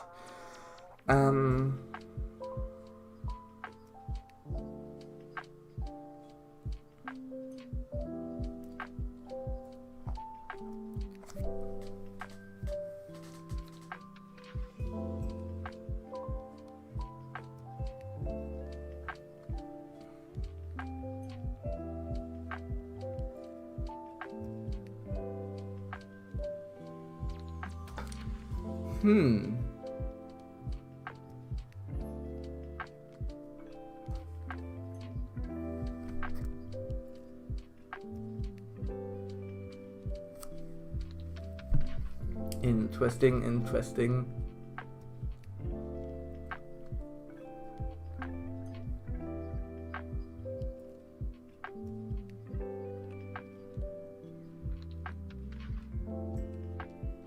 Und wie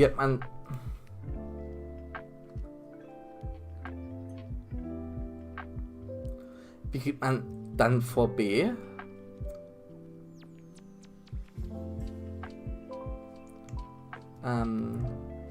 Act 3 Shopping. The Catacombs. Ending for B. To proceed to the second. As up, to get ending for A, stay silent and let Beaumont shoot Severin. Okay. To proceed to the second ending, speak up to interrupt. Okay.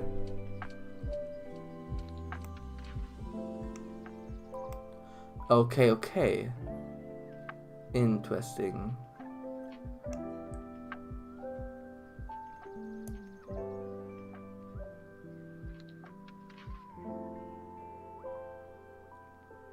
Wir spielen gleich noch irgendwas. Ich will mir das nur kurz durchlesen.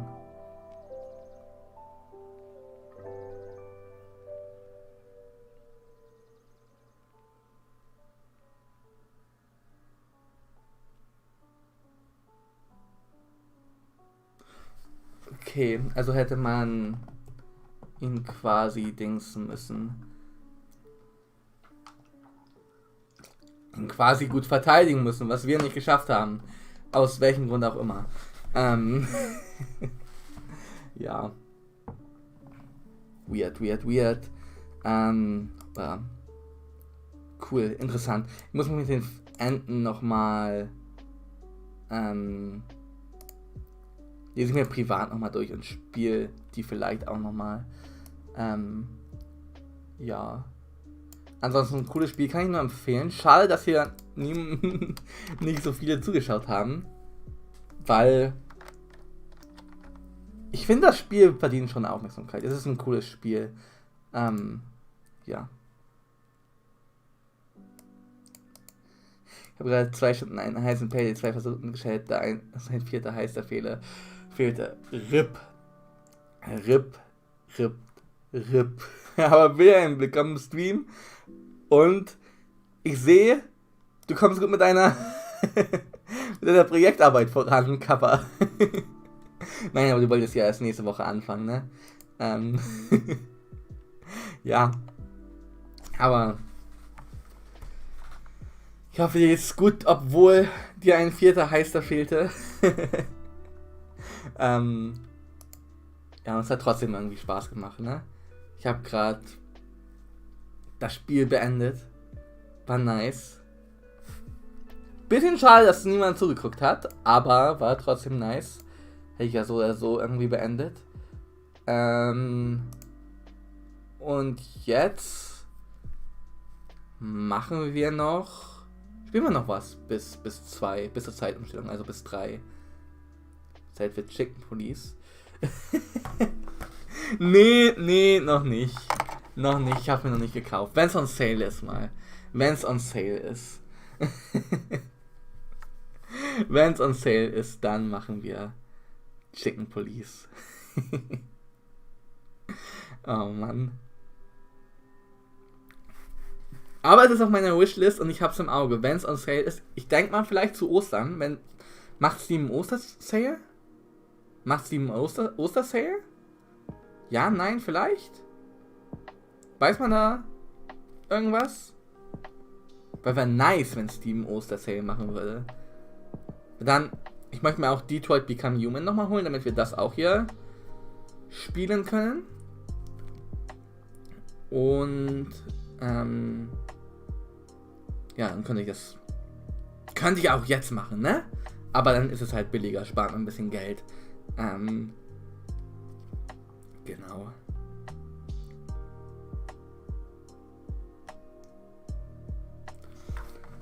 So.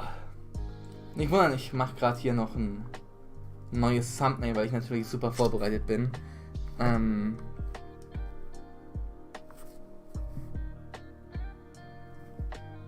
So.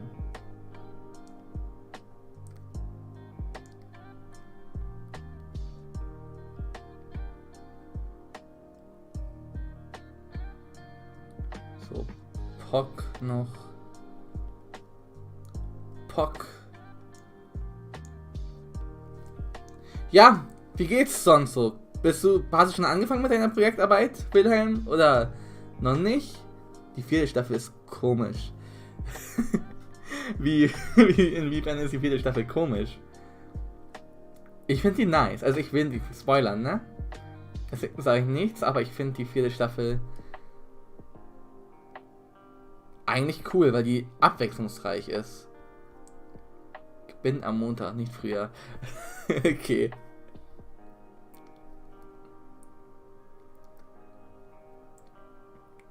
Ja, das Wochenende nochmal zum Entspannen, ne?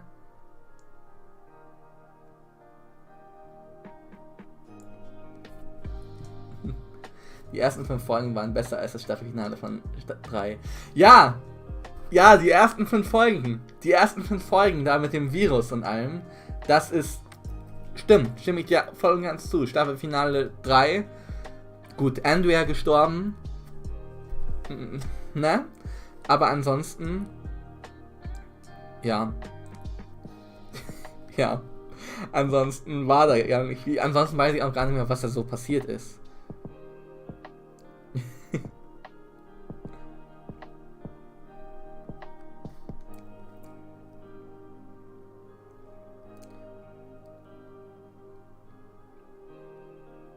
Aber die ersten 5 Folgen sind wirklich gut. Die ersten 5 Folgen sind wirklich gut. Die Staffel allgemein ist gut. Die Olle ist jetzt weg. Zum Glück. Zum Glück. Also im Comic war sie cool. Aber... Nee. In der TV-Show hätte sie auch echt wegbleiben können. Ja. Also... Ich sag's wie es ist, ne? No hate an die Schauspielerin, aber die Kurzhaarige. Ach, die Kurzhaarige? Ach, die Kurzhaarige. Ja, die Carol. Die ist, ja, stimmt. Stimmt. Nachdem sie da die Leute verbrannt hat, war sie weg.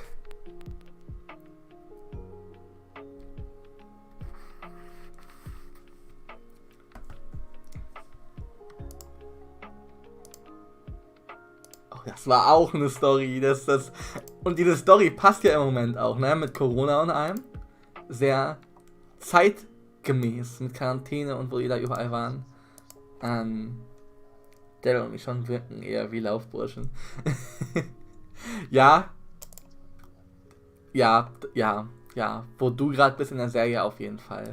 Da sind sie noch nicht so die Main Characters.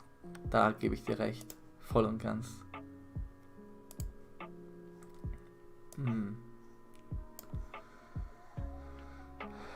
Aber Daryl Friss Eichhörnchen, ja, das ist...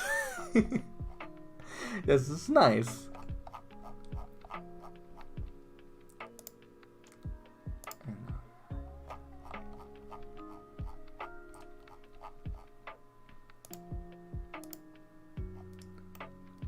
So. Finale.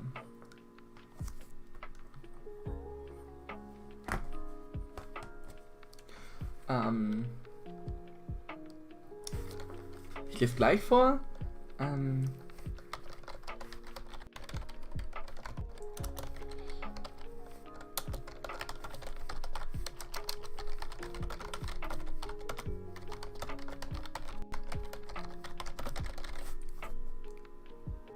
So, Maggie hat sich gerade meinen Platz 1 gesichert. Was hat sie denn gemacht? Wodurch hat sie sich den Platz 1 gesichert?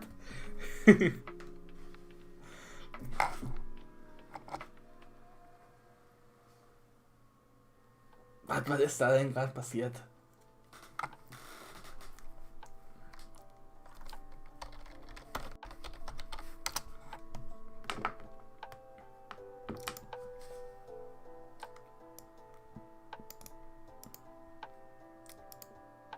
So, das ist jetzt hier, Leute, wenn ihr auf den Titel achtet, den habe ich jetzt gerade geändert.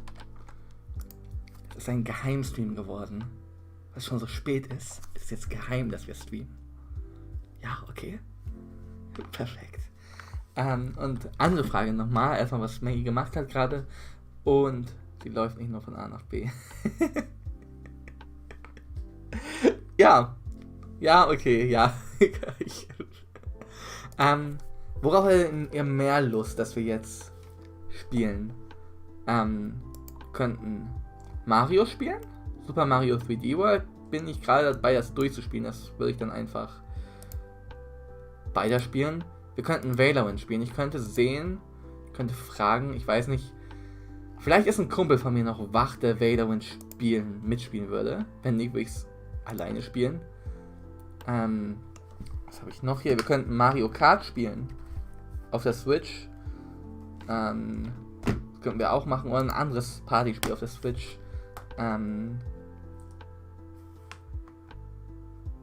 Leistungsorientierte Bezahlung. Ich sehe da deine Discord-Nachricht auf meinem Server. Also ja. Genau. Ja, und dann. Worauf habt ihr mehr Lust? Valorant wieder wie die letzten Tage auch? Oder Mario? Ich bin für Mario. Okay, dann Mario. Dann Mario. Okay. Dann switchen wir schon mal das Game. Keine Super Mario 3D World. So. Perfekt. Ich würde dann einmal ganz kurz den Pausenbildschirm anmachen, weil ich die Switch noch umstöpseln muss. Also ich bin eine Minute. Ich bin in einer Minute wieder da. Nur ihr müsst mich jetzt nicht sehen, wie ich hier stehe. Ich switche gerade meine Switch um. Deswegen gehe ich ganz kurz in den Pausebildschirm und dann bin ich in einer Minute wieder da. Höchstens. Bis gleich.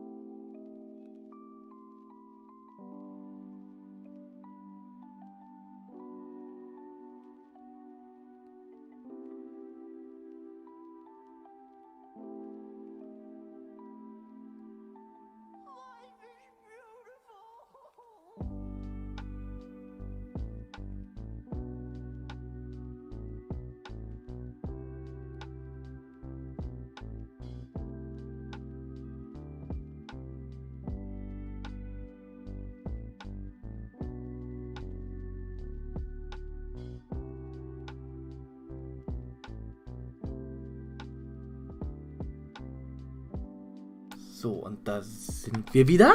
Hallo, Hallöchen. Einmal kurz testen. Funktioniert's? Ja, es funktioniert. Perfekt. Ich hole mir was zu essen. Kleiner Mitternachtssnack, ja, why not, ne? Ich muss gerade nochmal kurz rüber. Ich hatte meine Switch eigentlich in meinem Schlafzimmer aufgebaut, weil ich da nachts immer Mario gespielt habe. Aber jetzt habe ich die wieder umgebaut, wegen, ne? Für Stream. Weil ich schon dachte, ja, wäre nice. Und jetzt spielen wir Mario auch. Ich gucke nochmal, Controller. Ist das vollgeladen? Ja, das sollte lang. Ich muss das Spiel noch rauswechseln. Toll. Ich muss das Spiel noch rauswechseln. Oder ist es? Nein. Animal Crossing ist auch drin. Okay. Was hast du dir denn zu essen geholt, wenn du schon wieder da bist? Noch richtig schön was Fettes? Oder eher was Gediegenes?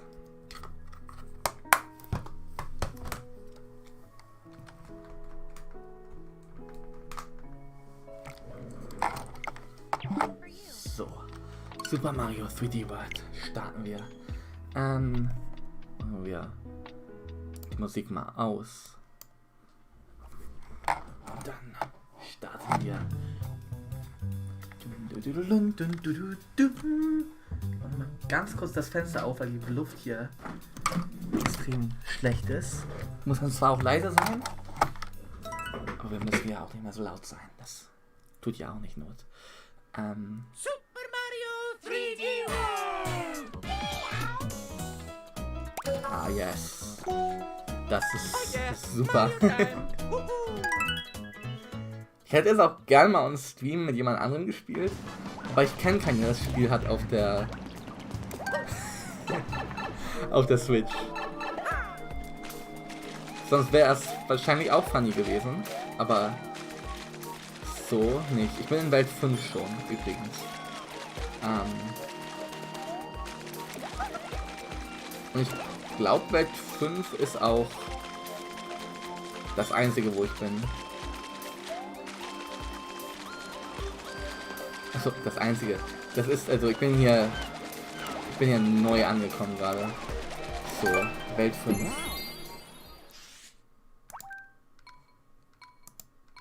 Let's go! Okay.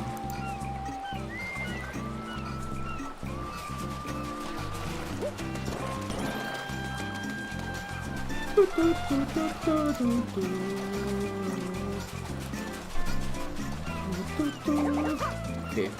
Oh no! Das habt ihr nicht gesehen? Das habt ihr nicht gesehen?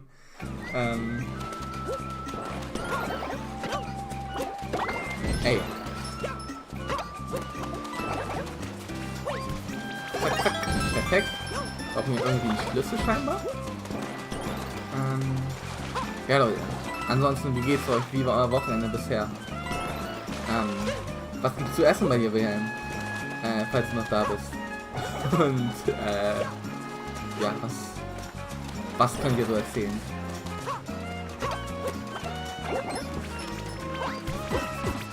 Ich wäre schon hyped für die Zeitumstellung. Zeitumstellung ist schon wild, finde ich.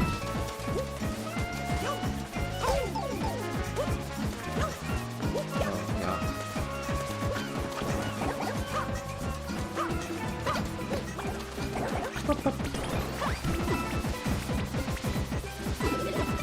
Ups, perfekt. Ha. Ja. Aha, okay. Hier unten ist auf jeden Fall was. Und da hinten, da ist doch auch, hier ist doch auch ein Loch. Als ob hier nichts ist. Aha, hier ist schon mal Zeit. Das ist sehr gut. Zack, oh.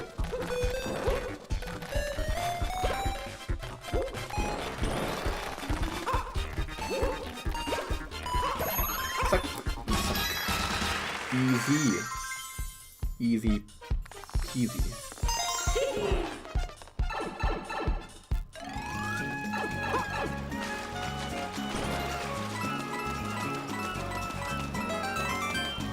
Ah, okay. Und hier ist vieles. Hä, als ob wir schon einen Stern gemisst haben. Wo ist denn der andere Stern? Den möchte ich jetzt gerne noch finden, tut mir leid. Hier müssen wir... Aha. Ha, okay, lol.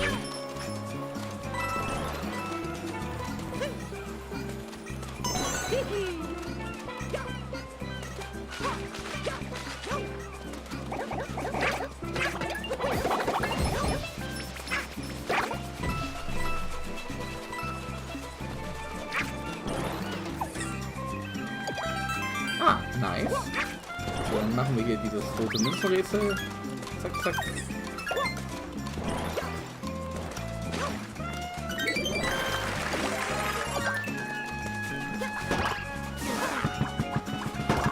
Oh, oh, fuck. Könnt ihr hier, den mal hier? Ihre Aufgabe am Strand an der Südsee. Ich auch. Ich auch.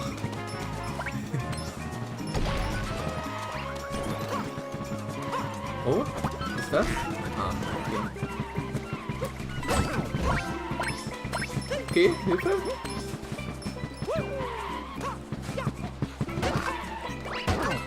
Okay, easy. Oh, Captain Toad. Nein! Sorry, Mario.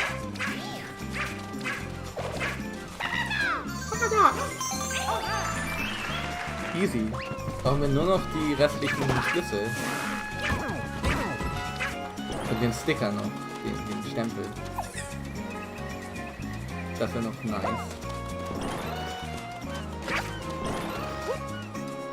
Was hast du dir zu essen geholt, Wilhelm?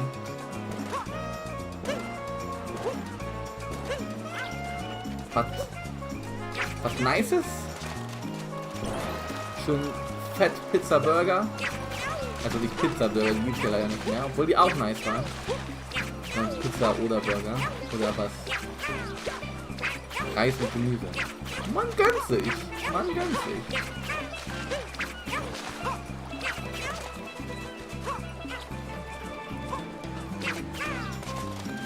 Für den kleinen Hunger. Aber for real, wo sind die anderen Münzen? Also die... Muss ich euch erledigen? Nee, hä?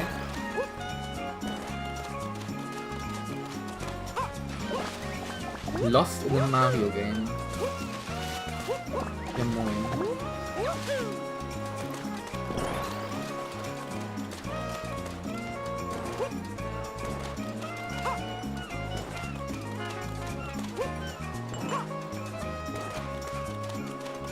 Wo denn? Müssen da noch andere... Da oben? Okay.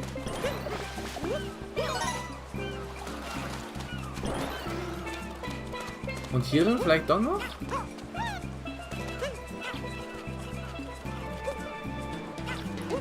Ja. Tot. Sag mir, wo das ist. Sachen. Das Ding ist, wir haben halt auch nicht mehr so viel Zeit, ne?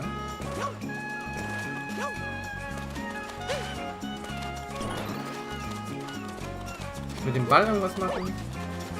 Ins Wasser werfen? What to do with the ball?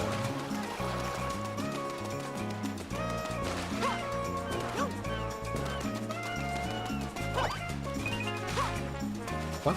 Was war? Ah, hä? Wait. Bin ich ja... Ja, wow, ich bin hier einfach nicht hochgesprungen. Ich bin dumm. Ich bin auch dumm. Wow.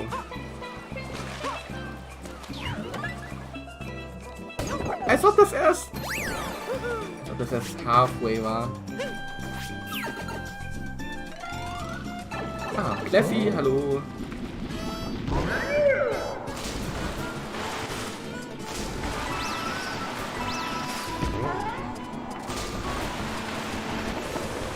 Oh ja, Südseestrand. Muss nicht mal Strand an der Südsee sein. Kann auch in Dänemark sein. Das ist mir auch recht. Hauptsache Strand.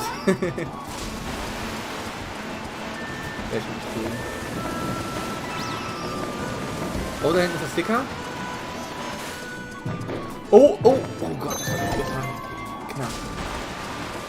64 Musik. Ja, Super Mario 64. True. Die ja, wird ja immer wieder reused.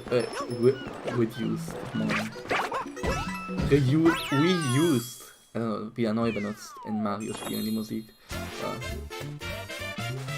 Original vom N64, da hast du recht. Nice.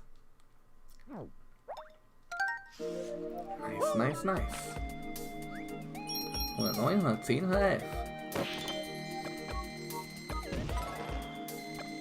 Habe ich schon den Captain Toad da gemacht? Sonst können wir ihn gleich machen.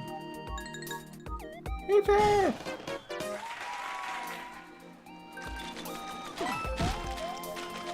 Hilfe!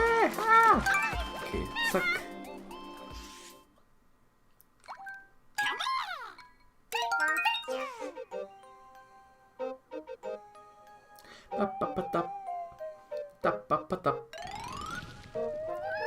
Oh Gott, das ist ein Grusellevel, Leute, um diese Zeit. Das wird ganz schön gruselig. Okay, wie kann ich... Also. Ah, okay, mit Motion Control ist das. Auf der Wii U damals wahrscheinlich dann mit... Dings. Mit Touchscreen. Ah, moin.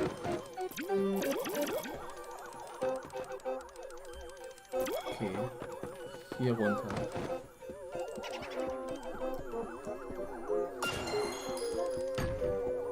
Okay, ist es schlau? Ja, ist es. Oh Gott, die Kamera.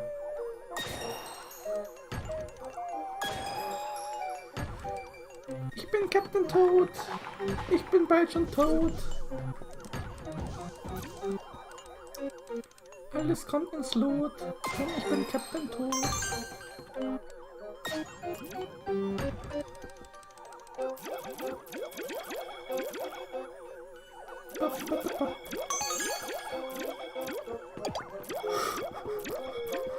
Das war close. Oh. Spooky. Very spooky, das Ganze. Ja. Ich wollte gerade fragen, Wilhelm, wie war das Wetter bei dir heute? Aber das macht ja nicht so viel Sinn, ne? Ich weiß das ja. Selber erlebt.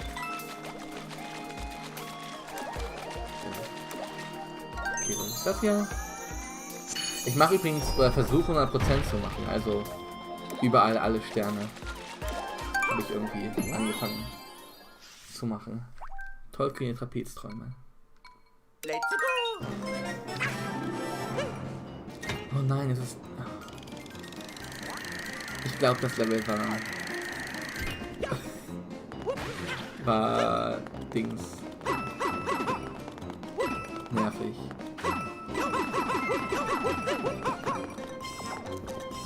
Oh yeah. Ein Tag Tage zu sehen macht schon anstrengend. Ja. Ja, kann ich verstehen. Moin. Naja. Tipp. Einfach nicht rausgehen. Einfach nicht rausgehen.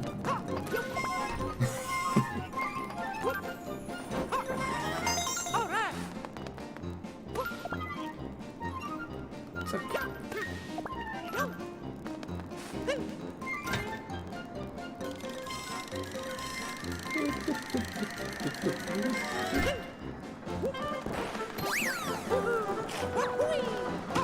Ah. Das sind die Glancers. Okay. Oh, das ist der große Pilz von Mario DS, Super Mario Bros. DS. Wie Super Mario Bros. Glaube ich.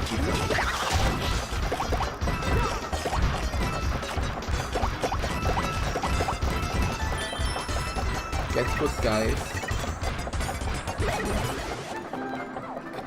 Muss ich dazu erst hoch? Ja, da ist ein Schnee. Da muss ich? I don't know. Nein? Okay, wir gehen erst durch die Röhre. Oder sterben zuerst, das ist auch okay. Gut, aber zumindest wissen wir, dass wir hier nicht unbedingt das machen müssen. Das ist auch schon mal etwas wert. Ah, okay. Das hat er sich sogar gemerkt. Hat er gesaved. Das ist nice. Die ist nice.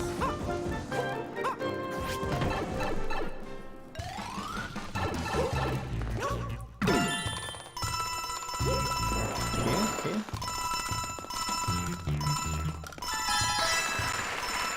It's me, Mario.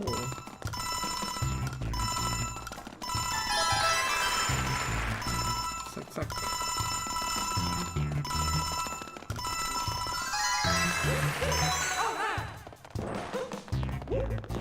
Whoop.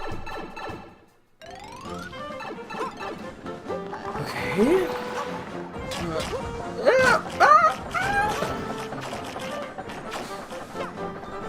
Was kann ich eigentlich? Oh. Also, habt ihr das gesehen? Krass. Oder oben war Captain Schnut.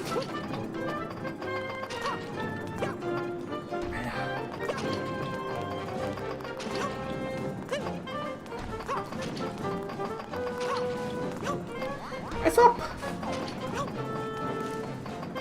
Kann doch nicht sein.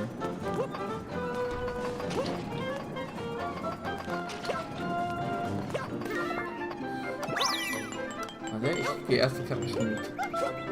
Oder nevermind. Ich gehe einfach sterben.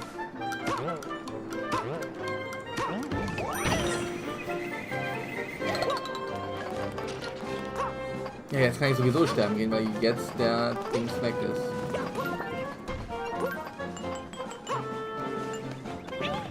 Hallo? Eine Feuerblume bitte für mich.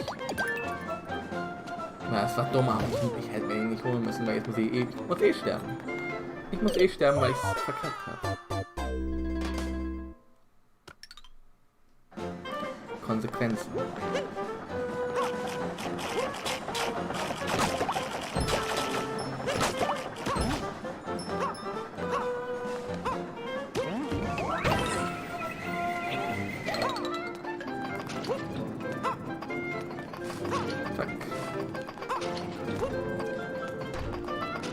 Ah, ah, ah.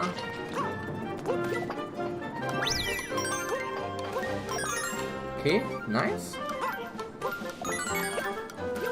Oh, oh, Nummer 8. Yes.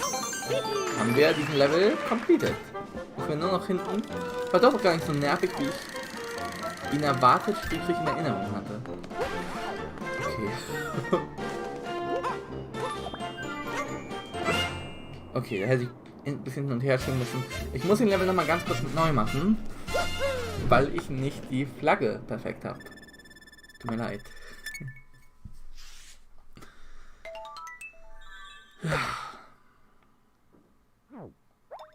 Wann hat es denn nochmal gehagelt? Was? Ich kann mich erinnern, letzte Woche Donnerstag. Also nicht letzten Donnerstag, sondern einen Donnerstag davor.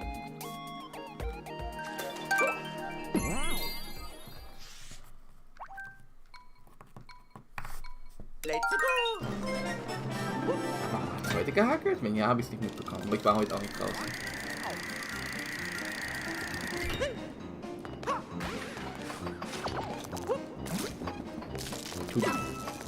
Fair.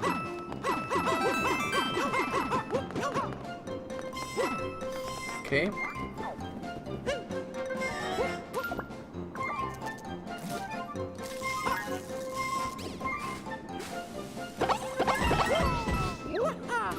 Jaha! Zack. Zack.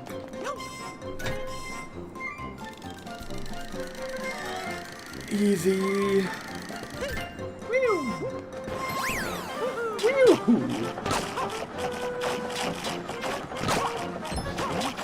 Yes, easy.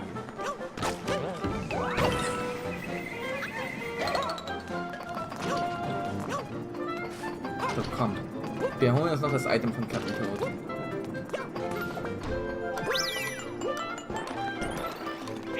Hallo. Ja, danke. Den brauche ich auch noch.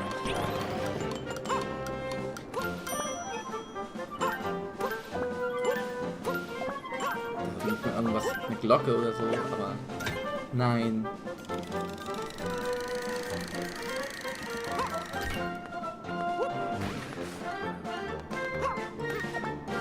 Okay, hin und her und hin und her und zack. Hä?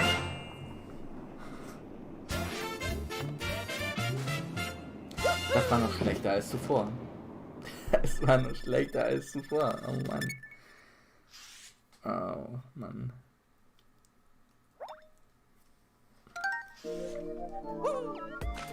Ah, I suppose, wir machen dann erstmal ein anderes Level.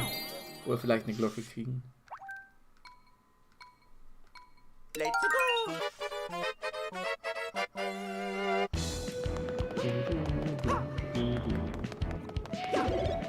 Oh nein. It's me, it's me. Thanks, I hate it. It's me. Jo, hallo? Oh, okay.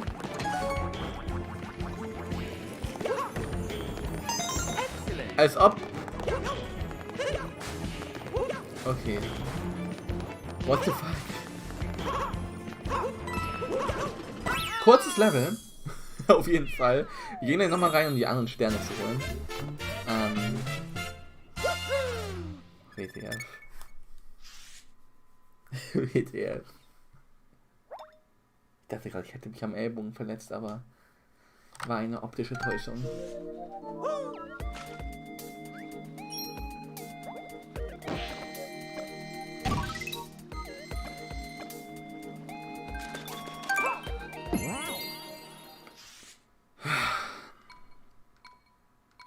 Let's go!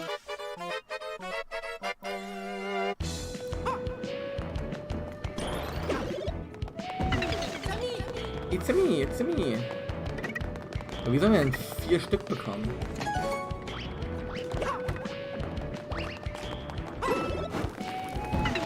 Wo sollen wir 4 Stück bekommen? Okay, okay. Jetzt 4? Epic.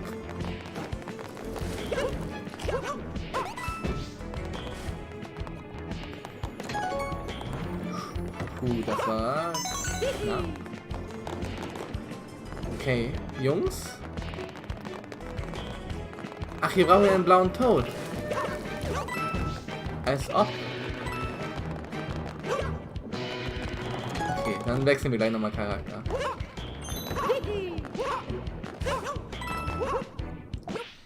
Wechseln wir gleich nochmal den Charakter. Ähnlich so wie ein Schauspieler.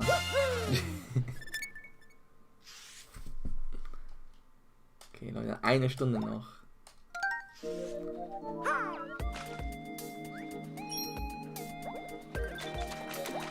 Okay. Wir brauchen jetzt Sticker. Wo ist denn das? Wo kann denn das Sticker sein? Let's go! Hey! Yeah! Ah, lol. Lol. Hä?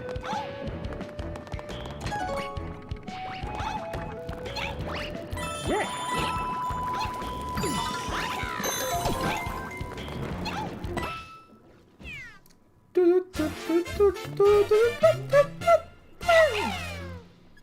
Nice.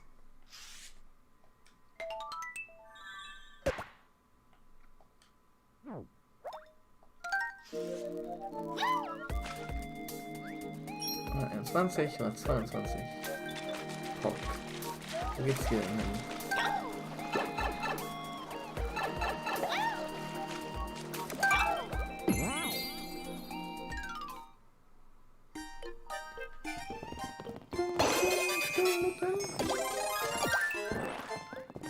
Okay. Nice. Jetzt sind wir der kleine Tanuki.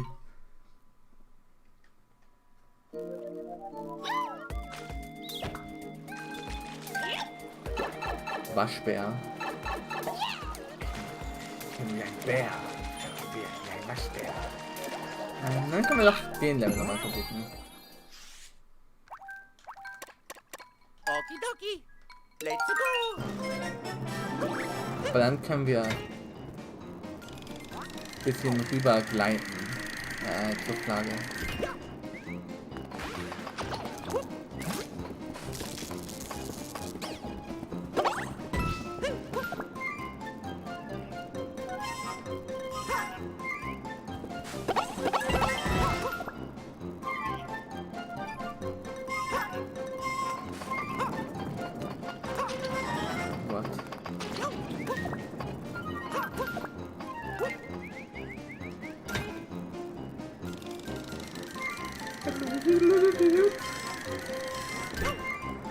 So. Hier jetzt bloß keinen dummen Fehler machen. Aber dann sollten wir gut sein.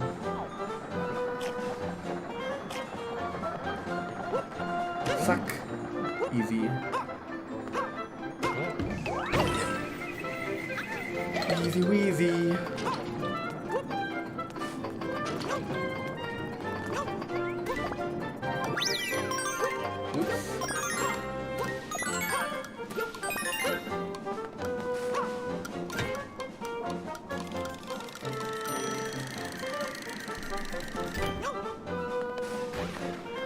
Wupp.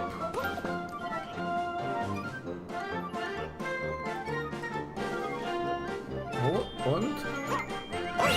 Okay, gut. Jetzt haben wir den Level auch endlich.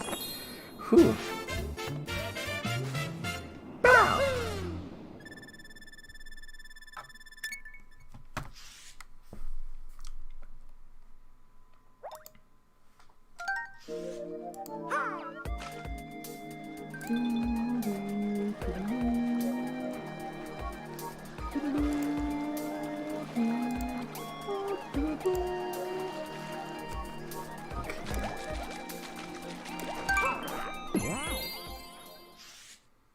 Welt 5a.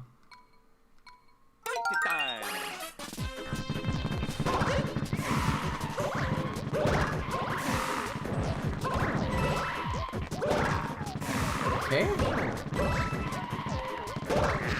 Get beat by my schwanz.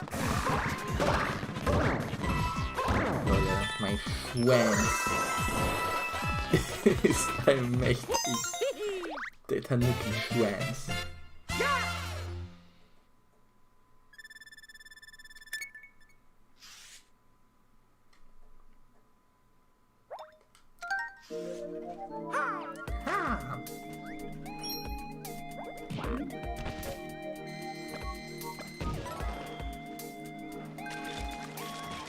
Okay. Ja, die Level. Ich glaube, das schaffen wir gut bis 2 Uhr, diese Welt durchzukriegen.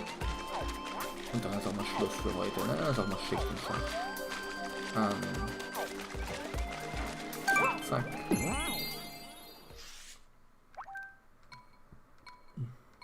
Let's go.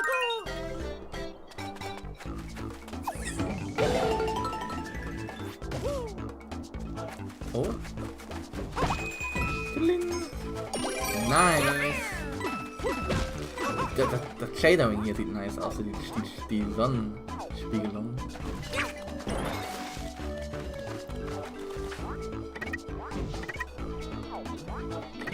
Muss ich ich hier hoch vielleicht?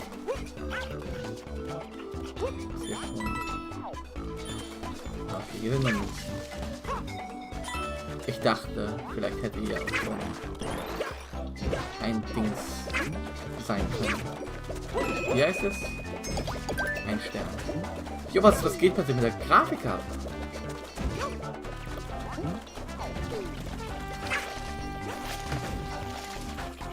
Hä? Hier zuckt doch was. Als ob hier nichts ist.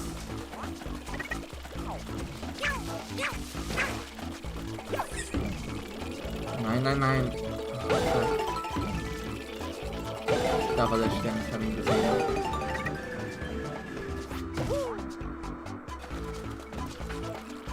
Ich falle nochmal runter.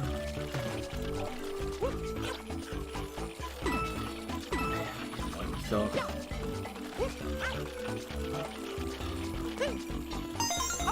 Ja, yes.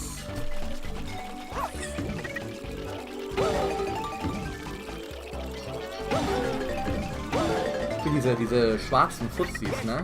Habe ich auch nichts als Hass übrig. So meine Meinung, aber die sind nur hateable. Oh. Fuck.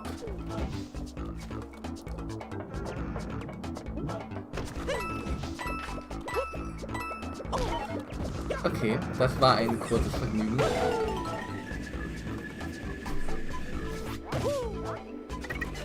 Yo, plötzlich ist es Super Mario Odyssey, Breath of the Wild.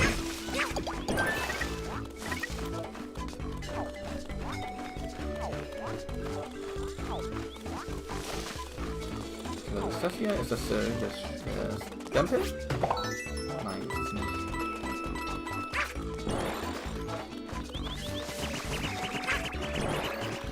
Oh, komm her, Hase. Bunny.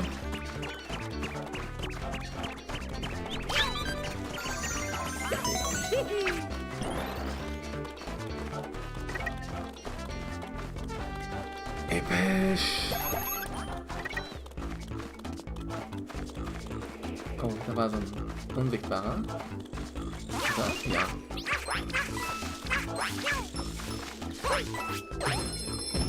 Nice.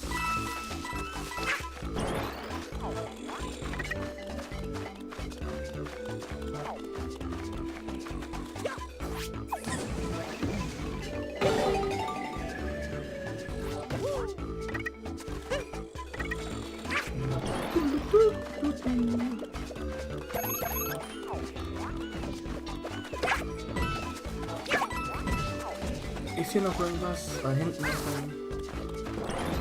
Dürfen wir auch nicht mehr zu viel Zeit.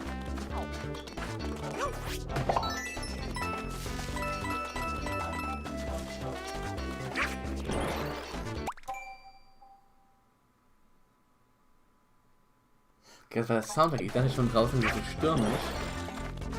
Scheinbar war es der Soundtrack hier.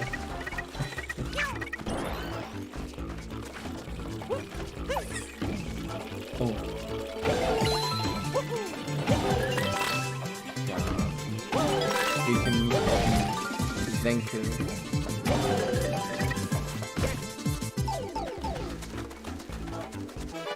Oh.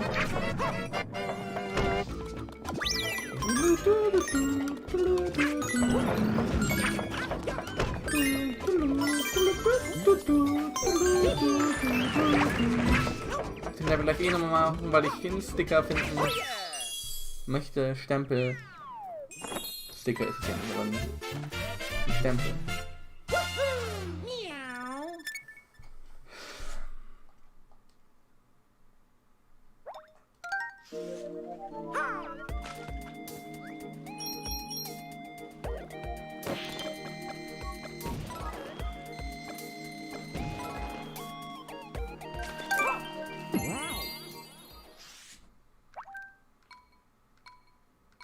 Let's go!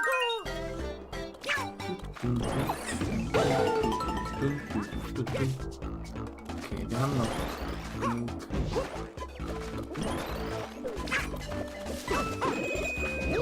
Ich hole den Stempel ja da hinten. bisschen plain ist quasi.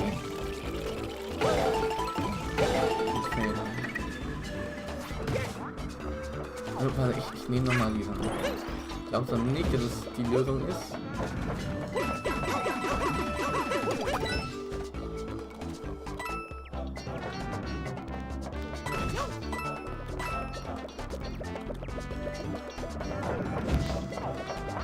Aber so kriegen wir nochmal schön viel Geld jetzt. Easy Money.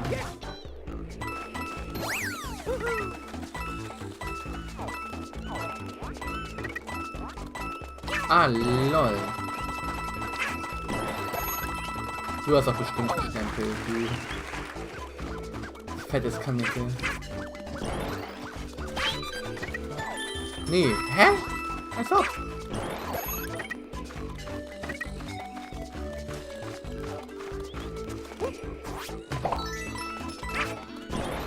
Habe ich mich hier hochschießen lassen? Habe ich mich hier hochschießen lassen? I don't. Nee, oh, hä? Lol.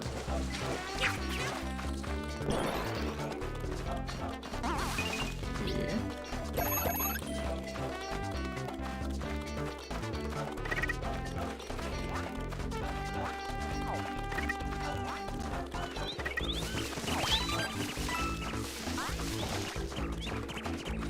Hier? Nee.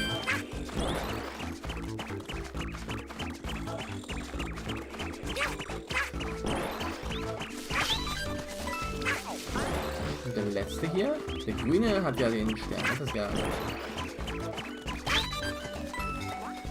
Ja, haben alle nur Münzen.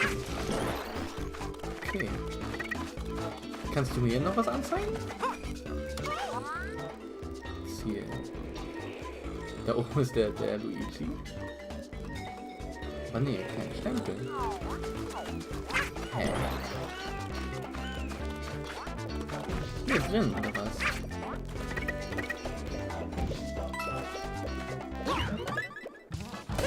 Als ob. Als ob.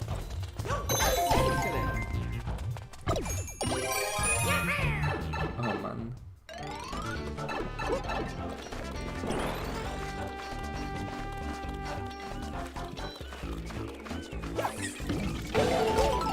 Ich bin dumm.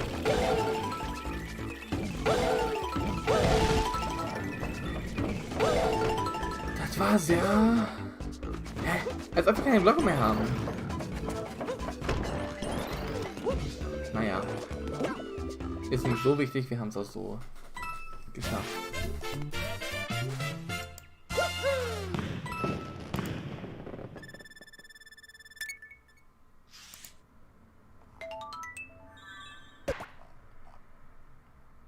Ja. Was habt ihr morgen so vor? Habt ihr morgen auch was Nices vor? Ich hab morgen gar nichts vor. Tatsächlich. Mal gucken. Vielleicht mache ich noch was, aber vielleicht auch nicht. Also ich werde irgendwas machen, ne? Aber vielleicht nichts nennenswertes. Schlafen. Die Zeitumstellung ausschlafen. Seid ihr so Leute, die seid ihr betroffen von der Zeitumstellung? Fickt das mit eurem Schlafrhythmus, um das mal ganz hart auszudrücken? Oder also zerstört das euren Schlafrhythmus? Das ist schon eins, da kann ich solche Wörter auch benutzen. Also, ja. Oder geht das komplett an euch vorbei? So eine Stunde. So what? Muss sagen, wenn tatsächlich so kommen sollte, dass Zeitumstellung quasi ja, abgeschafft wird, hätte ich gern, glaube ich, eher die Sommerzeit, also die jetzt kommt, weil es dann heller ist. Einfach, weil es länger heller ist. Jetzt ist es nicht heller, ne? So ist es nicht. Weil es dann länger heller ist. Die Zeiten, die nicht zur Arbeit ging schon. Ja, okay. Ja, kann ich verstehen. Das ist ja schon immer am Wochenende, was ja ganz fair ist. Aber ein Tag reicht da wahrscheinlich nicht aus. So ist es. Oder ist es immer am Wochenende? Ich weiß es gar nicht. Ich glaube, es ist nicht immer am Wochenende. Nein, es ist Bullshit. Es ist nicht immer am Wochenende. Ja, damals zur Schule, weiß ich auch noch. Da habe ich mich dann zur Sommerzeit immer, nee, zur Winterzeit immer gefreut, weil ich dann eine Stunde mehr hatte. Weil die Uhren dann zurückgedreht worden sind und zur Winterzeit? Nee, zur Sommerzeit.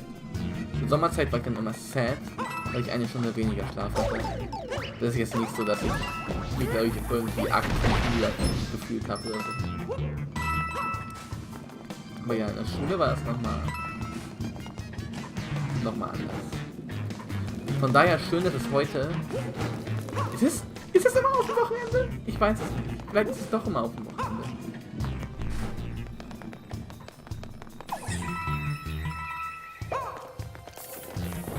Maybe, I don't know. Ich bin kein Zeitwissenschaftler.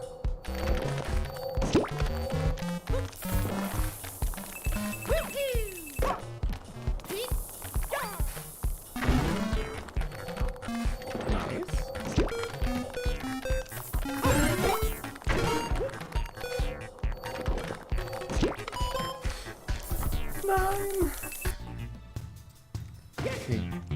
Wir haben nicht mehr so viel Zeit, aber wir machen das gleich nochmal.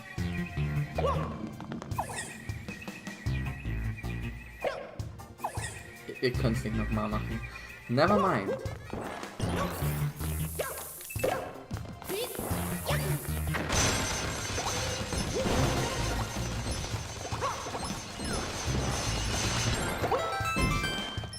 Immer am Sonntag. Okay. Okay, ja dann. Halbwegs fair, aber natürlich auch nicht genug Zeit.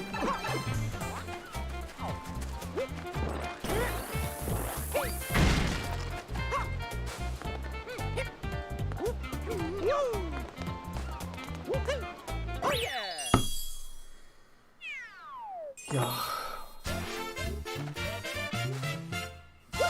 Heutzutage muss man nachher ja auch nicht mehr so drauf achten, weil sich irgendwie gefühlt alles automatisch umstellt, oder? Also mein PC stellt sich automatisch um, mein Handy stellt sich automatisch um, meine Uhr stellt sich automatisch um. Es ist ja, dadurch, dass alles connected ist und digital und alles, es ist ja da einprogrammiert. Das muss ich jetzt leider nochmal machen. Bob Oms im Keller. Let's go!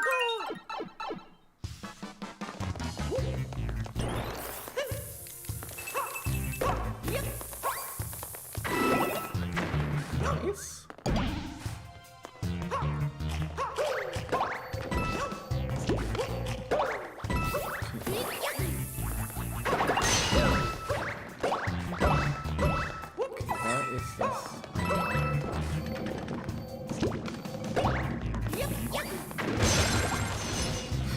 Ich bin so dumm!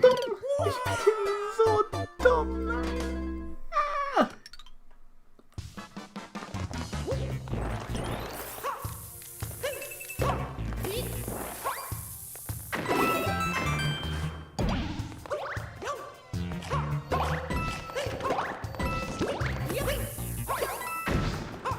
Jetzt müssen wir das ein ab eigentlich wiederholen.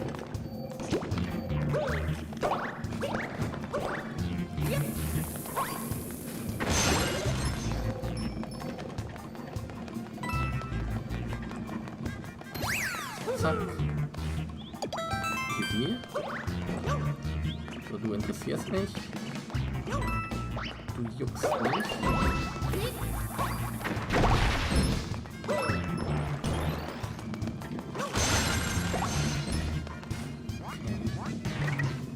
Die Frage ist, wie bekomme ich den Stempel da?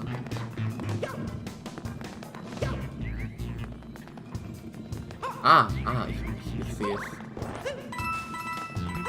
Da ist ein Pfeil, ja moin. Wie bekomme ich den wohl? Offensichtlich könnten sie es fast nicht machen.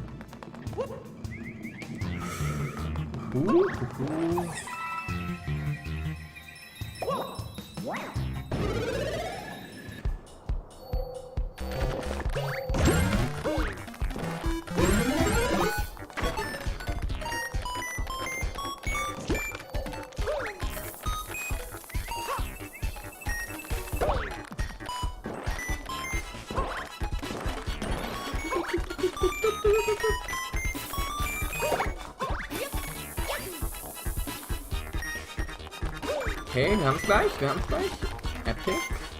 Pixel Mario. Oh. Yes.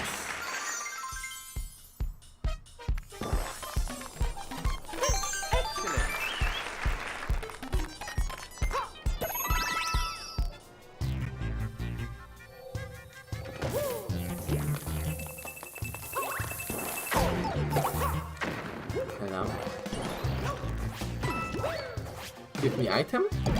Thank you.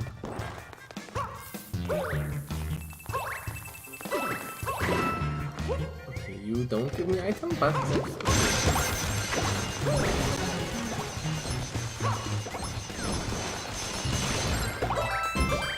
Yes, nice.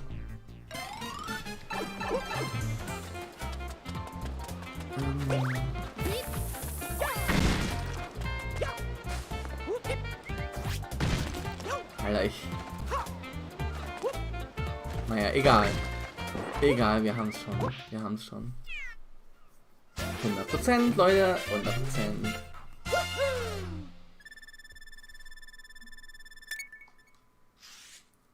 Und noch 37 Minuten. Ja, aber dann um 3 müssen wir auch wirklich ins Bett, ne? Wo geht die Röhre hin? Ah, okay, hier war ich. Hier haben wir gestartet quasi.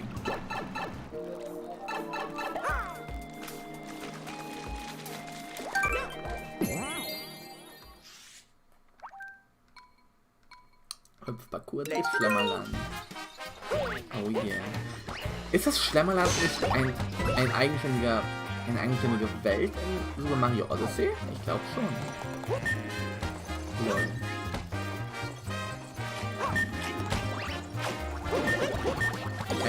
Einfach das Schlemmerland Origins.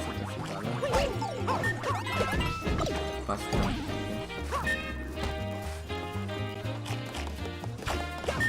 Oder war gerade Pixel Luigi und ich bin dead. Ich darf nicht springen.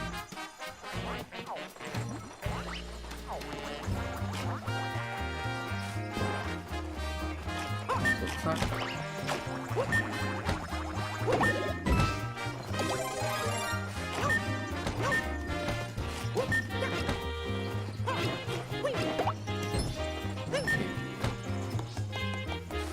Don't remember to jump.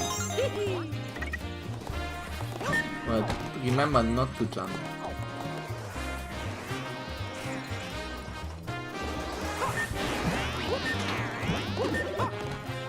Als ob wir jetzt auch noch doppelt sind. Ja, gar nicht mehr. Never mind, my team's gone.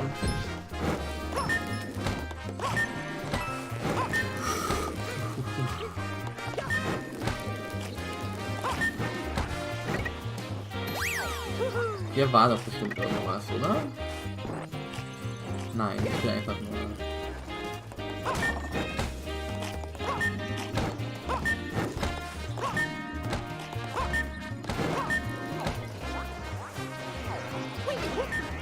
Oh, oh, oh.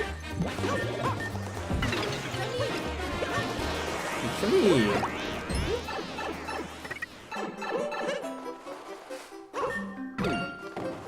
Oh, okay.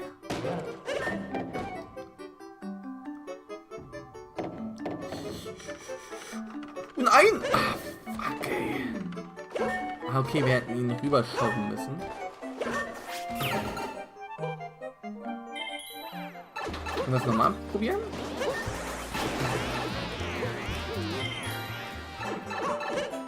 Ja, nice. Immer muss man den Level nicht komplett restarten. Das ist... something. Ja, easy. Alright.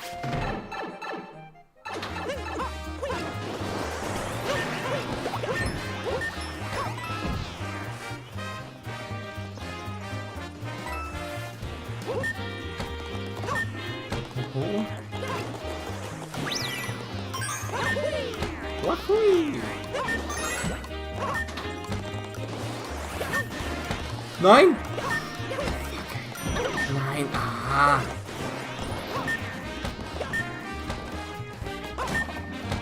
Okay, wir müssen den Level gleich nochmal machen. Das nützt nichts. Wir haben noch... Ärgerlich. Ärgerlich, ärgerlich, schmergerlich. Okay, halbe Stunde noch. 33 Minuten. 32. Lol.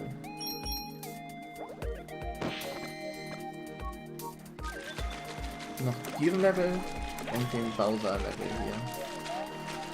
Wo gehst du hin? Lol? Ich glaube, hier war ich schon. Ja, hier war ich schon. Hier war ich definitiv schon. Auf der anderen Seite ist, glaube ich, der Goldzug. War der Goldzug, ja. Nur noch 3 Münzen. Die collecten wir nochmal.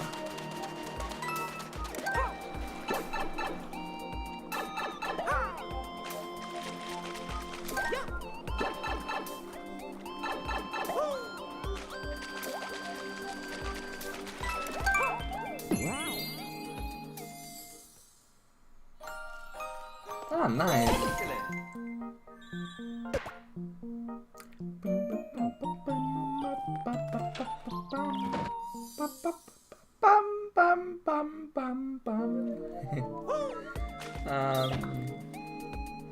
So nice.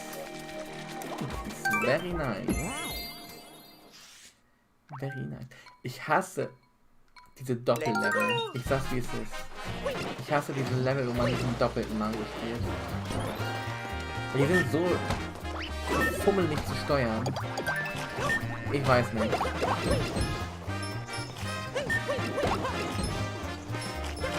Wer bei Nintendo da dachte, das ist nice, das machen wir in unser Spiel. Das wird den Leuten gefallen.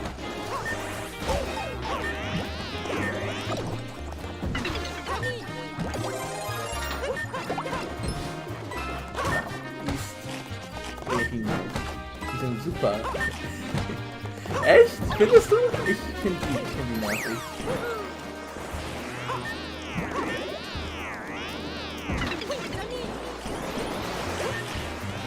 Ich kann damit nicht umgehen.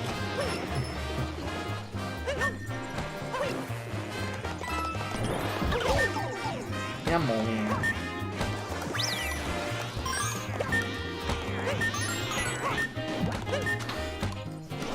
Ich kann mit diesen Kackdingern nicht umgehen. Oh Mann. Vielleicht liegt es auch eher daran, dass ich die Level mit denen immer eher schwierig finde.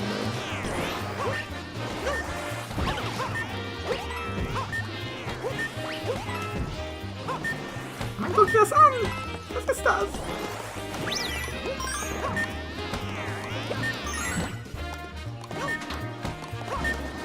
Okay.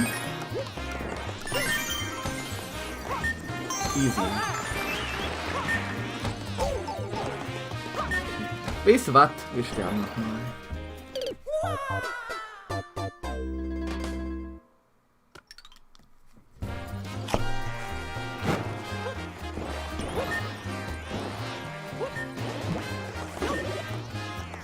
Und jetzt haben wir die Sterne und können hier ganz gediegen einfach rüberlaufen.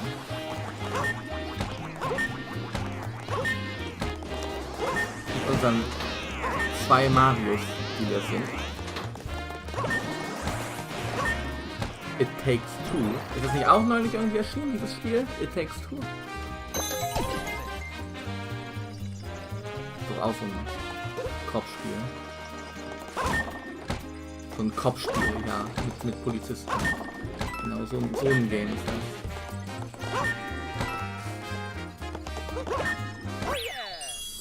Ja, nice. Oh yeah.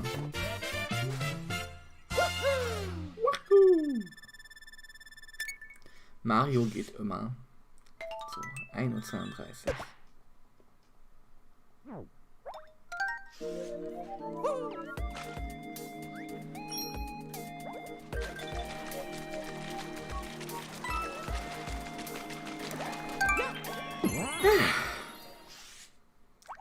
Fünf, 7. Schleichgang unter Scheinwerfern.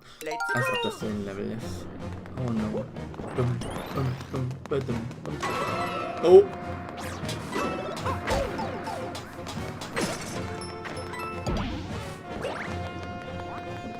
Schon mal super geklappt. Mit ohne Scheinwerfer.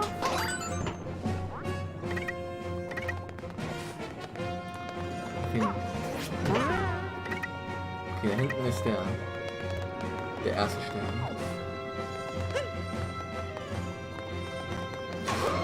Ich bin gut. Ich bin gut.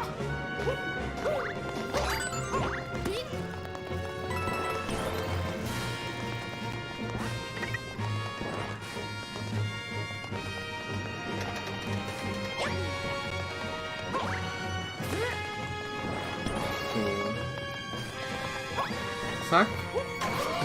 Ja, es kommt. Ist egal. Ist egal. Ja, get good. Nice. Ach du Scheiße.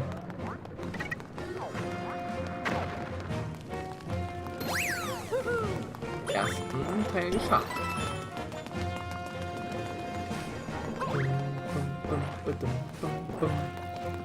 Das ist dicker. Ich hab 9.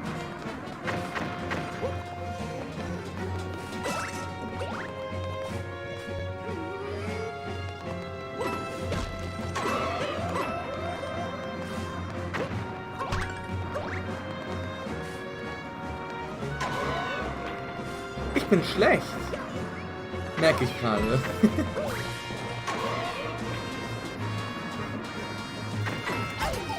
Hä? Also, okay, der Dude hat mich gekriegt. Ich weiß, was ich hier mache gerade. Dass es nicht so aussieht. Hi. Follow me, guys. Hier hin.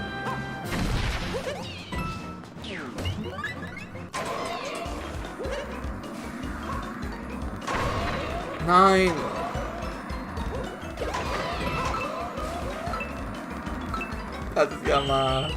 Das ist ja mal peinlich gewesen.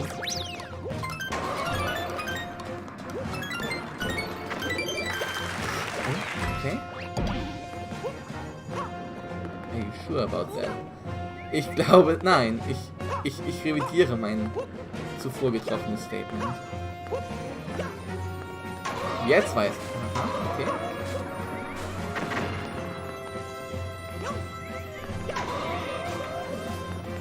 Okay, Guys, hier. Danke.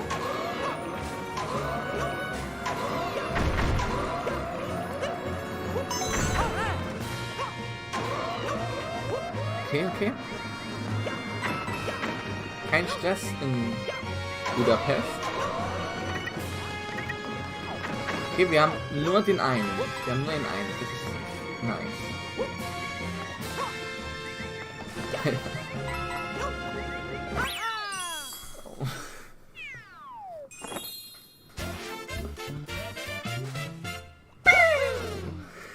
Oh, das Piece hat man gar nicht gesehen.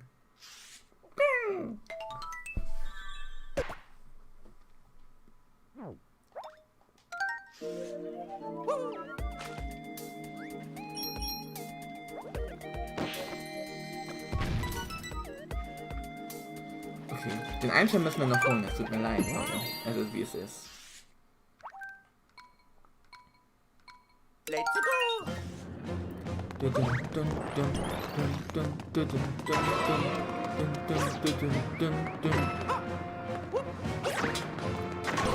Ich rushen hier durch. Speedrun, Leute. Speedrun um 3 Uhr nachts.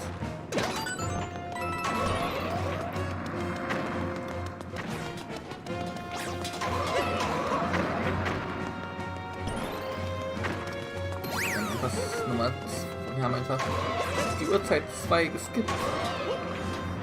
Die 2 existiert nicht.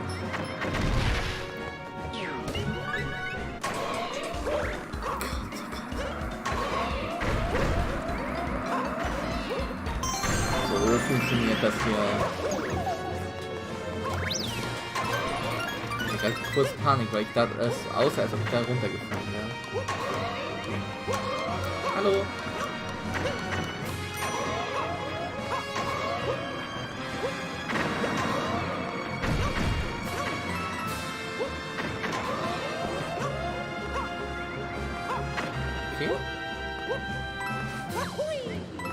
Hui. Easy. Alles easy. 20 Minuten für den letzten Teil. Ich glaube, das kriegen wir schnell ein. Machen wir noch eine kleine Talkrunde danach und dann ist in Ordnung.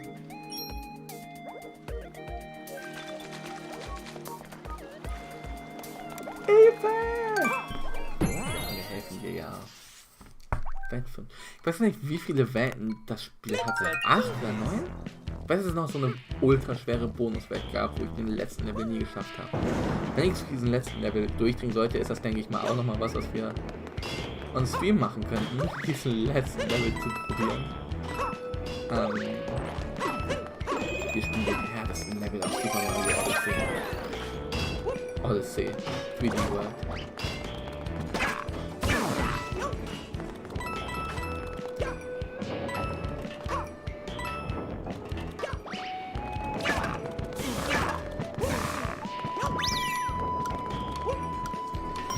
Ich habe vergessen, dass ich nicht der Tanuki bin.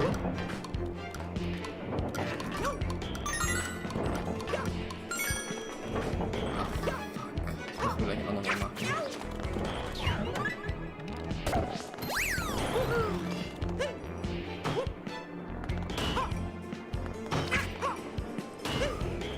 Das war close. Beinahe close.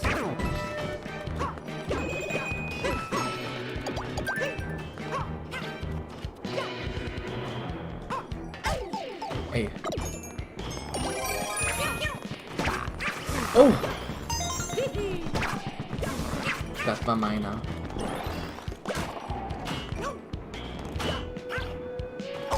Aua!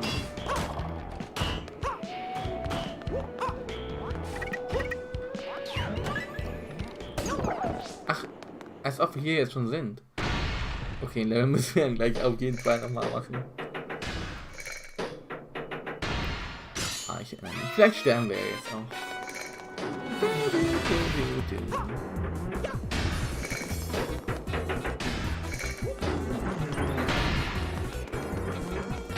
Okay.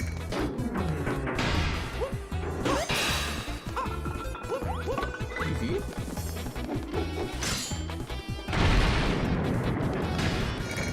Jo, übertreibt man nicht. Du machst die Stage ein bisschen kaputt.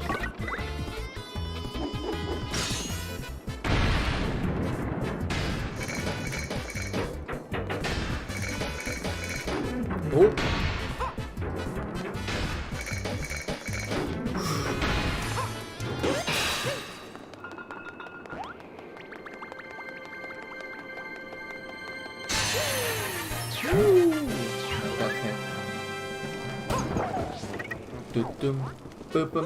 Okay, wir haben nichts gefunden in diesem Level. Da müssen wir uns nochmal... Da müssen wir uns jetzt nochmal ransetzen, Krisensitzung.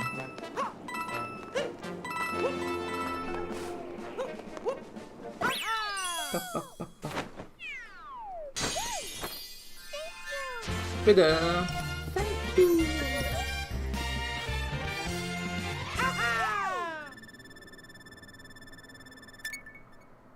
Okay, jetzt stürmt das doch ganz schön draußen. Mal wieder das Fenster zu, ne? Es ist genug gelüftet.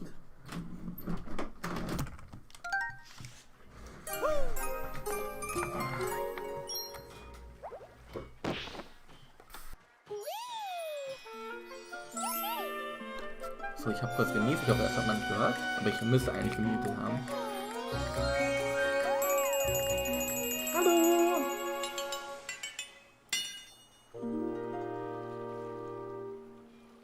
Nice, dankeschön. Jetzt müssen wir aber noch die Sterne und den Sticker irgendwie uns holen. Wir haben noch 18 Minuten. Blitze, du bist. Als ob danach einfach die Switch explodieren würde, so.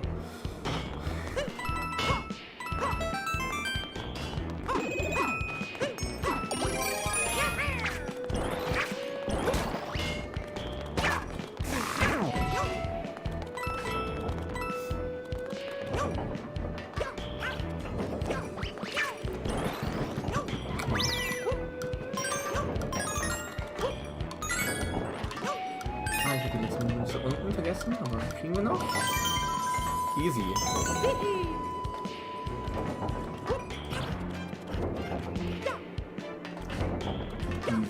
Easy, easy, easy.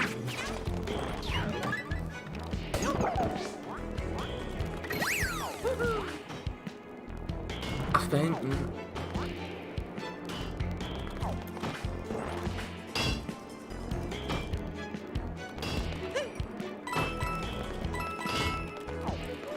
Ich möchte ungern meine Cat Power verlieren.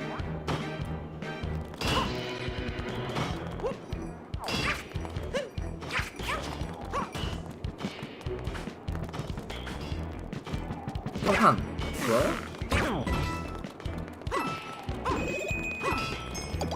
Kann man hier vielleicht hoch? Ah, da oben. Okay, da oben ist der Sticker.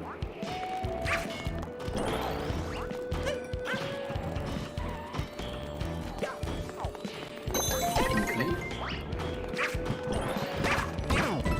100% One hier habe ich das Gefühl, ist gar nicht so schwer.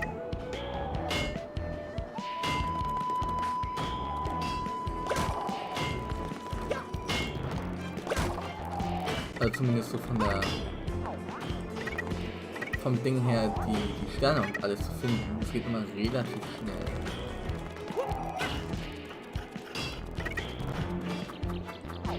Wobei, wo ist der dritte Stern? Das weiß ich. Weiß ich jetzt nicht. Okay, hoch? Ja, moin, okay. Never mind, ich bleibe bei meiner vorigen Aussage.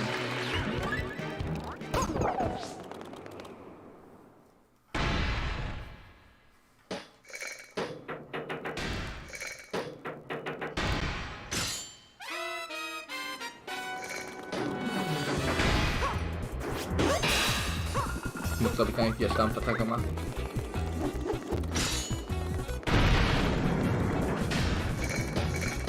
Wie kommt man auf das Wort Stampfattacke?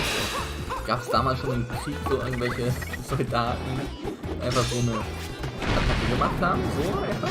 Oder wie kann ich das sagen?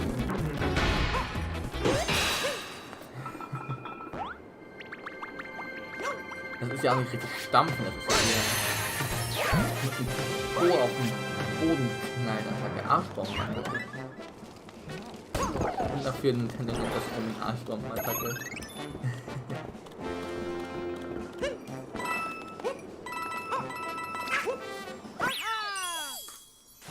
But that's just my opinion. Ja. Okay, nochmal ganz kurz gucken, was die neue Welt ist. Also, ja, welche Welt jetzt als nächstes kommt, wie die aussieht, mit dem Gesäßvoranangriff. Genau. Genau, mit dem Gesäßvoranangriff. Das ist ein guter Name. Oh, wir sind in den Wolken. Hilfe! Als ob wir jetzt in den Wolken sind hier. Ja, krass. Mit dem Gesäßvoranangriff.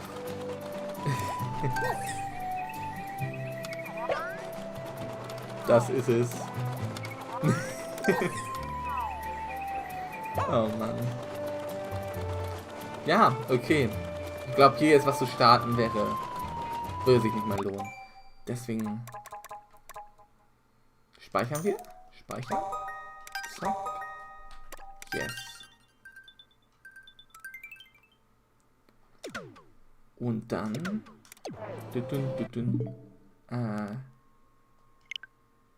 beenden wir die Software. Ihr seht schon, hier ist was für die Trash Night. Genau, dann machen wir, ich mache die Switch schon mal aus, damit wir nicht so switchen. Und, oh, da ging es gerade runter. Ja, ansonsten haben wir noch 13 Minuten. Bis zum Ende. Ja. Jo. Ich glaube, das ist der längste Stream bisher. Das ist der längste Stream, den wir gemacht haben bisher. Ich glaube, das längste bisher, was wir vorher gemacht haben, war 5 Stunden 20, oder? Ich glaube, heute könnte der längste Stream sein. Warte, gehen wir nochmal rüber. So, 4:37 war letztes Mal. Was haben wir? 5:34, okay. Da befinden wir uns jetzt gerade so. 5 Stunden 34, Weltuntergang um 3, genau. 5 Stunden 34, gibt es was Höheres? 4 Stunden, 3 Stunden, 4 Stunden, 3 Stunden, 5 Stunden 16, aber immer noch nicht höher als 5:34. 5:26, auch nicht höher.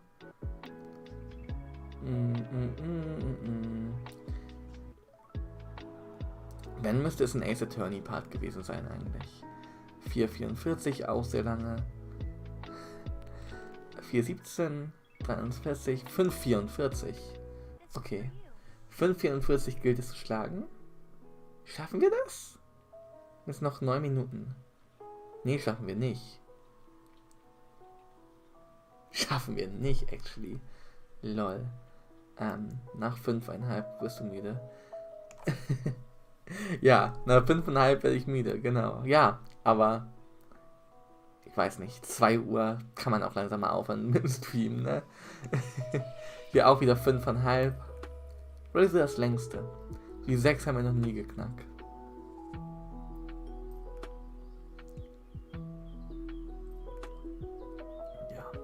Ja, okay, und hier sind die Anfangsstreams, die gingen nie mehr als 3 Stunden.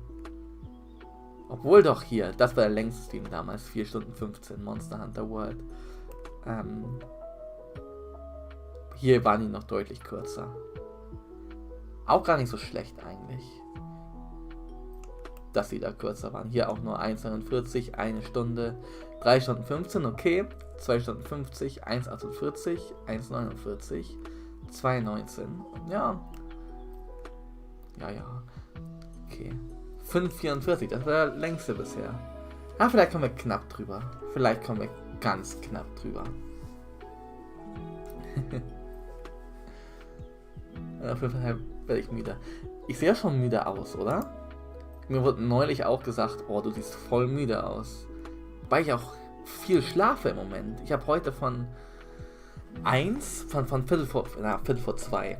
Also um diese Zeit wie jetzt gerade bin ich lag schon im Bett, aber bin ich dann schlafen gegangen und also habe ich alles ausgemacht und habe dann geschlafen. Wieso sieht man meine Stirn so krass? Was soll das? Naja, egal, ich darf so aussehen, es ist 9:02. Auf jeden Fall bin ich 1:45 gestern, habe ich Eulen zugemacht und ich bin dann heute, ich bin zwar schon vorher aufgewacht, aber ich bin erst 11:45 aufgestanden. Ich weiß nicht, ich hoffe morgen stehe ich ein bisschen früher auf, aber probably not. Ich muss meinen Schlafrhythmus halt wieder ein bisschen in den Griff kriegen, nicht sehr, aber ein bisschen, weil am 6. April geht die Uni wieder für mich los. Das ist ein bisschen mehr als eine Woche. Und da habe ich auch erst Veranstaltung um 10 so, aber ich wache halt jetzt, ich stehe halt jetzt nie vor 10:30 auf. Also, ja.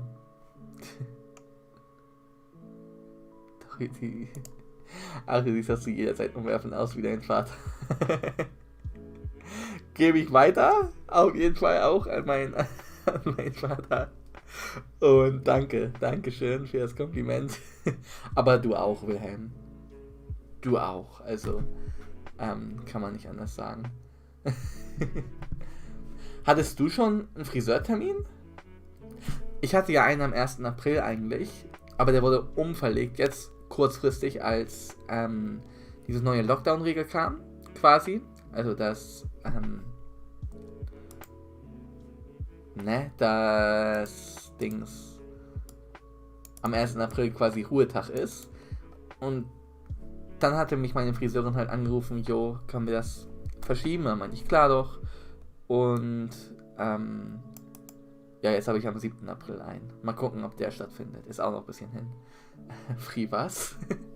Du, ich weiß auch nicht. Also, Rasenmäher habe ich gehört. Rasenmäher funktioniert immer ganz gut. Die Hippies sind zurück. Die Hippies sind back. Die Hippies mit langen Haaren sind back.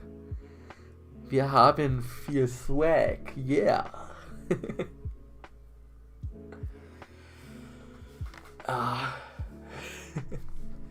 Ist aber im September beim Friseur. Ich war im November beim Friseur. Tatsächlich noch, als es noch erlaubt war, bevor das dann komplett wieder Shutdown war. Im November war ich, glaube ich, das letzte Mal. Aber auch schon mit Maske und allem. Und ist ein anderes zum Friseur gehen. Mit Maske auf, dann werden auch richtig die Haare gewaschen und so. Sonst mache ich das ja immer nur 2-mal im Jahr. Aber da werden dann auch so die Haare gewaschen. Ja. Und Maske auf. Und wenn man die hier schneiden, wo der Kopf halt ist, dann darf ich die Maske abnehmen. Man muss sie trotzdem halten, damit die davor bleibt. Und all sowas. Und ja, aber muss ja gemacht werden.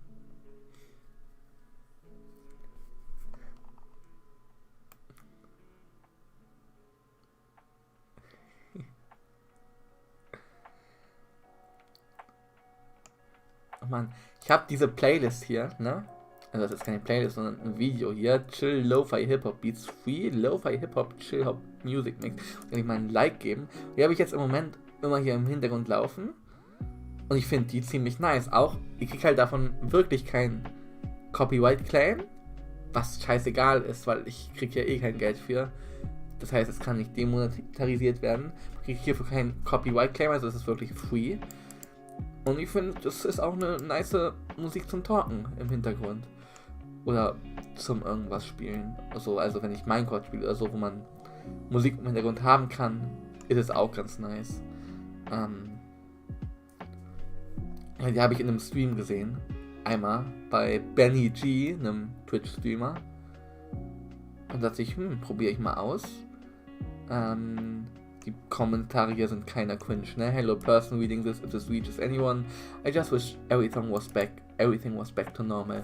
When I was happy and didn't cry and someone cared about me. I know someone is gonna respond saying life will get better, just hang in there, mate. And I know it's true. But it just don't feel like it. I just feel like giving up, but I don't wanna hurt anyone. I know this is kind of a lot to read, but thanks for reading it. I will give you my all. It's my jam. Ist das auch ein Song? Oder I will give you my all? Ist das ein Song? Oder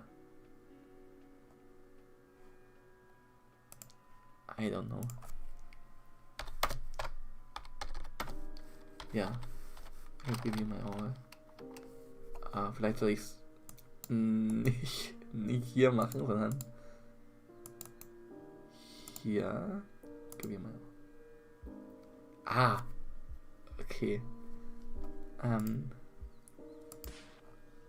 Payday. Mann.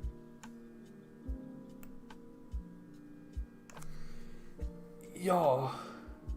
Ansonsten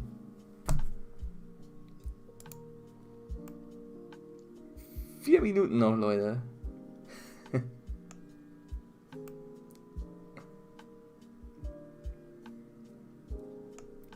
Dang. Ach ja.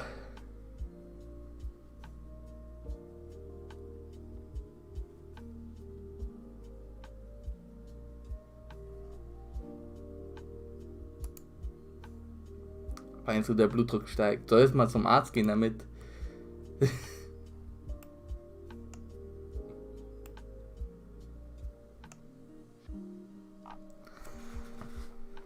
Ja.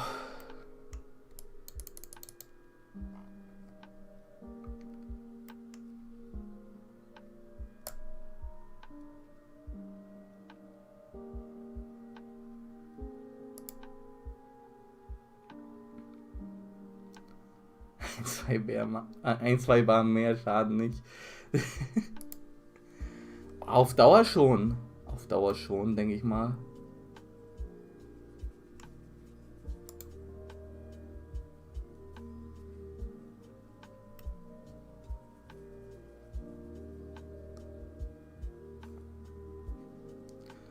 So.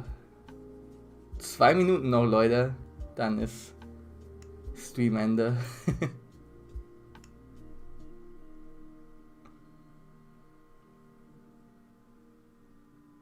Ist ja nicht jeden Tag Zeitumstellung. Ein Jahrhundertereignis. Ein Jahrhundertereignis, ja.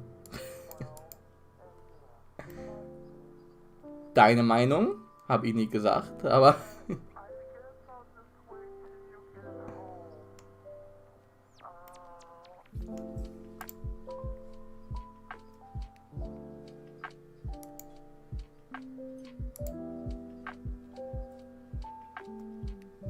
jeden 183. Tag.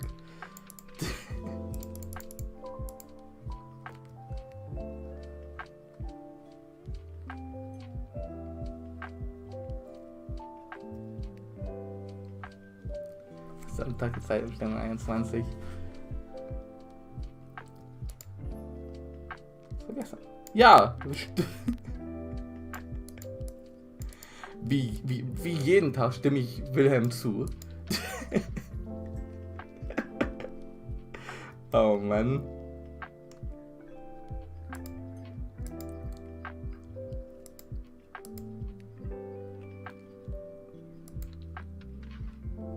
Gute Verdauung ist wichtig, deswegen ja. Geht auch heute euer Geschäft erledigen, ne? Oh Mann. So Leute, wir haben die 2 geskippt. Es ist 3 Uhr. Und ich würde sagen, das war's dann für heute. Ja, 3 Uhr. Wuhu. Erstmal Zeit für einen Krabbenburger, ne? Zeit für einen Krabbenburger. Und ja, ich bedanke mich recht herzlich fürs Zuschauen. Ich bedanke mich recht herzlich fürs dabei sein. Genau. Und wir sehen uns dann im nächsten Stream wieder, oder im nächsten Video wieder, wollte ich sagen. Es ist schon 3. Ich kann nicht mehr sprechen, bei mir ist es noch 2. Ja, dann stell um, Junge. Krosse Krabbe Pizza ist die Pizza für dich und mich. Ja. Danke fürs Zuschauen, danke fürs dabei sein, wie gesagt. Wir sehen uns im nächsten Stream wieder oder im nächsten Video. Bliblablub. Und bis dann, ne? Ciao, Düsseldorf, San Francisco, bis Danzig, bis Dennobert, bis später Peter, bis später Silje, ihr kennt das alles. Ich wünsche euch noch eine gute Nacht, macht nicht mehr zu lange, es ist schon 3 Uhr und wir sehen uns, wie gesagt, bald wieder. Dankeschön, Dankeschön, Dankeschön und bis zum nächsten Mal. Ciao, ciao Leute!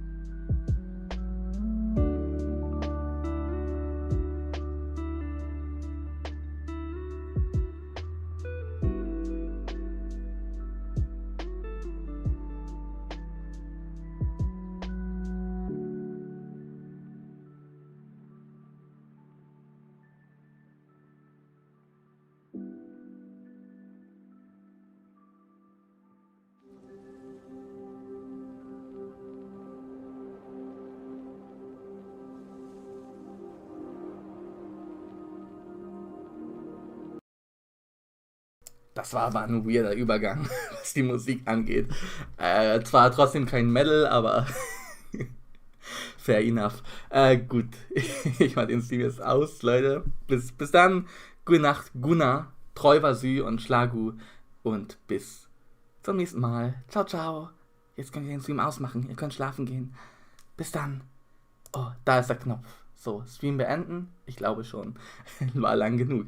Gut, gute Nacht und ja, bis später. Ciao, ciao.